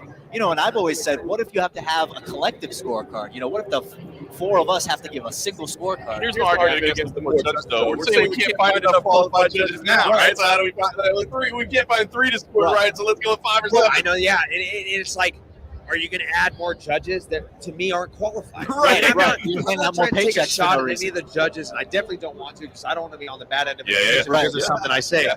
But it's like I feel like New Jersey kind of has a better grasp on it, their commission, because I know Cardo Almeida's judged fights before. Yep. You got guys like Shalin Navarro repping fights. I just feel like former fighters need to be more involved with officiating and judging because we know the sport better than anyone. This is a very complex sport to learn. You could teach. I feel like this isn't a shot at boxing. I feel like you could take somebody that is going to be a boxing judge and teach them how to judge a boxing match. You're judging one thing. Straightforward, one criteria. Exactly. In this sport, there's so many layers to it. I just think that the answer lies around having fighters be a part of the judging fights. What about doing away with round by round scoring and doing pride style? Yeah. Get to the end of the fight. Who won? It's hard to remember. That's tough. That's hard too, especially it's like even nowadays, even just one round, a guy can kick someone's ass for the first half of a round, but if a guy kind of starts squeaking back into it, but maybe doesn't do as much as the guy that dominated the first half of the round, recency bias. Yeah. It's a big problem. It really is. And it's just reality. It's almost hard to have. It really is. So, like I said, man, I just think we need people to have a better understanding of the sport. People that have been in there, that have been in the octagon, that have competed at a high level, that just understand the techniques and the nuances of mixed martial arts. Well, were you in attendance for that seminar that took place with the judging and officiating here in Vegas? I was not a part of it. No. So my question would be, isn't that the opposite of what we need to do? Like, that is explaining to professionals how they're judging. Like, shouldn't we be explaining to the judges how professionals judge the fights? Like, I feel like sometimes there's a little bit of ego in place in that, where it's like, well, we're the commission, we don't want to be told this, that, or the other. When it's like, in reality, we're in the 30-year of this sport. Baseball in 1920. That's where we're at right now. Like, I think sometimes we need to take a step back and be like, listen, like maybe it's worth reassessing this from a totality standpoint, you know? And I think we are reaching that point where you're seeing it, you know, I feel like we're having this conversation every week now, whereas maybe a year ago we were. It definitely just feels like the hot topic. It's just been like as of late. I feel like ever since like Holloway Pereira, I feel like this has been a very hot topic. Here's the thing that like perplexes me about that meeting. It's like, yes, it was with the broadcasting team, and you're like explaining judging. Like, they're not the judges. Right. Why are you having this like symposium with them about judging? You should be doing that with the judges. Like, these guys aren't judging fights; they're calling the fights. Like, is this to try to like explain how these are judged or like how they look for these things? I don't know. It's the emphasis shouldn't be on the broadcasting team. Right. They're not the judges. Right. You guys should be doing this for the judges. Well, and I was like, imagine. But it's not. Yeah, basically, the issue is if the judges are more consistent and they're applying the criteria, it doesn't matter what the criteria are. If the judges can apply the criteria consistently, you should get consistent results. Right? Yeah. And the problem is, it's so many moving pieces. You get some judges who are notoriously inconsistent. Yeah. And you've got others that are generally pretty good. Yeah. But as a fighter, you can't rely on winning the lottery and having judges that are going to be consistent. Yeah. You know? If you end up with a duffer on the panel, yeah, that changes your game plan possibly. If you've ever been in a situation where you thought, don't trust that judge, I'd have to push even harder for a finish than maybe you would. Has that ever come into equation for you? No, like all the referees and things like that as well. I think the best way to avoid being on the wrong end of a decision is always push for a finish. Yeah. I think that's the best way to go about it. And the one thing that's kind of like, to me, as much as we're talking about judging after that fight last weekend, it's kind of unfair because that was such a coin flip fight. Yeah, it wasn't really bad judging. It was just a close fight, but it's like, it's still, I feel like after Holloway Pereira, it's become such a hot topic. So even if it's a close fight, we got to talk about controversy. Yeah, right? I feel like if Holloway Pereira didn't happen, like I don't think we'd be having this conversation when it like having it involve Gamrot and Strickland. But I mean, it is just a glaring thing in this sport that needs to be fixed. It's a young sport. As much as the ball is rolling and it's ever evolving, I feel like this is like the only thing that needs to be fixed. Well, and we were talking about it, with regards to Jessica Rose Clark versus Julia Stoyarenko this weekend. And it's like, I don't really trust the judges to make the right decision when I'm going out there and betting on it. So it's like, I got to kind of stay away from a bettor's perspective because I can't trust. If you're expecting a fight to go to a decision, it's like a minus 300. You're like, let's not bet that. Yeah, that's very true. Yeah. Let me ask you about this weekend. You haven't done as much tape study as you would if you were actually working, but I also know you're a big fan. These are easy fights. I know. That's why I like it. I'm going to dive in to give you the X's and O's. That's why I don't feel like I'm putting you on the spot. Main event, right? This is what Adesanya seems to be operating on a different level at middleweight with Jared Kennedy here. I say, look, if I'm designing my game character to beat Israel Adesanya, I need somebody that's got power.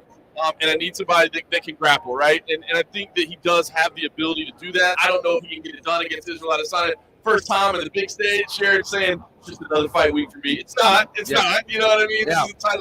What do you think of Jared Kennedy's chances here? Because, I feel like he's definitely got some momentum going, but he's kind of been, I think, the unheralded contender or whatever. Yeah. Does he have a real shot at winning this fight? Dude, look at his resume. I mean, the Robert Whittaker fight, the only one he came up short in the last few years, got his arm broken, still trucked his way through it. My colleague and fellow welterweight contender Bilal Muhammad said it best. I got to give him credit where it's due because I saw this tweet from him and it kind of hit home with me with this main event.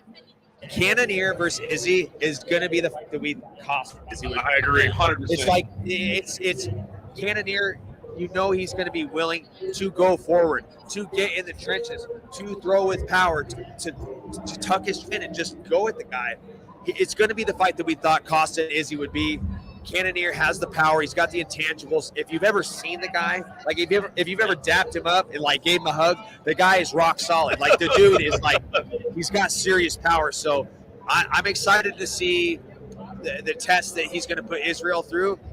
And we'll see if Israel can pass it. Yeah, it's going to be good. I mean, it's funny because I think that's exactly why I'm excited for this fight so much. Look, I'm picking Israel Adesanya in the fight, but it's the fight I thought, you were going to get to see with Paulo Costa, and I was so excited to see that fight. And now I think we're going to get to see it. Like I think we were all disappointed by that fight. So I think that's why I'm so excited too, is we're getting the test that we didn't get to see I don't before. think that Jared Cannonier is going to drink any wine the night before the fight, so I think it'll be all right. I think it'll be all right. Co-main event, Alexander Volkanovski versus Max Holloway. I've said it, and I always throw the caveat out there right away. I scored fight number 2 for Alexander Volkanovski. I know a lot of people didn't. I don't fault anybody that says Max won. I didn't have it that way. It was a very, very close fight. Third fight, 10 rounds between them. I mean, do you see an edge either way? Is it just who's on that night? What have we learned through 10 rounds? What we've learned from 10 rounds is these are the 2 best featherweights in the world, and these fights have been so closely contested. I mean, when Alex got the nod, I thought Max won, but much like I was saying with Sarukian and Gamrot, I wasn't upset about the decision. There's just, those guys are so good. Those fights are going to be close. It's just for me, when I think about this fight, I'm not even really focused on like who I think is going to win or lose. I'm so focused on like, if Max comes up short, but continues to keep beating everybody 145, what do you do with the guy? Yeah. Is this going to be like Pacquiao Marquez? Like, are go he's for going it. to fight 4 or 5 times? Like, who knows what's going to happen? But he's warranted to be back in there. I'm excited to see what changes Max has made to go out there and not let the decision go away from him. Yeah. I will say this, so I did see Alex working out at the PI, and one assessment that I made that I've never made before is I can see why he's such a nightmare matchup for tall guys. If you look at the guys he's fought, Max Holloway, Brian Ortega, like these are taller opponents. Chang Sung Jung, like Korean Zombie's fairly tall for 145. I'm watching him move and hit mitts, and I'm like, God, that's a nightmare for tall guys. The way he can move and get inside, he has such good vision that like he fights on the outside as a shorter guy. And that doesn't happen. It's usually the shorter guy that has to make his way inside the taller guy's range. Right. It's like polar opposite. And that's what makes him so good. But on the flip side of that, that's why I'm excited that if Alex gets past Max this weekend, I would be really interested to see him fight Josh Emmett. Well, it'll be a great fight. It's a polar opposite matchup than he's ever faced in his title reign. He's fought a lot of tall guys. I would like to see him fight a guy in similar stature with big power, but we can't look too far ahead. The best is blessed. We'll see what happens. So he does. All right, I didn't want to ask you about Sean Strickland. By the way, are you as big of a fan now as this dude coming out of his shell? I mean, anybody in the game has known Sean Strickland for a long time, but he was just kind of known as being the jackass in the gym that refuses to do anything other than spar at 100%, right? Yeah. And now people are starting to see who he is, and part of you might go, this guy scares me, but it seems like he's becoming a fan favorite. This fight with Alex Pereira, here's the thing, we keep breaking it down, and I'm like, look, if Sean is smart, he's going to wrestle. 100%. But I don't know if he's smart is the problem. Like, will he go strike? I heard some rumblings, and like the number one rule in martial arts is like practice is practice. What happens in the gym doesn't matter. But I had heard rumblings that Sean went like 5-5s with Artem Levin, the kickboxer. Yeah. And strictly striking did very well for himself.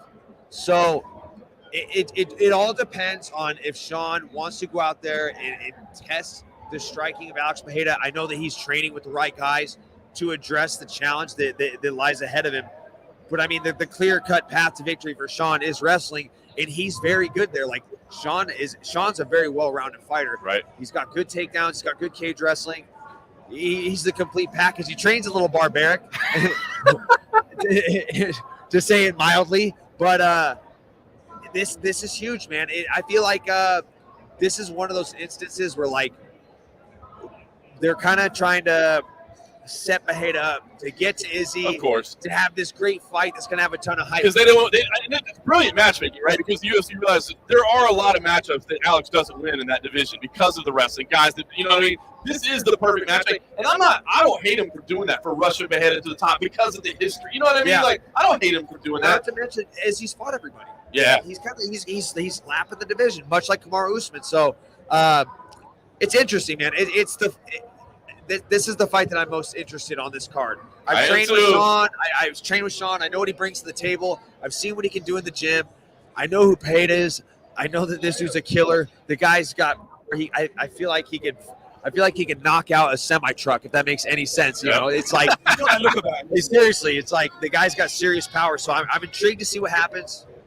It's gonna be a good fight. I love it. Any other fight that to me, that one's got so much intrigue because of what it means, because of the stuff. Anything else? I mean, I know I'm looking forward to Cowboy fighting. I'm a big Cowboy fan. Yeah. Anything out there that you're really looking forward to? I'm excited to see Sean O'Malley and Pedro Munhoz. Sean O'Malley has yet to pass the test of beating one of the established guys, like a guy that's a relevant guy. Yeah, people are going to say Pedro Munhoz 1-4 in his last 5. Like, so what? Look at who he's fighting. Pedro Munhoz is fighting the best guys in the division every time he steps out there. So this is a big test for Sean O'Malley. Does he go out there and try to finish a guy that's never been finished? Does he take that chance? Does he make that gamble? Does it pay off? I'm not sure, but this is a big test for Sean O'Malley. I think the guy is going to be a champion someday, but we're going to find out how soon that could be. If he can go out there and put on the sugar show against Pedro Munhoz, it's going to happen a lot sooner than later. If he comes up short, it's got a little more work to do, a few more lessons to learn, but nonetheless, I think Sugar Sean O'Malley is going to have a belt around his waist someday. I love it. Bro, I can sit here and talk to you all day. All day. Tara won't let me talk to you all day. Good to see you, brother. Hey, this is the UG symbol? Right? Yeah, baby. That's Michael Kies, man. Good dude, man. Always enjoy hanging out with him, talking fights. That dude can give him a job as a pundit. I know, right? There's a If you wonder why he got that job while he's on there talking about it, is because he can sit there and do that all day. We get the opportunity. Okay, I guess we're going to get the honorable Mark Ratner, as you teased earlier. I believe he's over there talking to Mike Heck over there. Yeah, I was floating. I was like, I don't think we want to have him come over with a judges conversation. Right? It might go a little differently than maybe that went. Mike's great. Mike's a great interview. One of the best analysts in the sport. Really looks at the game analytically, and you can see it in his fights. He doesn't go out there and fight dumb fights. And like we keep bringing up, there's a lot of opportunities for someone to go out there and fight a dumb fight this weekend. And the proof is going to be in the pudding once we wake up on Sunday morning and we really see what this card laid out to be. It would be fun. Man, we were talking about earlier in the day that, like, I really just to break down that fight with Strickland and Pereira, I feel like I need to know what the game plan is for Strickland. But to hear that he's saying that, look, he's in there going 5 rounds, he's going with K1 level guys and doing it. Seems like he's preparing for a strike. And I'm not saying he can't win it. He's skilled. It just seems like incredibly risky. That doing what he's doing is fine because he's still got to box his way into takedown range, right? So that drilling striking against a legit, it's not a bad idea, right? It's no bad thing. You've got to, because he's still got to get himself. He's still got to run the gauntlet of Pereira before he can get his hands on him. But he has to have the will to take those extra 2-3 paces, walk through something, get his hands on him, because he could get very comfortable just looking to strike from range. Jorge Masvidal used to do this earlier in his career, and it cost him results. He used to lose split decisions for this. And I could see that's something that Strickland could fall foul of this weekend if he lets his ego get the better of everything. Do you know what? First 30 seconds, I'm doing all right here. Just get settled. We'll start trying a few little things. He needs one opening, and Pereira can put his lights out. We've seen just how dangerous that man is. And but yeah, I think we've nailed the analysis in so much as we know where the route to victory is for Sean Strickland, and it has to evolve.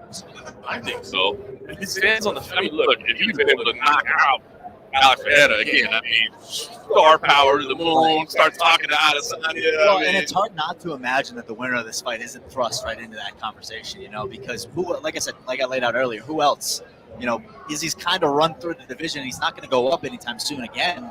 So, yeah, what's the apex mountain for Izzy? Is it rattle off a couple more wins and challenge to John Jones? Maybe you guys meet in the middle, but you start thinking about legacy, and he is a little bit older. He came into the UFC, maybe at 30, I think it was. I think he's like 32 now. So I think it's definitely just interesting. There's a lot on the line for both of them, and the question that really, is Sean's hard-headedness actually an advantage in that, where he's not even concerned about the circumstance, or is that all a facade? Because we all know, what you say on a mic might not be what you tell yourself in the mirror. Right. That's a good point, though. But I think it might be. I think that's just who he is. Right. So maybe being blissfully unaware of reality, or having a blissfully incorrect version of reality, maybe might not be a terrible thing for him. The person we need to talk to, and I don't think we'll get him today, and to give us proper insight, is Eric Nixon. Right. And the question is a simple one. How good is Sean Strickland at sticking to a game plan? Or does he just go in there and freestyle it? Because he needs to stick to a game plan for this fight. And and as a coach too, I'm sure Eric probably takes a lot of that responsibility on himself. Well, there you go. So, but we mentioned it a little bit earlier that Sean was part of the team that helped Chris Curtis in his last fight. He was in his corner, and that was very much one fighter avoiding like a plague strengths of his opponent, making sure he did not go to the ground with Rodolfo Vieira. And because he stuck to that game plan and didn't fancy his chances on the mat, he respected the guy's skills on the mat, kept it standing, won the fight. You're basically looking at rinse and repeat in terms of stay away from your opponent's strengths in this one, because you've got the ability elsewhere to win the fight. So, Cody, I know you're a big wagering man. Are you hearing in terms of dogs, parlays, like value type stuff? I mean, anybody can sit down and pick you 3 chalk fights, right? But I mean, anything that you're hearing that you're leaning towards, you're liking, or that you're hearing people are digging? Well, so I mean, for me, that Barbarina dog price is something that I love. I mean, if you're going to give me 2 durable guys 15 minutes, like I said, that's almost one where you want it to go to the decision, and because if it goes to a decision, Brian Barbarina probably won that fight. So I do think there's a lot of money to be had there. But I mean, this card top to bottom is so many pick'ems. And a couple weeks ago, I was going to bring this up before we had Mike on, but a couple of weeks ago, I brought up on the Anakin Florian podcast, cheap plug, that Jessica Rose Clark and Dracus du Plessis were 2 ones that I was hammering 2 weeks ago because I knew that the lines were going to move the way that they did. Yeah. And those were ones where I was like, as you said, Sam, I was like, Julia Stoliarenko, not even a UFC caliber fighter, hasn't shown it. I don't think she is. So to go in there against Jessica Rose Clark, who has at least proved that she's capable of that, I just thought that line was going to move, and I had her at dog money 2 weeks ago. So that's a ticket I'm sitting on. But and I just think from a betting perspective, it's one of those cards where you're kind of gonna have your nuts in your throat a little bit on some of these fights, because they are just so damn close. And like you guys have been saying, if you want to lay the heavy price on a minus 300 Sean O'Malley, whatever, you're not going to get a return. So I actually thought, from what Michael said, I mean, Pedro's a pretty hell of a live dog at that price. So I wouldn't be surprised to see Mike at the window, hammering that a little bit. It's a great point. I mean, listen, I'll be honest with you, man. You start getting up to like minus 300 on just about any fight. To me, and again, I'm a big seasoned gambler. I'm not trying to say it. That just to me is scary in a mixed martial arts fight when it just feels like so many ways it can go. Yeah. Go the wrong way, isn't it? So many ways to lose a fight. Yeah, no question about it. Trying to take a look at group number 3. I think starting to filter through the head. By the way, we got. I gathered that we had gotten the wrap-up call quite earlier with Michael Kies, and I had gone a little bit too far on that, but they didn't make eye contact with me. I didn't know. So thank you for sending that message over, and hopefully Tara didn't get too mad at me. I know he's got places they got to go and schedules to stick to. Yeah, no, it's great that the UFC staff are able to farm some people our way, and we've had some cracking conversations already. I mean, there's another Hall of Famer walking around the building, Mark the Hammer Coleman. Mark the Hammer Coleman, legend there as well. With the Hall of Fame jacket on as well, just for any of the newbies in the building. Well, I'm not going to lie, that's exactly kind of the vision that we had, was more of that free flow. I haven't been able to watch any of the interviews of some of these great media folks, but, it feels to me like you're going to get the same kind of canned question, answer. I really like the discussion and the free flow that we're kind of able to bring to the UFC Radio Row, and so I'm thankful that they were giving us the opportunity to do it. And, I mean, we could probably grab Hipster Masvidal if we wanted to, but I don't know if we really need to talk about PacSun for any extended period of time. Wow. I don't think that one is super necessary, do you? I don't feel this super. Look at that. Look at you just dropping puns. Looks like we can bring the Honorable Mark right over. Is that the book right there? I want to take a look at it. I haven't seen this yet. Ringside, My Life Outside the Ropes and the Octagon. I have not had a chance to read this. I know it came out pretty recently. I have not had a chance to he's on his way over. check that. Awesome. He's on the way over. Sporting that we are off. Hoops if you want to. Talk some basketball? We can talk about UCLA, which is unbelievable. Unbelievable. Well, yeah, let's just start. You want to start there? Is that Southern California sports? Whatever you want. But it affects Vegas. Let's have a seat, Mr. Radner. The Honorable Mark Radner here. He wants the course to talk about his book, Ringside, My Life Outside the Ropes and the Octagon. But first, he wants to talk about UFC and UCLA. So talk to me about the effect that has on Vegas. Well, we have the Pac-10 champion, Pac-12 championship here in football. We have all their tournaments here, and you lose SC and UCLA. That's a big component, and I think fan-wise. So I was completely shocked yesterday. I had no inkling of this. The question is, does it help UNLV or San Diego State or Boise State? But it's a week in Pac-12 now, so I don't know what it all means. It's going to keep on shaking out. Oregon wants to get out now. Washington wants to get out. That's what happens, right? The fallout, and once Right. a couple big schools, everybody else wants to leave too, right? I mean, do you end up having a potential dissolution of the whole conference? I don't think you'll lose the whole conference, but the money is so big in these super conferences. You might just see 36 teams, and everybody else that'll be 5A, and everything else will be 4A or whatever you call it. So are you still running the clock? Do you still spend a lot of time running the clock over at UNLV? I've been the shot clock operator since 1993. No wonder I'm so old. I was born in 1993.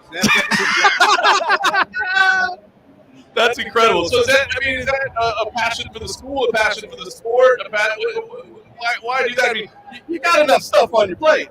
College basketball has always been my favorite, and to be involved through all the dark years, all the wonderful years, it's been a labor of love. I've got to work the WCC tournament and the WAC tournament, the PAC before, and and I refereed for many years in the Mountain West and the WAC. So I'm a sports guy. It's incredible. You think? I know UNLV. They're bringing in some top recruits. Can the UNLV? Can the school ever be what it was in those 4 years and national championship? I know, money and recruiting and television rights and all those things factor in.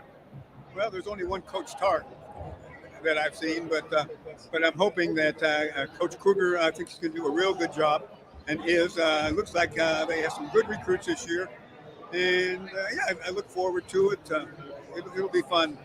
Can they ever get back to a Final Four? Let's hope Larry. What a time that was in 1990, 91. I was not here back then. I've heard it was. They were the pro stars in town, right? They had the first long shorts, and they were copied by everybody. Absolutely. Hey, I do want to ask you about. I got to ask you one UFC related question. We'll talk about. I know we got to talk about the bike fight. We got to talk about the book. But I did want to ask. Inside, last night when Daniel Cormier was up there making his speech saying, I may have touched the towel a little bit in the interest. I wouldn't try to get over you, but inside, I know it's done. It said, was there a little part of you that was like steaming, or do you just, how do you react to that? Well, I mean, I knew something happened right away. I mean, he lost 1.5 pounds in 30 seconds. I've done that, but he needed a So, he mentioned it that he knew if Rattler was on the scale, he wouldn't have happened. But no, I mean, he admitted it. It happened. But when you think about it now, it was a title fight, and Rumble, he would have been stripped of the title. It would have been a vacant title. He still might have won, but just like happened with Charles. So it's a big thing, but it's sort of fun now to talk. We were kind of laughing. It is funny, but like if I'm Rumble sitting at home, I'm like, write me a check for 20%, and then we're cool. You know what I mean? Give me a little more money.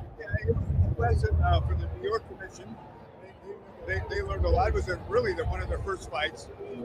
We learned if there's going to be a time. Now we have a big hoop or a square, but the commission guys have to hold it. I don't want any of our guys touching it. They're with the promoter. So it's an evolving process, but it shouldn't happen again. Yeah, you guys have done a great job. I like having the hands so you can see on the shoulder, like not making them hold it up, which that sometimes isn't advisable. But just let me see that I can see your hands right there. I think that's smart. I remember with the commission, when I would weigh all the fighters, I had to make sure nobody was standing behind the fighters on the meat scale because they'd hold their shorts and pick them up if they could. And and I caught one guy with his foot underneath the scale so it wouldn't go all the way. And we kicked him out of the whole sport for a while. I love it. I love tricks of the trade. And Daniel Cormier was out there revealing them last night. He was laying them all out there. Playing like a regulatory snitch a little bit. He's like, hey, let me get next to Mark and give him all the key info to look out for. Hilarious. So listen, it's great. The 25-year anniversary of the fight, right? I mean, I know that throughout your career, that's got to be what you're asked about more often, not just on anniversaries, but literally just all the time. The two biggest stories in my boxing career, obviously the bike fight, but the fan man is absolutely as bizarre. And as I tell the world, there's nothing in the rule book that says, what do you do now when a guy flies into the ring? So, that was, I had the presence of mind to go right to the timekeeper and ask him how much time was left in the round. But here's the irony, just a little more boxing. I had to go around to each judge and say there was a minute and a half left. So make a note on the back of your scorecard where you are in case we have to score the round.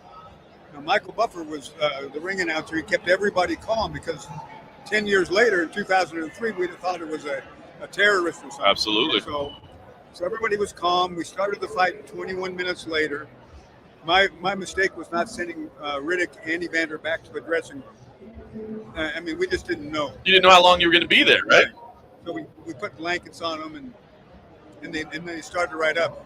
But in that seventh round, one round called it one judge for Evander, one for Riddick, and one had it even. If the judge who had scored a 10-10 would have given it to Riddick, then Riddick would have kept the title with a majority draw. So it did change heavyweight history. Wow, I did not know that. I know, a little irony there. That is incredible. But listen, you wrote a book. I have not had a chance to read it. It came out very recently, though, correct? It's about 3 months old. When you say I wrote a book, I dictated the book. Yeah, right. Your life wrote the book. Yeah, I had a ghostwriter, and we talked a couple times a week for 2 hours, and then he came to see me for a fight in about 4 days, and that's how it works. But I can't imagine any writer just typing on a computer. Yeah, that'd be a little bit difficult. Yeah, so it's an easy read, 150 pages, pretty big print. Sold at Amazon for the great price of $14.95. Available on Amazon, ringside. Yeah. Mark Radner's. And My life here outside at the the octagon. Expo. Here too?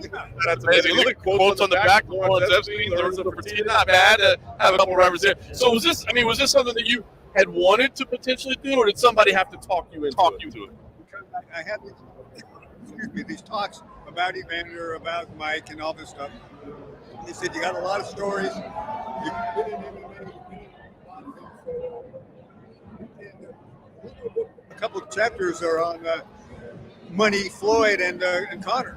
Oh, really? Because I became the inspector in Floyd's dressing room to make sure he wrapped his hands by the rules, which of course he did.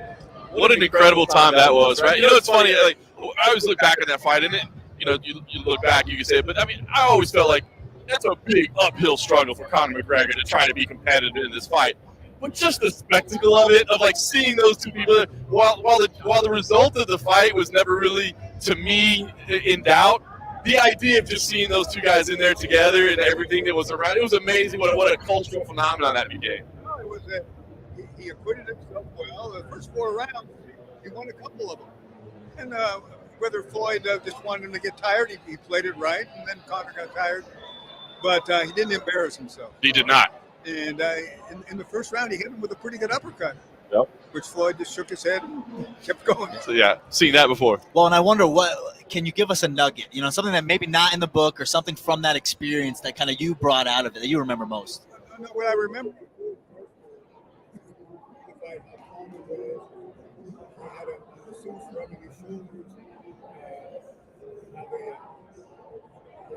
Wrapping his hands. So it was calm. Whereas I've been in dressing where they're all singing and dancing, saying, what time is it? Turns time. My favorite dressing room story was Dustin Douglas against Evander. The way he went to 40 and he found Mike was winning 225. So there was like a rush to the sports book to win. And in the dressing room, you just sit there in a position. They said either he's the most confident guy I've ever seen or he's not ready to fight. That's hilarious. So listen, I mean, I know how passionate you are about all this and the work that you've done around the world. For anybody that doesn't know, the work that you've done to help other commissions, both internationally, domestically, to get everything regulated. I mean, it's really incredible the amount that you've done. But how much longer do you want to keep doing it? I mean, is this something you do forever? I mean, you've done it for so long. I mean, it's hard to imagine anybody else filling your role. I still enjoy getting a good fights in the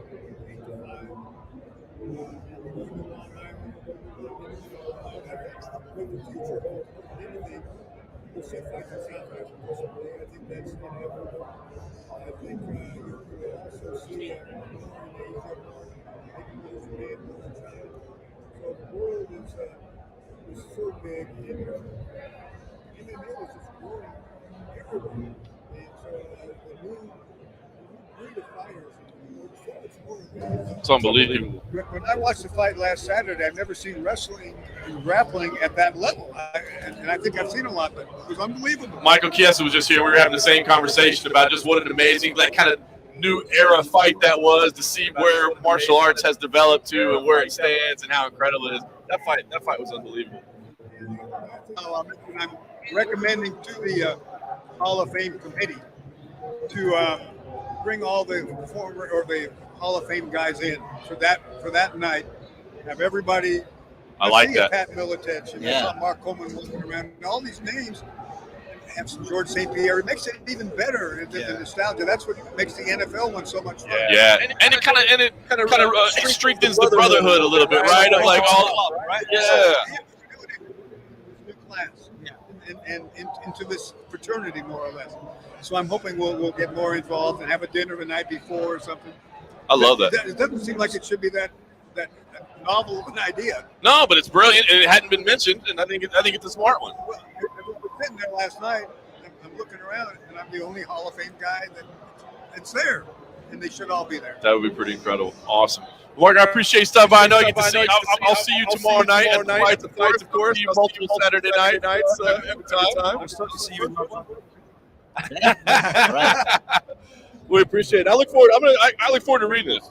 I look forward to reading this now. All right. Oh yeah, it's a light read. It is. Look, I'm not a big reader, but you can do this, right? Big text. It's a good. He spends enough time on airplane. Yeah, right. He spends enough time on the road. You know. Oh yeah. Show. I can knock it out of play. We'll put out an official book review on YouTube or something.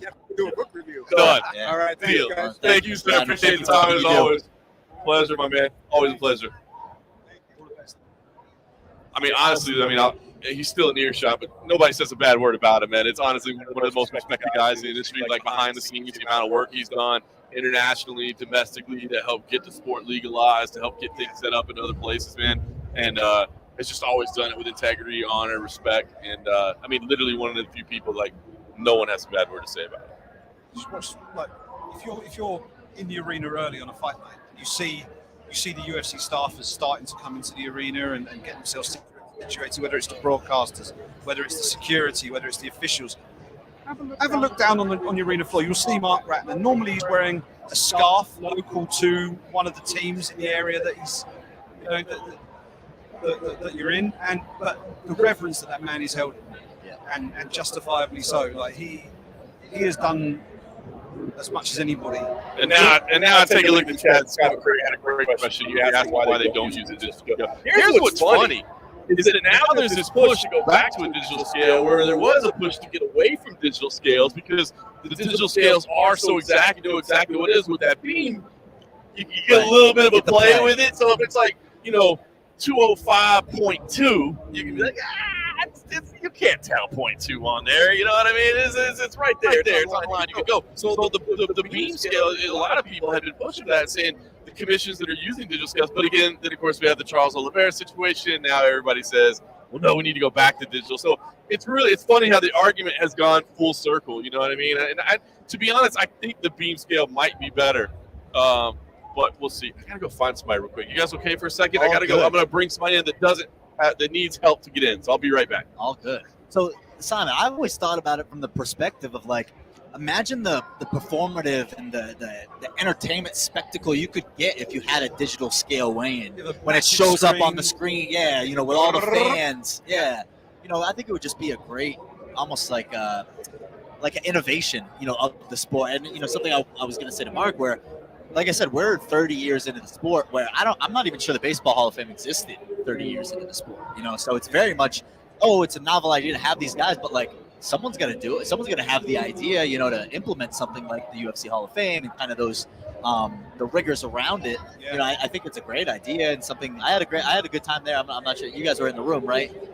No, I wasn't in there last night, but I was at a previous one. I've been to the UFC Hall of Fame before, but I think it's important that you recognise, like, the achievers and the people who have, everybody who's competing now, is earning a living because of what happened before. And obviously people like Mark, he's in the Hall of Fame. He helped lay the groundwork, like the framework of the rule set that we now see in front of us now, and making those tweaks and changes and lobbying athletic commissions to adopt them across the country and all the rest of it. And obviously the older fighters as well, who put their bodies on the line back in the day where there weren't safety measures.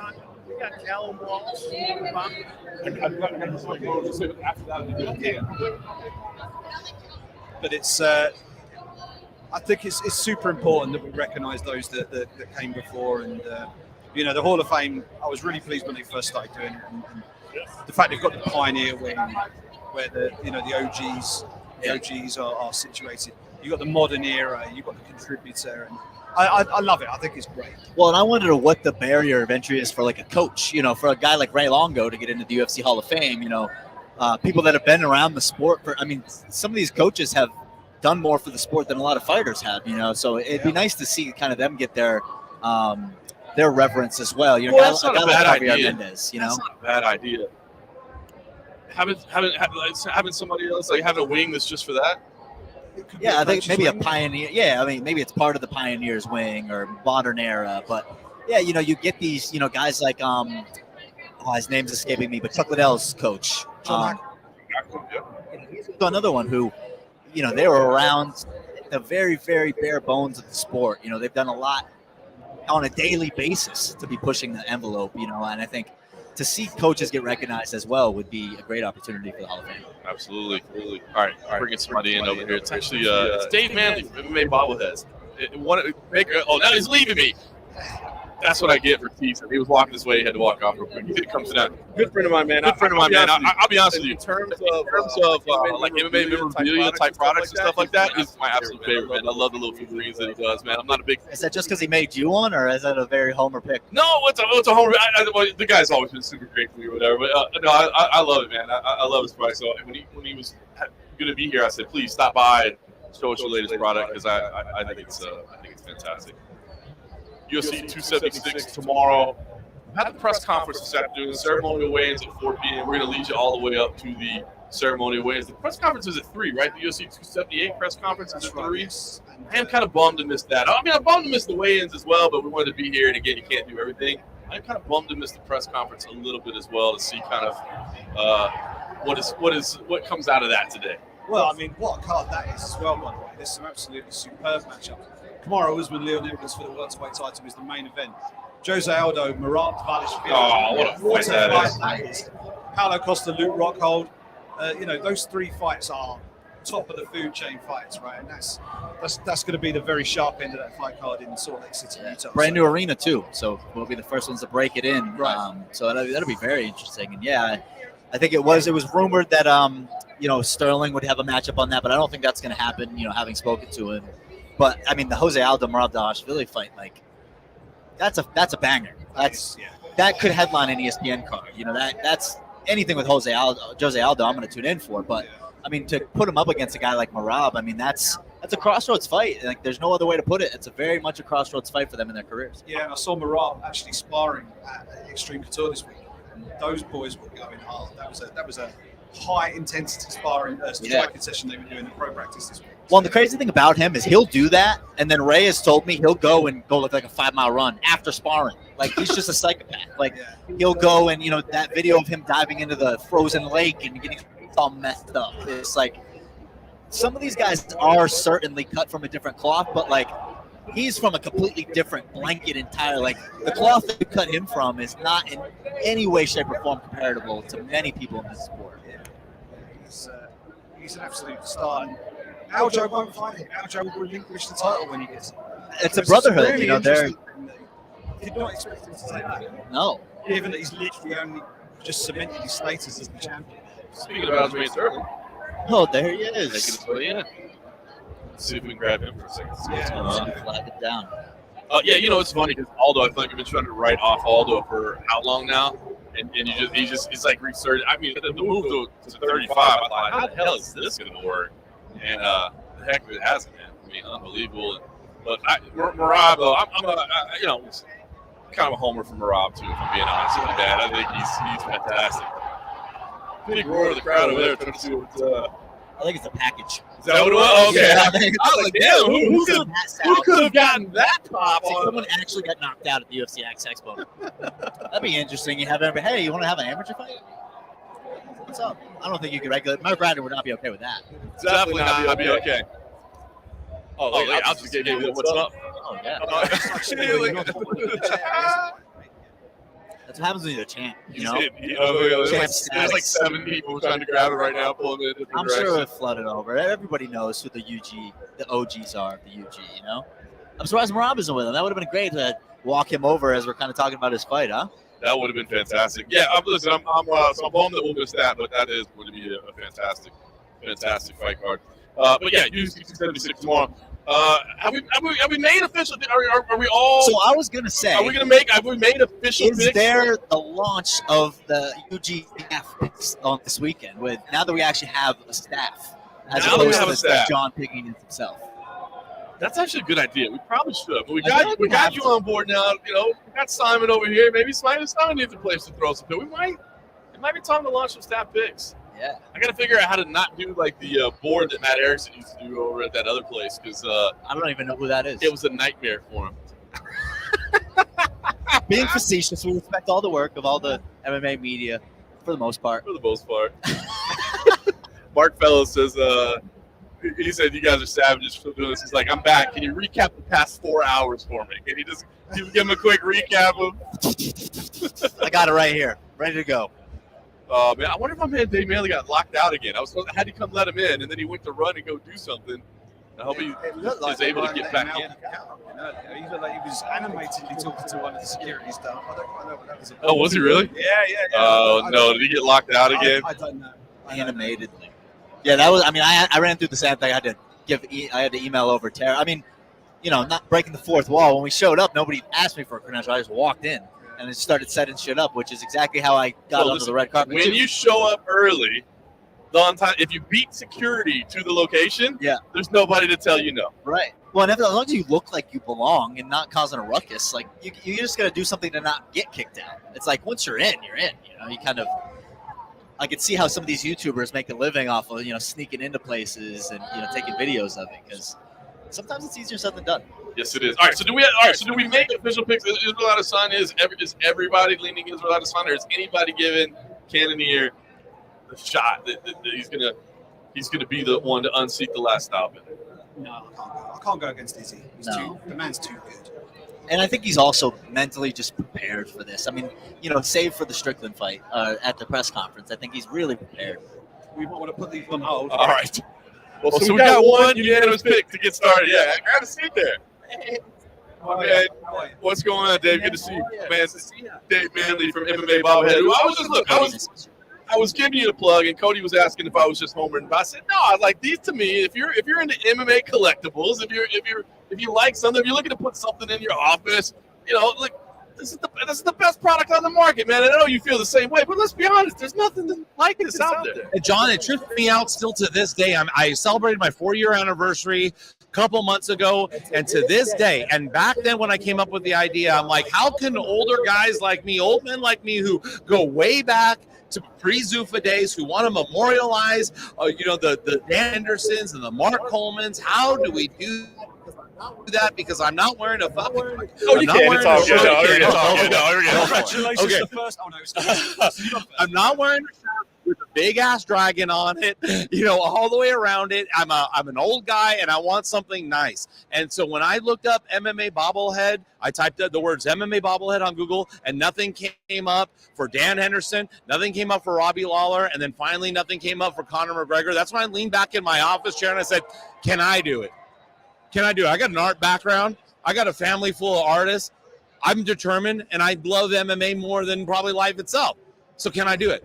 And it took a long time. So, John, now fast forward 4 years later, no one's out. No one else is still doing it. It's amazing. What was the process to get it from concept to actually get it done? Because I think it's a pretty cool, inspiring story. People are always in this. I feel in this day, like people are trying to come up with businesses, trying to come up with opportunities. But it takes a lot of work, of course. But to manufacture something out of nothing, to bring it to an idea, to an actual, like, I'm holding it in my hand. What was the process like? Well, John, first of all, the process came. I mean, first of all, the idea came to me in my early 40s. Okay, I had a growing financial practice. I'm happy in my career, and to come to the table to my significant other and tell her I want to do this, she and many of my family members, they thought I was having like a midlife crisis. First of all, they don't, non-passionate MMA fans, they're not like us. Casuals, I'll love them, whatever, you casually watch the sport. Sounds like an insult, but it's not. not. Yeah, it's not. If you casually watch the sport, you don't know the passion of the hardcore fans like us, right? And so when they don't make something like this, and you are so passionate about getting this from concept, your brain, to a physical product, it's very, very difficult, because not only do you have to overcome people naysaying you, say, what the hell are you doing with your life, Dave? You're 42 years old and you're a financial advisor for 15 years. We talking about bobbleheads. You're talking about bobbleheads. Iverson was just giving him. So there's that, John. There's that. Then I don't know a goddamn thing about bobbleheads. I don't know about clay. I don't know about paint. I don't know about pose. Nothing, springs. So I dove in head first, man. I did not tiptoe in that pool, John. I dove in head first, and I'm like, F it. I'm going to take this swing, and I'm going to take it as hard as I can, because these fighters deserve it. More than I kind of put the fighters in the memorable moments ahead of like me and my whatever I'm doing, because there was no Dan Henderson H-bomb before this. There was no Chuck Liddell scream before this. You know what I mean? If you wanted to memorialize that the H-bomb or the scream, you bought a poster. Right. That's it. But for older guys like me who work in an office, maybe you want something nicer. And so from concept, I just dove in head first, like I said, and I just learned everything I could about what I could about this. And I talked to anybody and everybody who would give me the time of day, including you, John Morgan. Before I had this company, and I know off air, I've told you this several times, I would go up to people, including John Morgan, privately at International Fight Week. You would be surrounded by fans or whoever, and I'd just wait off to the side. I'd say, hey, John, I have this thing here. Can you shoot me straight? I did it with Ariel Helwani too. Before I show you, will you promise me to shoot me straight? I'm a guy of age. Don't fluff it, because I want to know if this bird can fly. Right. And I would, and it's because of guys like you, John, and guys like Ariel, who gave me the encouragement to say, this is awesome. Yeah, I saw the concept. I'm waiting to see like a Jack's action figure. You know what I mean? We're just like, and then you showed me the concept. I'm like, dude, if you make it, I was like, if you can make this, like if you can actually make this, like, no. Yeah. And the story goes is the very first year when I had the idea and I just had the concept, I'm making prototypes, I saw John Morgan. And I asked John and I asked Ariel, and you guys gave me encouragement. And then I think the second year was like, hey, guess what, guys? Dan Henderson said that he would like to do it. And then the next year I saw John, I released my first one. So that's, it's determination, it's grit, it's kind of being crazy. But more than anything, John, it's work ethic, man. If you believe in something, you got to just keep going. No matter how wild it is. There's been several times, John, where I was in the field position in the shower, like the crying game. Just like, what am I doing, man? I'm losing all my money. I'm not working at my practice that I built for so long, but I love this. And I'm not getting paid a dime for this, but I can't stop. Well, you've got a box on the table here. This one that I This is your brought. latest one. Can you show us? Yeah, absolutely. We've got a camera running on here, so. Cool. I didn't know we were live right here. We're live. I would have did my hair and makeup. We've been live since 9 a.m. Wow. So anyway, I had been working with the legendary John McCarthy, Big John, for a long time, and a couple years ago I came up with that idea. Wouldn't it be cool to do an audio bobblehead? You press the button and the bobblehead says something. And so John was awesome working with me. He gave me all the audio clips. And it's a lot harder to engineer. It sounds pretty easy. Press the button, the thing speaks, but there's a speaker, there's a chip, there's the sound quality, there's the holes in the bass, there's all that stuff. So finally, I came out with the first audio bobblehead. It's of obviously the legend himself, love the Uh, Godfather stuff. I was gonna say, yeah, Yeah. come on. I mean, it's the details sometimes that don't get looked at, but come on, man. Well, shout out Dave Fretz, the artist that I know you work closely with. So I wanted to get John, and you know what? Let me just speak of the boxes really quick because the boxes are so unique. Yes. And here's why they're unique. Because unlike anything else, any other memorabilia that you're dealing with football, baseball, any of the major sports, you know as an MMA fan, 100% that the fighter or the athlete has their finger on the pulse of everything that's being made, because I do not go to phase 2 without the fighter or athlete saying yes to phase 1. And that's the pose, that's the paint, that's the body, that's the skin tone, and lastly, it's the box. So when it comes to the box, I turn the wheel over to the athlete and I say, who are you? What do you want to represent? How do you want to be looked at? Like, for example, Brian Ortega, right? He's like, I don't want anything MMA. I want surf. I love to surf. Yep. And I don't care if no one knows that or if everyone knows that. I love that, and that's what I want the box to look like. And, all right, Brian, what else do you like? I love California. I love the beach. All right, let's design the box around that. You know, Bruce Buffer. I love retro. I love all things old school. I love black and white. All right, like that. So John McCarthy's like, I've always loved this picture of me in a suit. I don't know. My wife loves it too. You know, he's kind of a humble guy.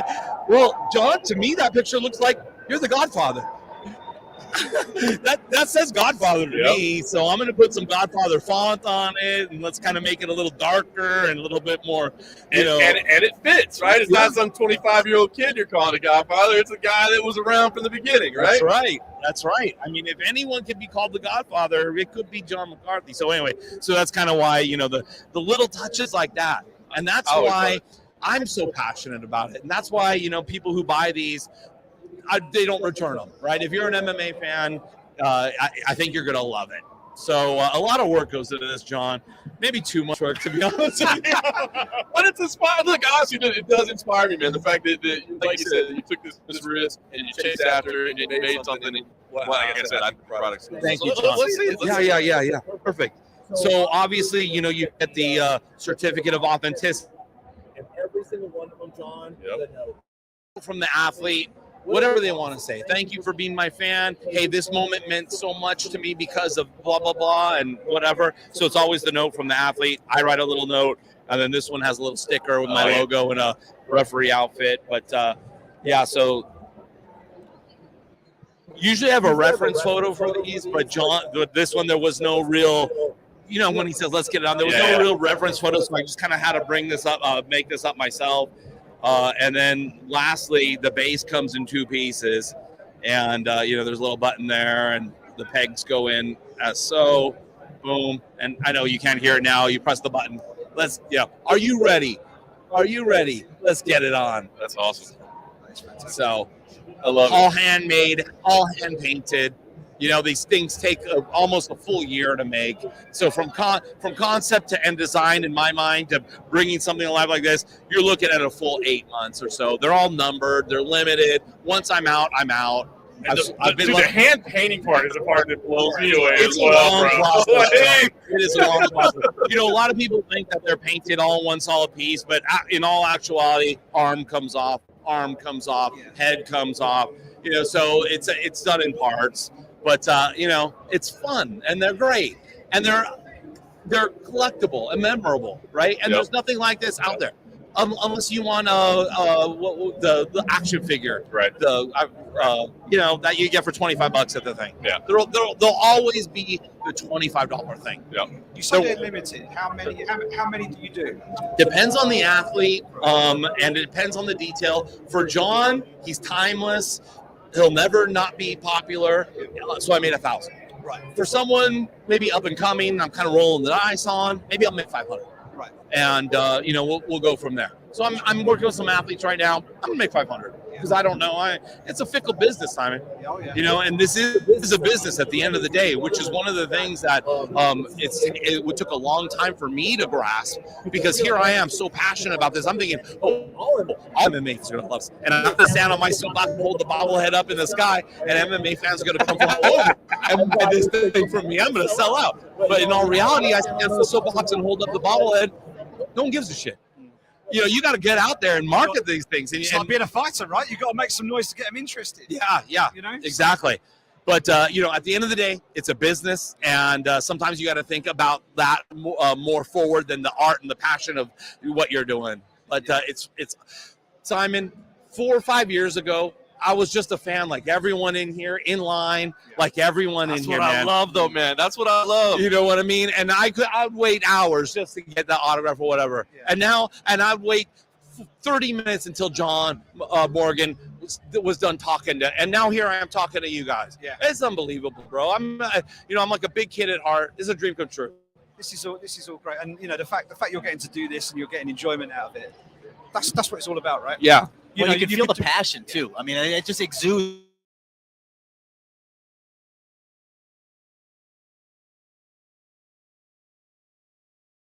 Get out there and promote, and you want to like speak positively about. And I guess my question would be like, who on the roster do you see now? Like, is it something where you pick, fighters that you want to work with, or is it like someone stands out to you? Like, who's next on the radar for you? Oh man, you know what, dude? I mean, it's such a complicated question. I mean, it's such a simplistic question with a complicated answer, because you know what? I would love to do the Izzy versus Anderson Silva with the hand behind his back in the karate. Yeah. And you know just what? See it. I mean, would love it. I would love to do Anderson Silva front kick to beat Vitor Belfort's face. I would love it. I was at that fight. But you know what? Like what I was circling back to before, it's a business. Yep. These guys have lawyers, agents, managers, and sometimes you have to walk through a too big of a fire or too large of a moat to get the business done. Because at the end of the day, I'm taking dollars for this, and as passionate as I may be, they see it as a business and they see dollars coming in. So sometimes I can't afford it. Right. I can't afford to pay you, all the even though I really want to make that moment.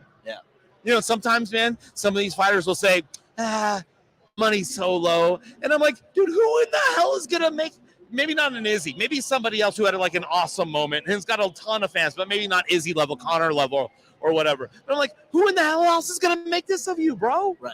And that's not why you do it. It's not for the money. It's for that person who's sitting at home and they take a picture with it and they share it on social media, and you can share that. And like, those are the fighters that ingratiate themselves with the fan base, is the ones who are out there like, look, I don't give a shit if 5 people see it or 500 people see it. Like, I'm doing it to connect with fans, Right. And so that's where I definitely feel, like I said, the passion, the emotion, like, the people that we like to work with are the ones that are energetic and they love the sport. They're not going to go talk crap about it and, go see a fight and talk crap about all the work that these fighters put in.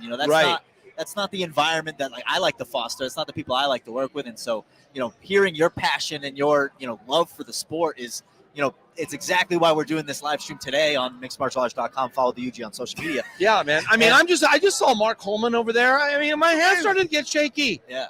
I can see like some up and coming fighter, 28, 29 years old. Yeah, it's cool, whatever. But I see a guy from the old school. Yeah. Man, I'm all over it. But what's funny? I was big up in your product before you walked over here, and they were like, "Why are you homing for the guy?" But see, now they see. Now they see why. Now they see why I'm such a fan. Now they see why I'm such a fan. I appreciate it, That man. passion, And I don't know if Simon and you guys know, man, but like if John told me that this thing was shitty, I wouldn't be sitting here right now. Yeah. And I'm not kidding. His opinion far outweighs the other person you asked, by all means. So, not that I'm going to mention him by name, but I mean, if he said no, I still John would've made Morgan's it. the guy. You ask him the first question, do you like this bobblehead? He says no. There's no second question. But you gotta kind of like put yourself in my shoes where I'm kicking the can down the road where fighters are saying no to me, no to me, no to me. My family's saying, "What the hell are you doing?" I'm like, I'm literally like losing all my money. So I look up to John. I look up to Ariel because these guys have been around. Yeah, appreciate that. So if these guys said no, man, I don't know. I don't think I did. But I really feel like these fighters really there's a void in memorializing their glorious moments. Absolutely. Because unlike a normal bobblehead where they're holding a bat or a ball, just a generic, I'm trying to do Dan Henderson's H-bomb. I'm trying to do moments in which you remember. So anyway, yeah, I love it. So how can everybody make sure that they're on top of all these releases? MMAbobblehead.com is the website. Yeah, right? yeah. MMA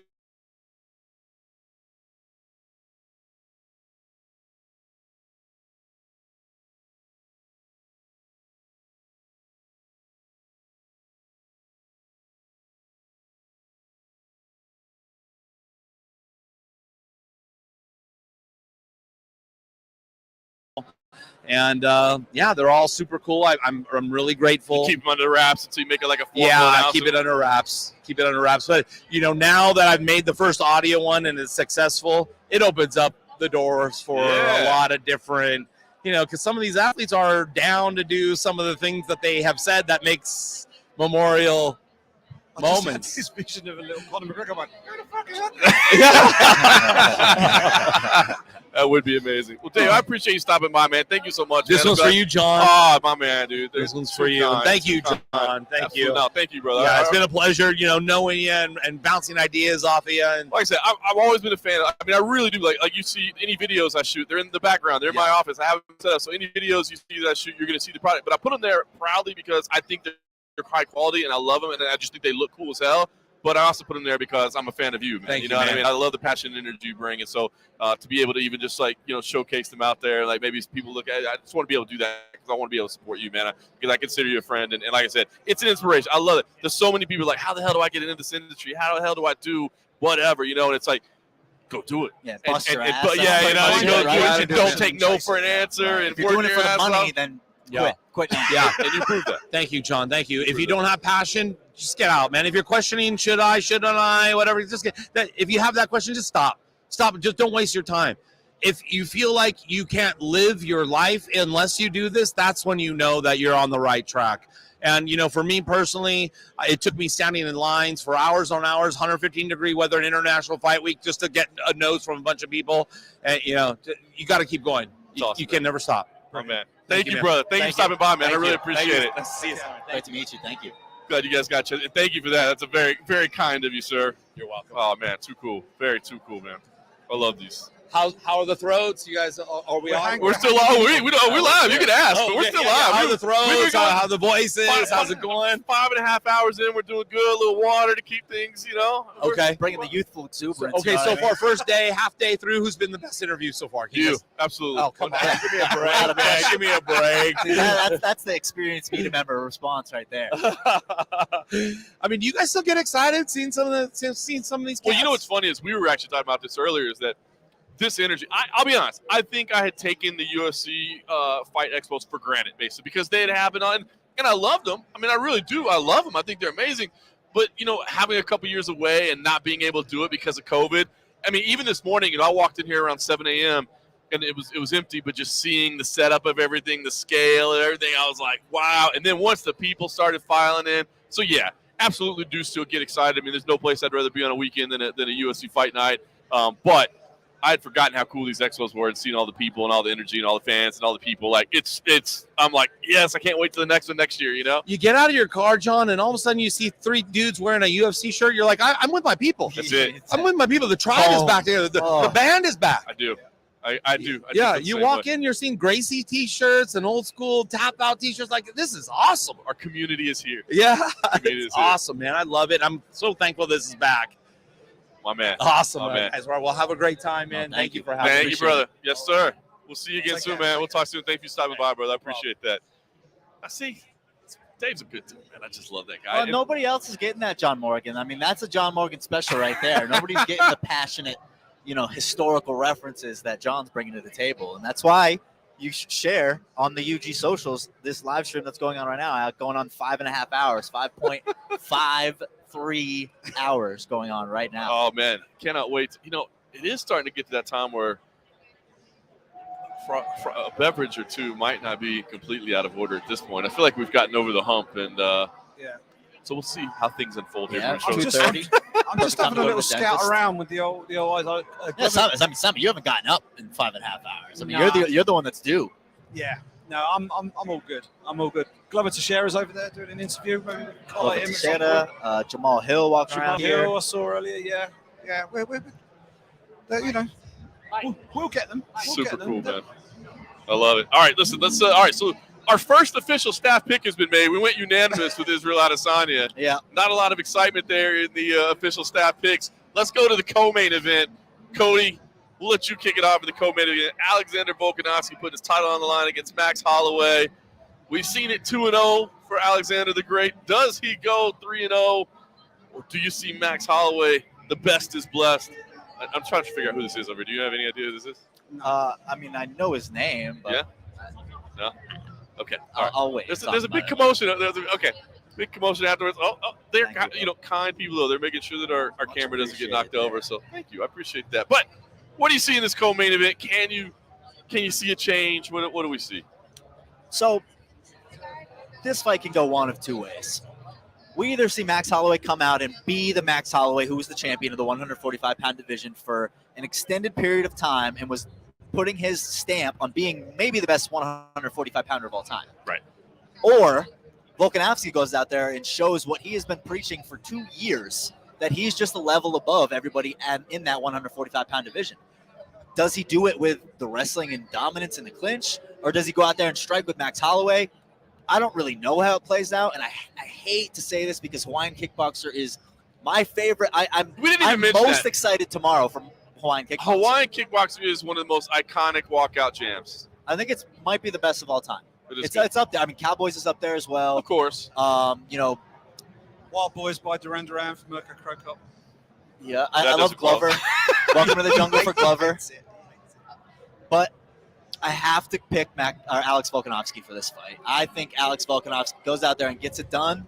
I think he walks through Emmett in 3 months, and then he moves up to 155. That's my prediction. I predict that there will be a 155-pound title fight with Alex Volkanovski in the next 8 months. What about, all right, so you're talking about Josh Emmett. Are you giving any favor at all to Yair and Ortega and what happens there, or are we factoring that in or not? So I'm not, because I think Ortega goes out there and beats Yair, and I don't really think Ortega's done enough to give himself a title shot again. So and that's no disrespect to him. It's just a record. People got to call for it. You're right. Like Max Holloway goes out there and beats the top contenders. Yeah, you're back in there. You're right. I don't know that would be enough either. And I think, unfortunately, he kind of has to overcome it more than somebody might in a different situation because he went out there and got battered.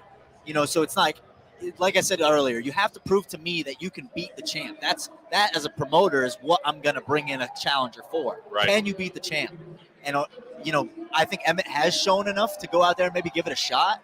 I think maybe he's too long in the tooth at this stage in his career to maybe get the job done. And that's why I think, Alex is going to go out there, get a win this weekend, get another win against Emmett to close out the year, and then move up to 155. All right, Mark Fellows, by the way, chimed in and said, come on, the only question is it Volk by KO or Volk by sub? Obviously, the Australian contingent down there in full support. It's crazy thinking about that because, Pedro Munhoz is along the same vein where it's like Max Holloway isn't going out there and getting finished.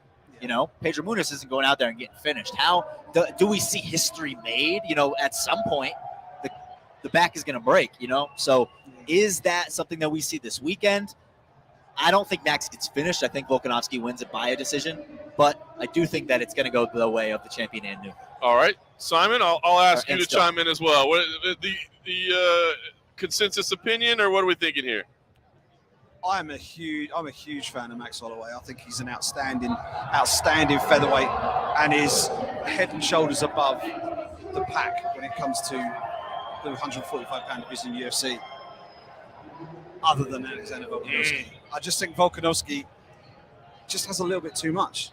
He's the better all-around mixed martial artist. If this was a stand-up fight, I'm picking Max. Max will outbox Alexander Volkanovski over 25 minutes, but that's not going to happen because Alex is not going to let the fight go that way. He will mix things up. He'll go for takedowns. He'll work in the clinch. He will take Holloway out of that comfort zone of pressure striking that he does. And I'm thinking Volkanovski by decision again. And I think it's going to be another close. I think Holloway's going to win. I'm fully expecting another 48-47. I know it's going to be razor thin, and we might, debatable. It's going to be one of those. I really do, because I just think their styles mesh so well. But if push comes to shove, I just think Alex has got a few more tools in the toolbox than Max Holloway. I'm going to have to make it unanimous again. So that's two unanimous picks. It's two and stills in the main going. This goes the way of the correct answers or the wrong answers. We're all going to be at the same record. That's right. All right, before we move on, we'll continue going with that. And guys, if anybody has any questions in the chat, chime in. We appreciate everybody that's been joining us. Obviously, a marathon ride, and thank you to anybody that spent even a couple of minutes here doing part of this. But Joseph Bellotti says, do you expect Misha to face Shevchenko next? I do. Right, straight away? Yeah. Oh, next. Well, Misha's got to get through a fight with Lauren Murphy. But she gets to that fight first? Yes. The short answer, yes. Because I think, and I think we're going with the caveat that she gets through Murphy. That's the caveat, right? right? But hey, don't count out Lucky Lauren. And Murphy, I'm not, aka Barbara Hotcheck. I think we're saying, yep. I love that. I think he doesn't say it here, but like I don't see they would break that fight apart and give her Shevchenko right now. She's got to come in and win something. I don't think she's done enough to earn that fight against Shevchenko. If you're gonna say like, yeah, we got to fill a title fight, we'll throw in Miesha Tate, yeah, but you're throwing her to the wolves. You know, she's got to go out there and get some more cage experience. She's gonna get cage time at this division. You know, and I think there's something to be said for someone like Chookagian, who has went out there time and time again at 125 and put it on. I mean, I'm pretty sure she's the all-time leader in wins at flyweight. So, I do think that there's an aspect of that Miesha does need to go out and prove it, but at the same time, you got to put pay-per-views on. Abu Dhabi needs title fights. If you gotta, I mean, maybe the timing on that doesn't work, but it's so hard to do that knowing what you're throwing her to too. Like we could put Miesha against the Valentina Shevchenko is not, the biggest to that, but then again, who is? Right. So it's the closest thing she gets. It's the closest thing Valentina gets to a money fight without jumping weight classes. Do you think? And I feel like there were differing opinions on this, but I feel Tyler Santos to me deserves an immediate rematch whenever she's ready to fight. Right? Yeah, She doesn't have to go win another fight. Right? When she says I'm ready to fight, I'm healed up, she gets a rematch. Right? Right. And hopefully she doesn't get rushed to do that. I mean, broken orbital bone, you might look at a 6 to 8 month recovery period plus a camp. Yeah. So it is tough. A lot of people were like, oh, yeah, turn it around, like give her the rematch, whatever. Like Valentina, she's never fought once. She hasn't fought once in like 8 years, something like that. I remember looking it up. So I agree with you. I think obviously Tyler Santos did enough to go out there, arguably did enough to win the belt, definitely went out there and proved that she deserves another shot at the title without having to do anything in between. It's just a matter of where the timeline lines up. And Valentina is the champ. She does get to kind of dictate that. The one fight I do want to see, and it won't be the next fight because this lady has business to attend to in her own weight class. I want to see Zheng Weili versus Valentina Shevchenko. Oh, wow. I think Zheng That's Weili, the fight that I didn't know I wanted until just this moment. Yeah, because she's going to face Carla Esparza for the title next. I think she'll beat Carla Esparza. All respect to Carla, but I think Zheng Weili is another level.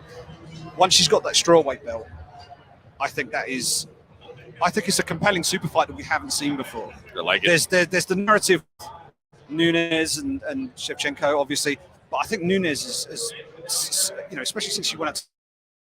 The size difference between the two is huge, and Valentina has conceded so much size and weight and strength in that matchup, and we've seen it twice. Zheng Weili versus Valentina Shevchenko might be skill for skill the highest level female mixed martial arts fight we have ever seen inside the octagon. I love that idea. I think that would be absolutely superb, and I'd love to see it. I'll be honest. Even before Amanda lost, I wasn't one that was like, we got to see that trilogy. The size difference between it's massive. You know what I mean? To me, it's one of those ones. It's like it's almost not even fair to assume that they, in order to be considered the best, you have to beat that one. It's like, well, that person is 20 pounds heavier than me. You know what I mean? Well, and when that fight happened, I mean, they were both in their primes. I mean, now you can make the argument that if Valentina goes out there and beats Amanda Nunes, then people just write off Amanda. Exactly. Yeah. Well, not so much right off. They say the win doesn't mean as much because you're like, but she already. We just saw her lost. She's at the end. New gym. All this added factor that you wouldn't. I thought Amanda won the fight, against Valentina the first time, but I think there's a lot of timing that plays into that of the GOAT, women of all time. And I think a win over Amanda now does not mean what it means 4 years ago, initially when they fought. So, and I think what I was thinking about, Simon, when you were talking is I am also of this board too, where I think there's a little bit of unfairness to kind of Carla Esparza now as the new champ. And it's like, she wants to take a little time and heal some injuries and rest. And everyone's like, no, like go out there and fight Weili. And it's like, I think part of that is because people expect it to go that way. And I think maybe people are wrongfully angry at Carla for asking for that time because of that. If it was a dominant win or something like that, I think we'd be less of like, hey, like you need to get back in there. But I agree with you, Simon. I think that fight could be the upper echelon, the Mount Everest peak of skill in women's fighting. Yeah, So Joseph Belletti followed up here. He said, are people doubting Nunes ahead of UFC 277 against Pena? So I am kind of curious about this. I don't really know how to break down this fight, if I'm being 100% honest with you, man. I have a look, I picked Amanda in the first fight. I always did say I think Juliana has what it takes to win, but I didn't see her necessarily getting it done. Now we've seen it get done. And yeah, we've heard all the things. Yeah, the new camp is the motivation there. You know, Dana White has come out and said, like, she's rich. Maybe the motivation isn't there. I mean, there's all these things, but it's still a very difficult fight. It's still a very powerful human being. It's still somebody that can outstrike you. I mean, what do you think? I mean, have you guys seen the lines on what that is? Let me pull that up into. I would assume Nunes is still a chunky favorite. Right. What's your guess before he looks it up? Plus 280, plus 300. Yeah, that's what I was thinking too. I think Amanda's probably a minus. Sorry, minus 250 probably. Yeah, minus 300. Yeah. Still, and look, I don't hate that line. If I'm being 100% honest, I don't think I hate the line. Well, it's not. It was certainly wider than that prior to the first fight. She would have been unbackable for going into the first fight. Yes. It was prohibitive, right? So, but yeah. So is that silly? No, I think I don't think so. I think don't move until the first round starts. Amanda goes in there. If she goes in there throwing heat like the Amanda Nunes of old, then I think she can absolutely blast away to victory.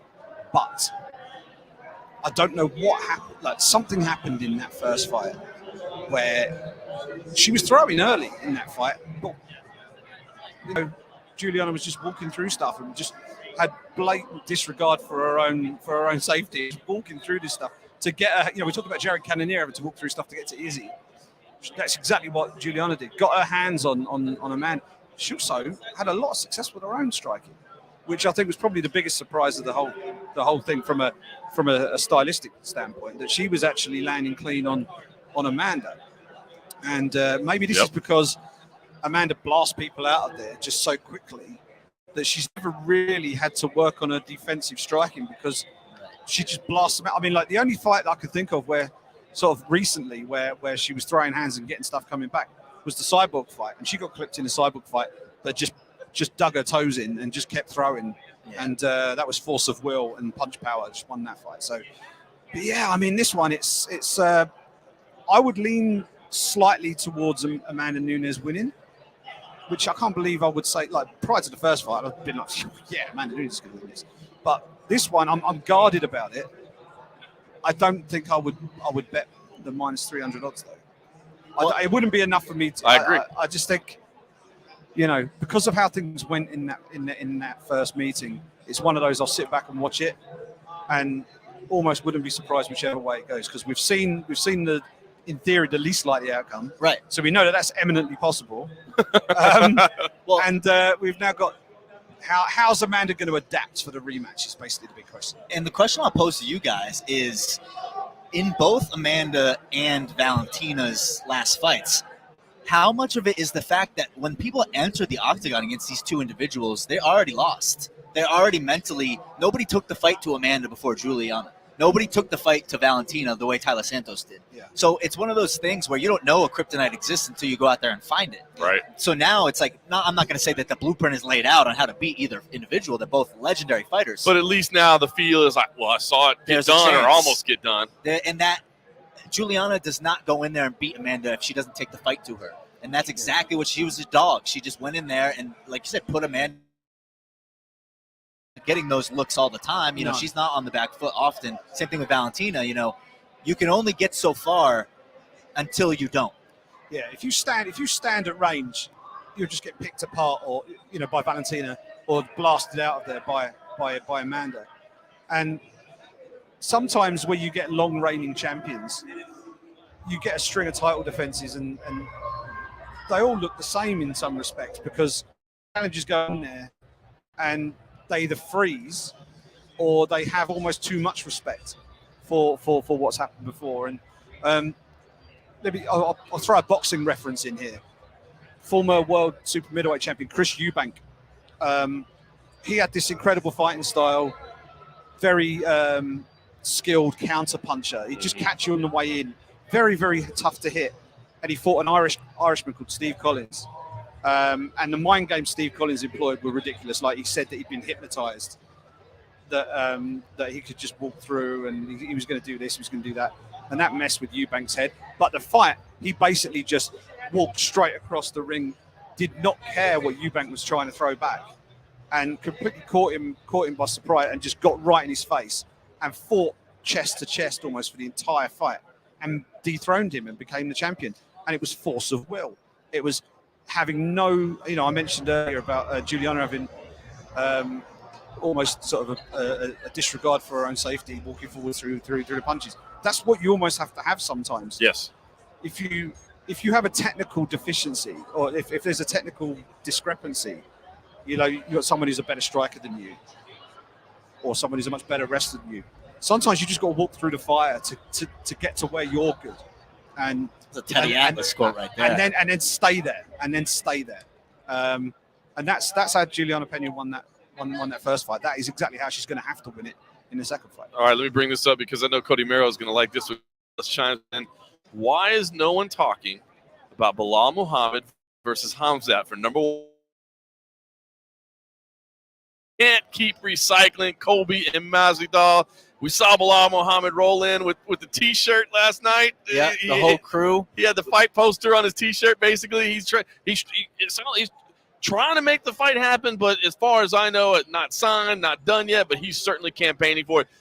Greg Ellis wants to know why nobody's talking about it, but I know some people are talking about it. I know you're talking about it. I'm talking about it, even if it's just to myself. So maybe other people don't want to see it, but I feel like Belal's one of those guys who, he's polarizing. You either love him or you hate him. And at the end of the day, that's what sells. What do people hate him for? I don't know. He's like the most hated person on MMA Twitter. But when I was there at the Hall of Fame ceremony with him last night, guys getting mobbed. We had to get a security escort out to get out of there without getting any photos. But I agree. I mean, something that I've said to Belal privately, I would be ready because Usman coming off hand surgery, Leon Edwards really isn't, the most reliable guy in the world. I would be ready for that. I would be ready for that Salt Lake City event, even if it's just to show up and show face. That's a fight that I think has a lot of close that I should just be ready. But question, John, I don't know why that fight hasn't gotten booked yet. Oh, we were going to get Chris Curtis. Well, I guess we're going to get him afterwards. I'm not there walking him over, but the UFC stole him from us. Now but we'll get the action man over here in a little bit. Who can give us the insight that we're looking I know. That's why I wanted to sit over here. Now we can't ask him to, give us the full game plan, but I do want to know what's going on. So I think the UFC is trying to steal it from us, but we'll get him over in a minute. So stay ready. Otherwise, it sounds. Belal said he's willing to go to Abu Dhabi to do it, right? I think he would prefer that. I mean, that to me feels like a banner thing. We did get the action man. I thought they were stealing, bro. What's going on, brother? After Doing we all talk right? to action man Chris Curtis. We'll get back to that. Chris Curtis. How's it going, Coming off, man, what I think was just an absolutely phenomenal victory. And by the way, man, I'll be honest with you. I loved your honesty during the pre-fight and just kind of, I'm not going to the ground with them. It's not happening, but I love it. It's so fun. You thought I was joking, didn't you? No, I'm serious. I love it. To me, it's fun. It's fun. It's fun that you would say that and that you can just be because it just seems like, this is this macho world where everybody's got to be like, nah, man, were you talking about my grappling? You're like, dude, how dumb is it for me to go think I can out-grapple that guy? That would be silly of me. Oh, yeah, it's ridiculous. It's people are like, oh, what do you think? Oh, my God, it's it off of here. Most people in this sport, I'm like, okay, if it goes to the ground, I'll be fine. If it must, I'm not gonna I was like, no, this is the one fight where you can't really risk it. One fight where I was sure if it goes down once, I'm probably boned. So I was like, you know what? They thought I was joking. Like, no, man, the ground is lava. I'm just not gonna grapple it off of here. I love it, and I want to say too, I thought your performance was incredible. And Hidalgo had some in the past, right? Now certainly 25 takedowns, you're gonna tire a little bit. But I thought he looked. I thought he was still pressing in the third. Yeah, the fact that he stayed up, and then after with the body shots too, and he just kept coming. So everyone's always said hey, he's just got really bad anxiety and whatnot. I think that may have been more so anxiety than gas because he was composed, everything else. In the third round, 20 takedowns in, he was still there. So that's not if there's a cardio issue, you don't fix it like that. It's, it's not like that. So maybe it was just an anxiety thing, man. He got his head on straight. He came to fight. He came to win. And I was like, oh shit, I didn't get the off up here. Everybody else got. I agree. no one. I got set up. No one told me it was a trap. But I didn't get. You're like, I thought I only had to fight him for a round and a half. I didn't know I got to go all 3 rounds. Fluffy Hernandez went off of here. Like, no, he came in like, by the way, like, no, I didn't get that one. Like, lucky Fluffy. So I mean, look, at this point now, the win streak that you're on. I mean, I feel like you're starting to get the love, from the casuals. I mean, people are starting to pay attention a little bit right now. Does it feel like big fight? I mean, are you pushing like, hey, I need ranked opponents, I need names, or do you just sit back and like, well, UFC, call me, whatever, I'll do anything? I think we're reached that point now. So, I'm 34, so I don't really have like the most time left in this. I'm feeling good. We're trying to do something big. So, like, I really want a ranked guy, and not even like, we won't say too much, or I've been hunting like the bottom of the rankings. We're like, you know what? I've got 30 fights. How many fights? Oh, yeah, 40 fights almost. So like 30 yeah, almost fights. 40, yeah. Yeah, man. At this point, nothing ventured, nothing gained. So we're it is. If what I want to happen goes well, we're just gonna be reckless and just jump head. We'll dive feet first into hell, man. Like, forget it, man. Like, let's just do it. So we got a target. We got a name we're looking at. There's an area on the rankings we're looking at. We're just like, you know what? Let's just dive feet first in and see what happens. I mean, they're gonna sink or swim, so fuck it. I don't got time to build up. I love it. Simon, I know you've been wanting to talk to Chris all day because you've been trying to get some insight. He's got some intel. He's got a theory here. And I want Simon, because it's his theory, I want him to float it by you because we need some help. Let's go.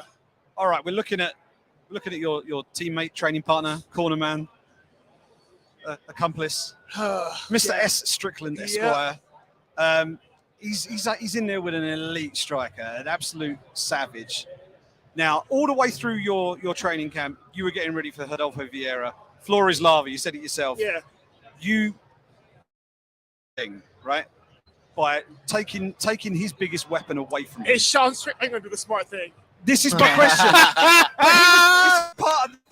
This is where my theory goes out of the water, right? But this is what I want to know, right? Because Sean was part of your prep for this. He was in your corner. So he knew that mindset. He knew that's seems like a very similar approach that he needs to take against Pereira. Yes, he can. Key to victory is don't get in front of the man. You were right, but your theory falls apart because you're approaching this from a sane person's perspective. Like, you're applying logic to an illogical situation. This is what a sane person would do. And like it's funny. People are like asking me all week, like, "What do you think? Is there like what do you think? Is he gonna shoot? Is he gonna wrestle?" I'm like, "Bro, I don't know. I genuinely don't know what Sean's gonna do. I don't think Sean's decided yet. He's just like you're applying logic to crazy people. It just doesn't work." Like, dude, that's what I've been saying. Like, I just don't think he cares. It's who knows, man? Because like, there's a really easy way to win this fight. There's a really easy, there's a way to make this fight really hard. And I just don't know which one he's gonna. But sometimes Sean's just like, you know what? Fuck it, I'm a man. I'm the toughest motherfucker there is. And he's fight the worst way possible. Because I'm not saying he can't. I'm not saying he can't win the fight on the feet. He can, right? I mean, we've heard the stories in the gym. He got taken down by what's his name? Who's the first guy Pereira fought in the UFC? Michaelatus, or was it before? He got taken down by Michaelatus, and like that's kind of a weird that's you're not exactly savant on wrestling savant. So like Sean could definitely take you down. And Sean's a good grappler, jiu-jitsu black belt, whatnot. But at the end of the day, Sean's also going to do what Sean does. So does anybody try to tell Sean, or do they just feel like Sean ain't going to listen? It's been covered. He's like, yeah. And then he says it, you're like, you're not listening. Have you worked his corner before? Yeah, I have. So you're in the corner. You have a game plan. You get to the cage. He goes in there and he does his thing. Is it just the sound of palms hitting foreheads or something? What? So I think Eric Nipsick has it the best at this point. Eric just kind of lets him do his thing. Like, right. Okay. I get frustrated. I'm like, bro, like, when he fought Jocko, I was like, what are we doing right now? Like, and I'm like angry at him in the corner, like, bro, like, what are we doing? Like, why is this even happening? And Sean's just like, oh, look at him. Like, he'll yell at you, like, get out the corner. I'm like, bro, you're just not listening. Don't be mad at me. Like, you did this. So it's Eric's the best at just letting Sean be Sean. And he lives in his own chaos. Just let him make the sound of his own music and just kind of reel him in when you can. But at the end of the day, man, he's just chaos personified. Are you going to be this corner on Saturday? Are you going to be I'm not. No. He needs somebody taller to kind of for the warm up, and I can't be 6'3". Yeah. I can Don't do sell it. yourself short. I tried. I can relate. I tried. Yeah, right. I'm just. I can't be 6'3". I'm like, yeah, I don't really have a purpose here. Okay. That's hilarious. Have you, by any chance, have you spoken to him since the press conference? Yeah, we cut weight last night. We texted this morning. What's his take? Because I'll be honest with you, I did not see the rise of Sean Strickland, fan favorite. I did not foresee that coming. People, I know he's. What you don't understand is like this wasn't scripted or like intentional. He was so. This is what made me laugh. So he's talking, and he's like, the fans were booing Cannonier and everything. He got upset by that. He's like, Cannonier's a solid dude. So I went in on Izzy. So I was like, you assaulted Izzy because they were being mean to Cannonier. Izzy's just sitting here unprepared. Like, no he didn't idea. know what hit him. He did not know what Hey, hit him. Sean won that exchange. Oh, he 10-8 easy. Like, I've never seen Izzy that upset. Like, No. It was all because they're being mean to Cannonier. He's like, oh, fuck you guys. So he tried to attack Izzy. Hey, congratulations, guys, ladies and seriously. gentlemen. I Thank you, appreciate guys, it, man. seriously. Yeah. Getting verified. Oh, yeah, Congrats. yeah. Finally. Verified. Yeah, I wasn't going to have him on, but that's how he's verified. And I was like, Yeah, man, right. Now you have to. Check. Yeah, no choice. All right, guys. Appreciate I'll it, man. see you. Oh, that is phenomenal. It's exactly what we thought. It's exactly what we thought. So basically, we are none the wiser. That is basically what we do. Yeah. All is I feel like Eric gave us the same advice. the even same his own opinion, team too. don't know what he's going to do. That's it. Which is scary. They know what he should do. Imagine you're Alex Pereira and you hear that.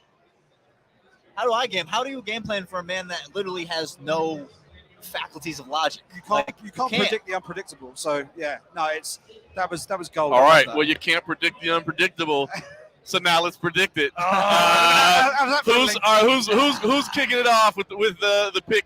And we've broken it down. I think we know what the smart play is. We don't know what the play is going to be.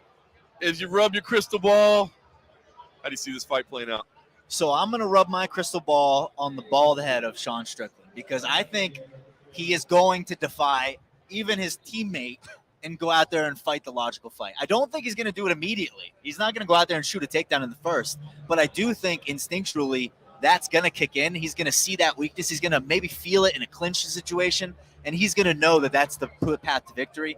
And not for nothing, I mean, if you go out there and get smacked by Alex or get smacked by Pereira a couple times, maybe you just start shooting anyway. Yeah. So I'm going to go with Strickland there, especially if I can get him at dog money. Then I'm getting Ben Strickland all day, for sure. Simon? I think I'm going to go with Strickland as well. Even though I was kind of hoping for a bit of affirmation, like confirm, like just tell me that we are trying to get him to do this, blah blah blah. He was an integral part of my game plan, but all this, and then it was like, no, the man's a crazy man. He's going to do what he does, right?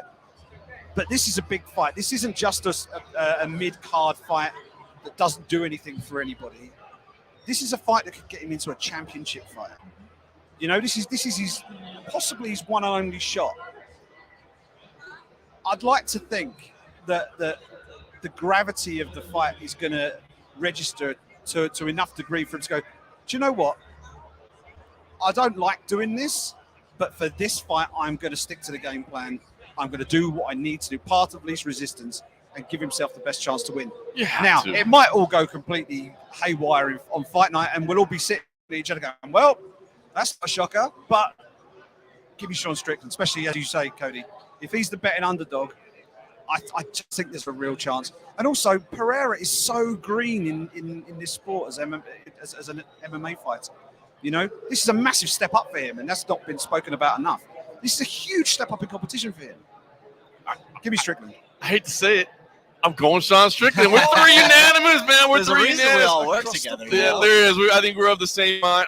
Look, and again, I don't want to say that. Look, Sean Strickland, if he tries to strike, it's lights out for him. But I think Chris said it right the way we said it. There's just an easier path to getting it done. I think you hit the nail on the head.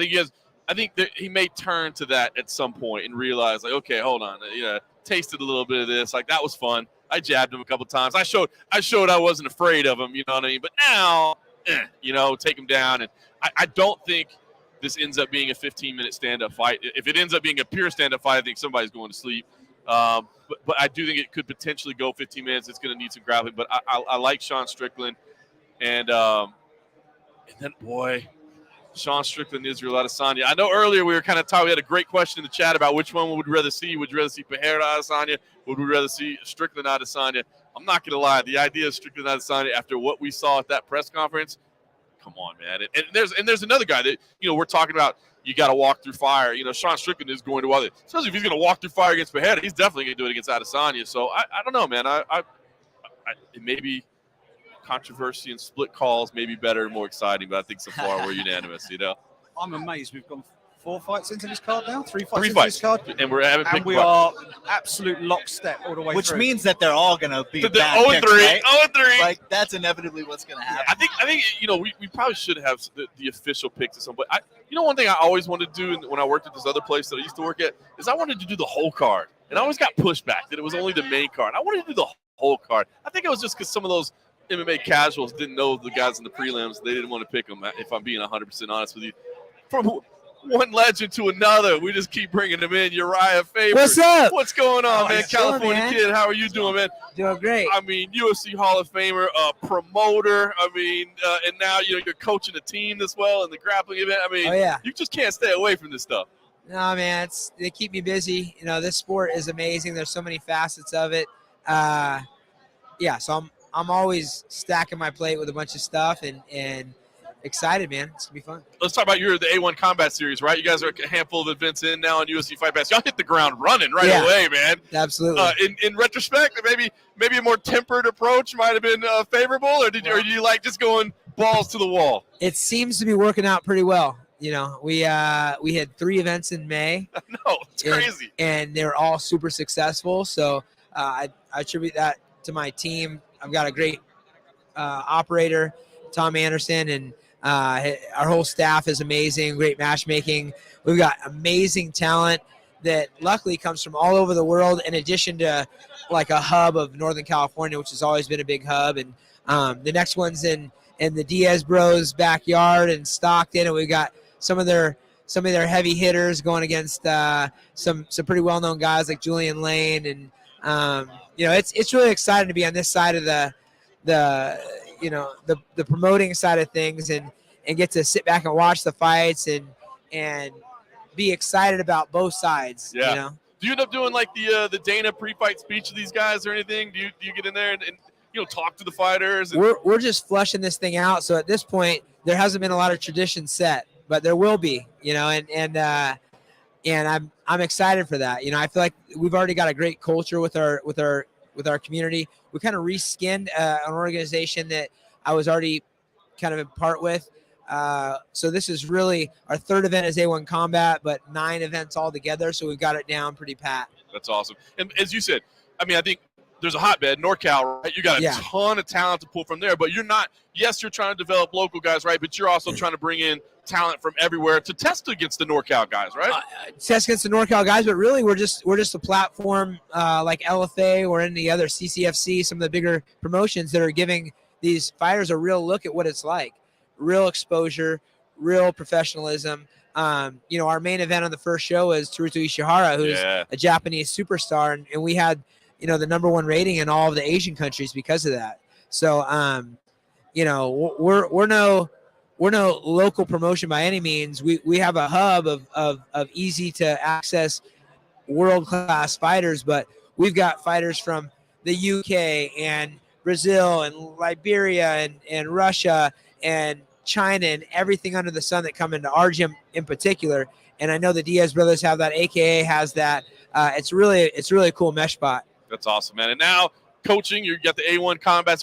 You're competing though, right? Are you part of the team, or did you back away? It's up in the air right now. I had a little injury that I want to be cautious of, but I'm going to kind of play it by ear. I'm going to have an extra guy there so I can pick and choose how it goes. There's going to be 280-pound dudes in there that are really good, and I want to make sure I don't injure myself, but also give us our best chance to win. What's the squad? It was originally announced Song Yadong was on there. Ryan Loader, Elliot Kelly. Is that team all still intact? Yeah, we got an addition of Rafael, and Rafael is about 175 pounds. Let me see. Is this the thing where the team has to be under a certain weight? Yes. Right. So Okay. it's a bit like Right. a quintet thing. A bit like right? quintet, yeah, where you got to be under a certain weight. Yeah. Rafael Domingos, he's out here He's a yeah. phenomenal black belt. Yeah, he's awesome. He's a world champ, so Yeah. that helps. Yeah. You know, all the rest of the team brought in That's some your rangers. backup. If you're Backup. Yeah, I think you tweaked it a little bit, bro. I Like, think Song and I are gonna, Song also is now the main event in September, so we got to be cautious with him too. I'd rather hurt me than have Song get hurt at this point. I don't have as much to, on the line as him at this point. So I may risk an injury to save my boy Song if we're going against a 280-pound dude, but only time will tell. Oh, what a ringer you brought in as a replacement, man. That's Yeah. phenomenal. Right, must be nice. Look, the growth of grappling. I just talked to you about coming into this grappling because I've seen it. You know, I get to call Fury professional grappling, but the events are fun, right? Because I was talking about this earlier. The grappling, it's like everybody's competitive. Like you guys are all still competitive as hell, right? Like everybody wants to win, but it's not that same tension of like the night before an MMA fight, you know, where it's like, dude, you could go out there and suffer brain damage tomorrow and get knocked out. It's like everybody's kind of having a good time. It's a cool vibe, but then once you get on the mat, it's still like, oh no, we're going 100%. Oh yeah, no, I've been in, I've only done high level, jiu-jitsu matches, and I've never even looked at the rule set because they've all been different, which is crazy to me. You know, we've got a big combat tournament that we're going to in Cancun in December at 155-pound team. So we're going to have a bunch of killers there. I'm going to do a combat jiu-jitsu match. Every single event I've been a part of has had a different rule set. So I just go out there and try to dominate, try to submit, and have a great time, put my will on people. And, I've gone against multiple-time world champions and held my own. I had a 6-time overtime match with the Paulo Miao, who's world champion. I went against Nicky Ryan, and I keep losing decisions. So I don't even know what the decisions are about. It's like who would kill who? I for sure would have killed both those guys had it gone any longer. I would have stomped in the face, kicked them in the head, bit their face off. I don't care. You butt scoot at me like that. Come on, man. You know what? I'm just sidekick to the dome. Like, who's making the rules about jiu-jitsu, and why was jiu-jitsu invented? Jiu-jitsu was invented to say, I could kill you if you attack me. Yeah. I could kill those motherfuckers. I told you it's competitive. That would be hilarious. Like, what's the rule set? Judges, here's what you decide. Yeah. Can you bust if you're not just gonna? Yeah. Who would have killed who? I would have killed him. See, that's the meeting that goes on for Uriah with his promotion. That's telling you. That's in the back. He's the hey, judges. Just being real, Because, hey, I had a 6-time overtime where I let the guy start on my back.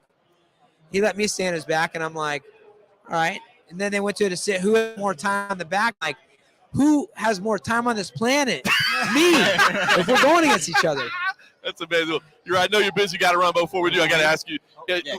Lighter weight fights, especially, man. There's a couple big ones on the main card. Pedro Munhoz versus Sean O'Malley. A lot of people feel like this is the first real test, quote unquote, for Sean O'Malley. Is he the guy that everybody thought? And then, of course, the featherweight title fight: Alexander Volkanovski, Max Holloway. Either one of those fights speak to you more? And is there one that you're looking forward to, or things that you want to see out of either one of those fights? I mean, of course, Volkanovski and Max that's gonna be an amazing fight. We've already seen it though 3 times. I know.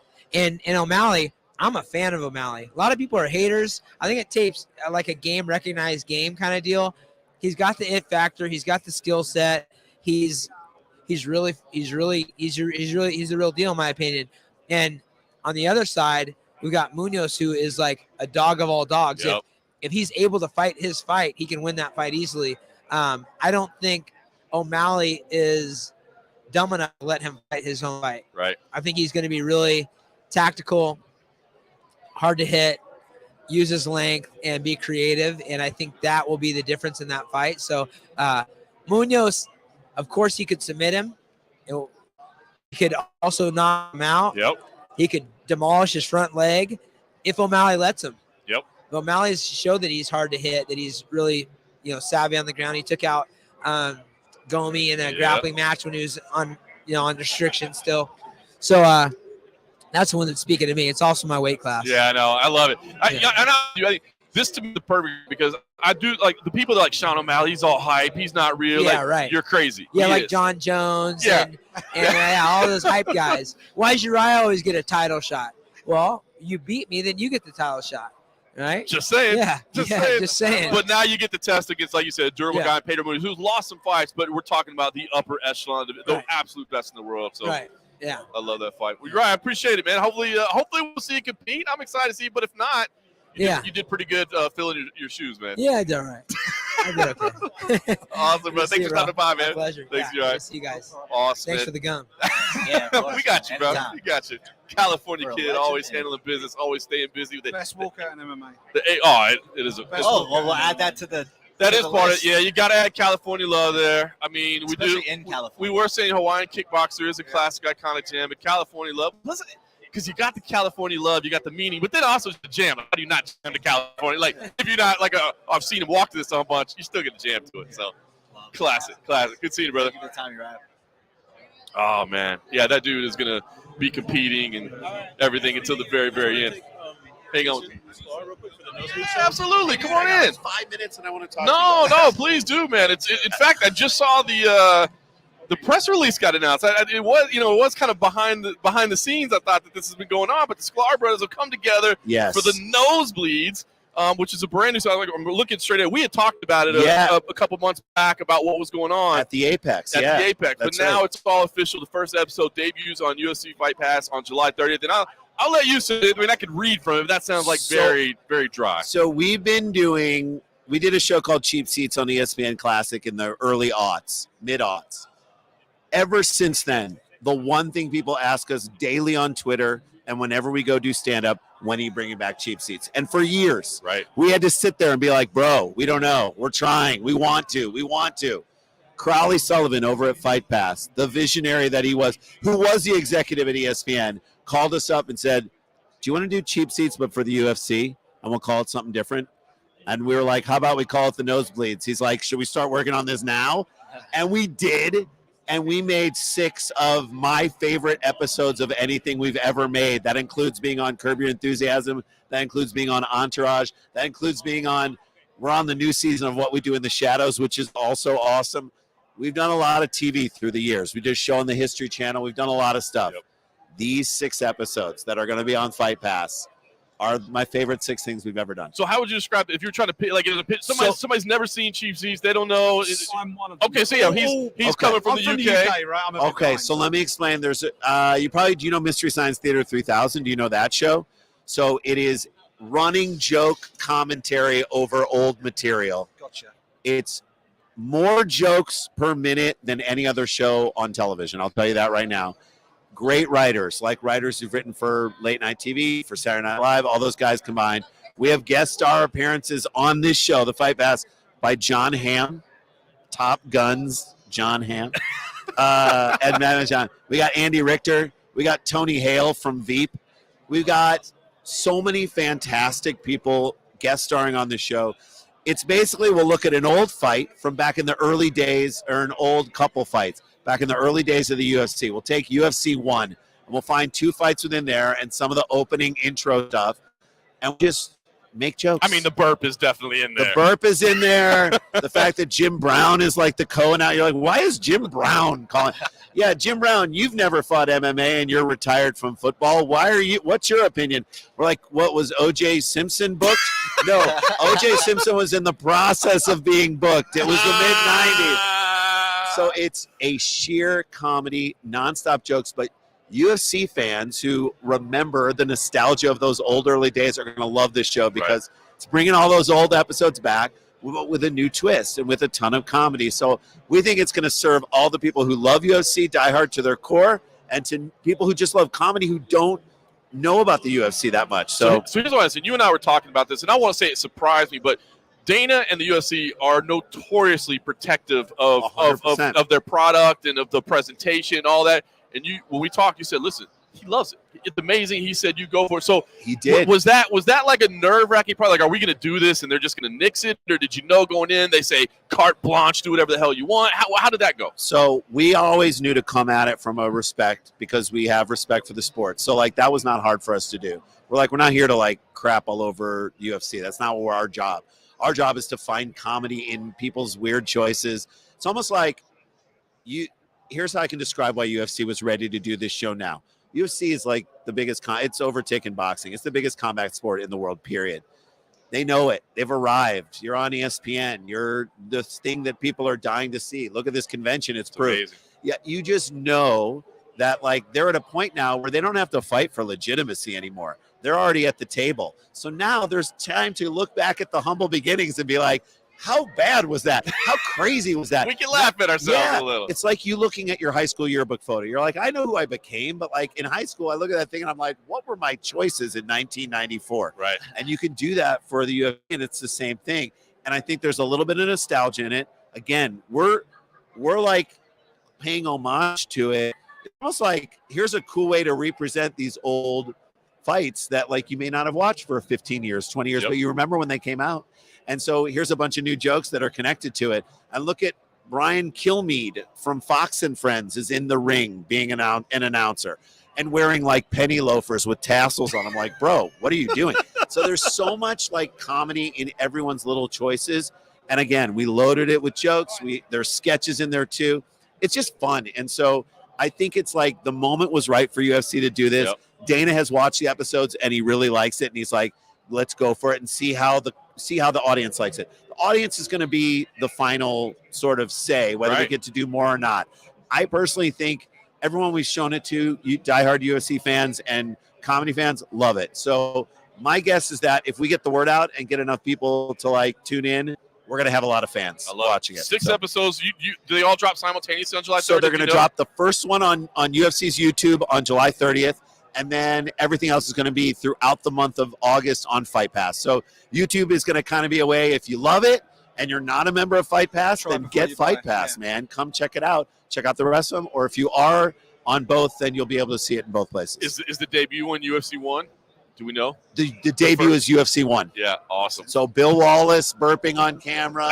And you got, the kick to the tooth, knocking the tooth out. Yeah. You got a Nazi Heil wave from, it's all in there. It's so funny. And we might see one this weekend if Sean Strickland wins. Come on, stop it. I'm just kidding.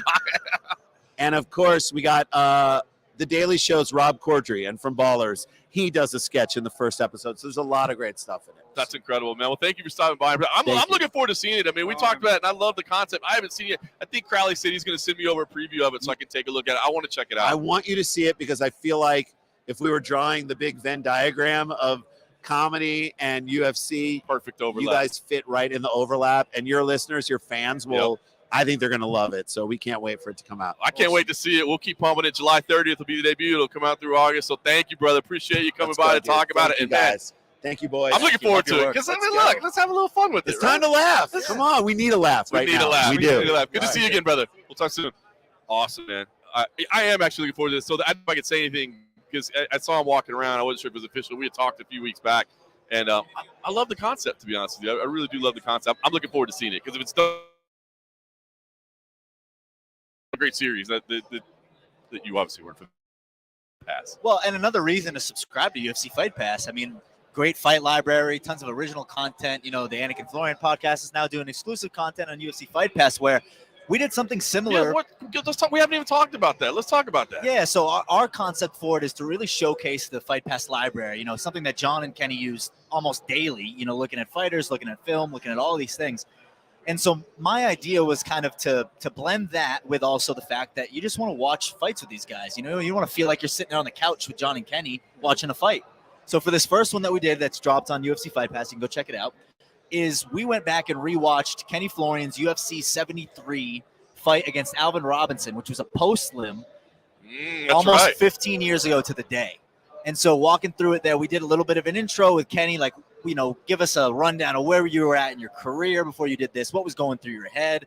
And then we just did a live watch along, you know, obviously with the rights being on UFC Fight Pass, we were able to, you know, supersede and use that content. And hopefully we're going to collaborate and we're going to be able to get some actual NAT sound, you know, be able to get the ISO for some of these things, the audio ISO, so that we can actually have that feel of like John and Kenny calling an old fight. And so that's, the concept is a little similar, but obviously less jokes, a little bit more serious, but, you know, hoping to bring now, you know, we're booked for about 25 episodes for the year to try and, you know, kind of just go back and be nostalgic and watch these fights and, you know, get some John Anik audio and fights that he wasn't on originally. And that's something I. So how often are you guys delivering those? So it's like every other week or in spurts, you know, probably be like I guess probably 2 a month, right? 2 to 3 a month, and cool. So I'm excited. I'm excited to bring. So that's the exclusive content that'll be on UFC Fight Pass. But the podcast itself, the Anakin Florian podcast, is now on UFC Fight Pass as well, right? I know that they're working on basically. I think the launch was kind of this weekend, so I think it's simultaneously happening.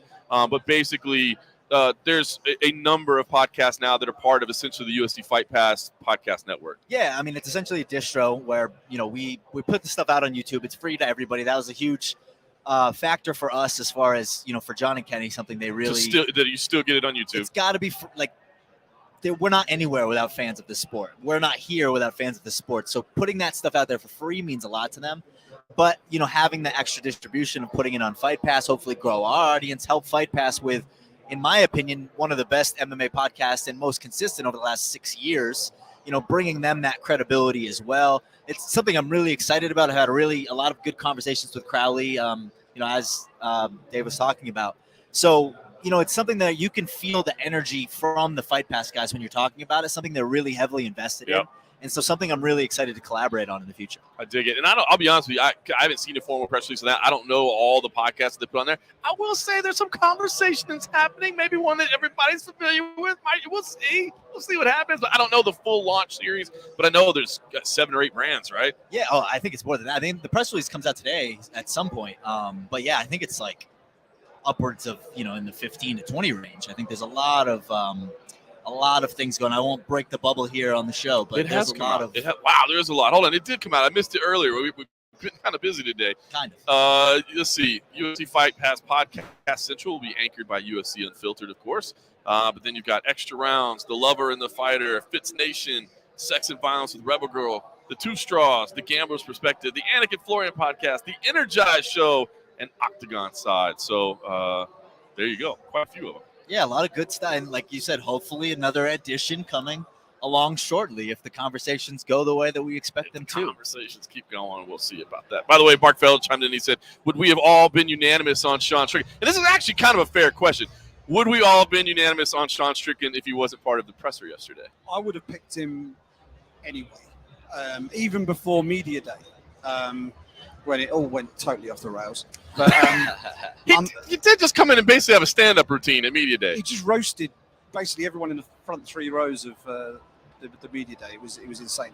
But yeah, no, the thing with Alex Pereira is he's an incredible striker. We know this, right? But this is mixed martial arts. It's not kickboxing.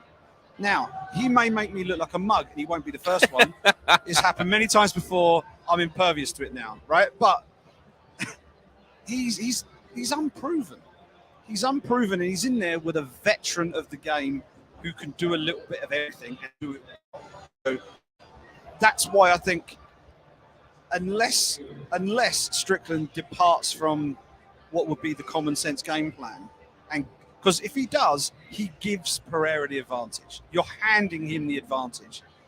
It's basically it's like saying have a free shot. It is. Right? So you don't do that. If you fight smart, he has more tools in his belt to win the fight. He's got probably 20, 22, 23 fights more on his record than Pereira as a mixed martial artist. Pereira, of course, decorated kickboxer, long and decorated career. But MMA, different ball game. And that's why I would have picked him anyway. I would have as well. This one's for you, Cody. Mark Fellows chimes in and says, I'm balding. How can I grow hair like Ray Longo? Man. Nothing I can say on camera. How about that? But I wish I was actually funny enough. I was looking at old footage of him back during COVID when he just couldn't get a haircut. Right. I mean, man, if I could have those long locks of Ray Longo, I wouldn't tell anybody about the secret because I would just have them myself. Yeah. But no, I mean, and unfortunately, Ray wasn't able to be here this weekend. He's a big personality. I was hoping they'd fly him out, have him on the extra. I mean, what is extra rounds without Ray Longo? It's just rounds, right? So it's not really, as good as without Ray Longo. But no Ray Longo this weekend. But, he's excited. He's one of the most underrated coaches in MMA. Right now, one champion, but consistently, putting forth champion after champion, high-level contender after high-level contender. And I wish that I could tell you what he does with his hair. And guys that he developed, right? Too, right? You know what I mean? Not like just, hey, this dude was a number 1 contender, and then he came to our gym and we made him a champion. Well, bro, he was already a number 1 contender. Right. Yeah, just crazy to see. And, a gym that's not anti come in and work with us too. Like they've had Adrian Yanez come in and do a lot of weeks of sparring with Aljo, and a lot of, they just have a family environment. It's very much a team, and that's something that I don't think you see a lot. With, you have fighters like, coaches like Ray, who, not that they look down upon like one of these mega gyms like an ATT or a Jackson Wink, but they certainly feel some type of way about, any type of comparison. So it's great to see like a guy like Ray get a shine, along the way. I agree. All right, let's move on. I hate this. I bet we're about to be announced. Let's move on to Brian Barbarina versus Robbie Lawler. The legend in Robbie Lawler. We know he's got a tough assignment here. We know he's got a guy that's going to stand in front of him and bang and is going to make it exciting. I think we're all saying high possibility of fight of the night. All of us think this is going to be a phenomenal fight unless we've completely jinxed it by loving it so much. But are we all siding with youth, or is anybody going for the legend and saying Robbie Lawler gets it done? The sporting romantic in me would love to see Robbie Lawler turn the clock back and deliver one more crowd-pleasing performance on a big card like this. But I just think Brian Barbarina's going to have a little bit too much. I think Barbarina wins on the scorecards, I think. How about yourself, Cody? Can you make the fans happy? I mean, this is one where I want to go contrarian. I want to say that Robbie gets it done, partially so that I can just have that disagreement with Simon Head, too, just so that we can have that in the fight night. But I do think that Brian Barbarina is going to go in there and get it done. I think he's going to fight a smart fight. He's going to use his skills, which has wrestling clinch advantages, I think, than Robbie. And I think he's going to go out there and execute, because I just think that they're on different trajectories where, yes, they're both long in the tooth, but I think Robbie's a little closer to the door than maybe Brian is. And I think this is a fight where you're going to see that. Robbie fan favorite. I am excited for the fight, but I do think that Brian Barbarina gets it done. 4 for 4 on unanimous picks. 4 for 4 on unanimous picks. I hate to do that, but the truth. Big Ben 316, who's always a big supporter, he's in the chat saying hello. He said, "Did I meet his boy Shawnee Mack? He just got picked up to do reviews for Felt Bulls." I have not. I did believe he asked some questions or something at the press conference the other day, but I have not seen him. So hold on. Big Ben also asked, "Do you think Cerrone gets the job done, or will he lose and walk out with his head held high?" We're skipping down a little bit as we're kind of making picks, but since we're answering Big Ben's question, I'm just gonna I'll kick this one off. I am a Donald Cerrone homer. I pick Cowboy in every fight. You could say, what do you think about Cerrone and Ngannou? It's the fight we've been waiting to see. Does Cowboy get it done? And I say, yes, of course Cowboy gets it done. Why are they giving this assignment to Ngannou? They're screwing up the heavyweight champ. I can't believe they're doing this to him. It's a homer pick all day long. Jim Miller has looked fantastic. It's like he's found the fountain of youth here. We do know that Donald Cerrone, he's closer to the edge. He's closer to the end of the journey. I'm picking Cerrone, but I'm just going to tell you right now, it's all heart. That's all heart, my pick. So do you guys think he can get it done? You're taking a much less biased approach, or is Jim Miller going to be too much right now? You're all heart. My name is Simon Head. Well done, sir. I'm going to pick with my head. I'm going to pick Jim Miller. I think he's in better shape going into this. I think he's in form. His last 2 wins were by stoppage due to strikes against young bucks on the way up. I think we're going to see a Jim Miller stoppage in maybe round 2, possibly round 3. Cody, you get to break the tie. I got to lean with Simon Head and say that I do think that Jim Miller gets done. Unfortunately, I think for Cerrone, the Lozon fight was a much better fight for him on paper and maybe in practice, where there is some similarities there between Lozon and Miller, too, where you could kind of make the assessment that the training camp hasn't been that changed or altered, but it's extended. I mean, you get ready to fight, and then, you get a reset. You get ready to fight, you get a reset. Jim Miller hasn't had that experience. I do think that this is an opportunity for Jim Miller to go in there and continue to kind of build back up to that, Cinderella run, at the end of his career. And unfortunately for Cerrone, I just think that there's too much adversity against him in this, and that's why I have to lean with Jim Miller. Get that man Jim Miller to UFC 300. I don't care how we do it. We need to get Jim Miller on UFC 300. So then he's fought on UFC 100, UFC 200, UFC 300. And he's going to kick off the pay-per-view too, really do it. Yeah, not just like on an early prelim or something, really be on it. That needs to happen. And I read, I think it was about a week ago, that this might be the last fight of his contract, and they haven't mentioned what's happening next. They haven't re-upped him yet. That worries me a little bit. I'd love to just let's get the man to 300. The UFC. It's not like Miller is not competitive. He's got a very good chance of winning on Saturday. I really hope that win, lose or draw on Saturday, he gets a new deal, and we can see he's one of But I wouldn't necessarily hit the panic button on that either. They're letting a lot of contracts they're letting the contracts expire and then redoing it. My understanding is just that basically the matchmakers, unless they just have to get a new deal done, it kind of helps them because as soon as they re-up that, now they're on the clock to offer you a fight. You know what I mean? Whereas if they let you go for a little bit, then they go, okay, at least I got a little breather while I sort through where something else goes. You know what I mean? So it actually, unless there's a reason that they got to lock you up, and I don't think they think that Jim Miller, and I think Jim even said it, like, I'm not going anywhere else. Right. You know what I mean? Like, which his agent probably didn't love. Probably didn't love that. Yeah, not a lot of bargaining power there. Yeah. But, I think the UFC knows, too, like, hold on, we'll get to you. Just let's let this thing expire. Then we're not beholden to offer you a fight and all that stuff. Well, and like Simon said, I mean, that's one where, okay, maybe you take a year or two off. Like, just come for that. Like that. Just come back for 300. Put it on the calendar. It doesn't matter what happens in between. Like, you're slotted into that UFC 300 fight. Whatever you do, you're going to be there. I think it would mean a lot for the sport, I think, to have that kind of lineage of continuality, throughout the 1, 2, 300 events where you could then, I would expect that to be a ban. Imagine if that's an international fight week. I don't know how the timing works out, if they could somehow finagle the numbers to make that a banner event like this. But imagine, Mark Ratner's idea of having the Hall of Fame with all of these people, UFC 1, UFC 100, 200, 300, and you have that banger event at the end. I mean, that would be groundbreaking. I love that idea, by the way. We kind of got busy and couldn't circle in, but it is, he said, it's a simple idea, but it's a phenomenal idea. Seeing the whole class up there together, or like in a room or whatever. And I mean, like, you mentioned like doing the meal and all the rest of it, and it's make it a brotherhood and a sisterhood as well. Obviously we've got female fighters here in the Hall of Fame as well, but make it the celebration that these fighters and figures deserve for it to be at the end of their careers. I'm staring at this opening matchup. Okay. Between Sean O'Malley and Pedro Munhoz. I'm wondering if we end up going 5 for 5 again. Cody, does Sean O'Malley deliver? Is it the sugar show? Does he prove to everybody he is what he is? Or does Pedro Munhoz come in and play role of spoiler, ruin everybody's parlays, slow down the hype train of Sean O'Malley? What say you? Well, you know what they say, John? It can never happen until it happens. Pedro Munhoz never been finished in his career until he does. When you fight long enough in this game, the father's going to catch up to you. The debt becomes due at some point. And I don't think that he's going to go in there and be able to escape the attack of Sean O'Malley. I do think Sean is a very intelligent fighter, high IQ, and I also think he's smart enough to know that if he goes out there and proves a point, he's only going to be rewarded for that. Maybe a main event slot next coming up. Maybe, a top 5 ranking, something along those lines that would be deserving of kind of what he expects of himself.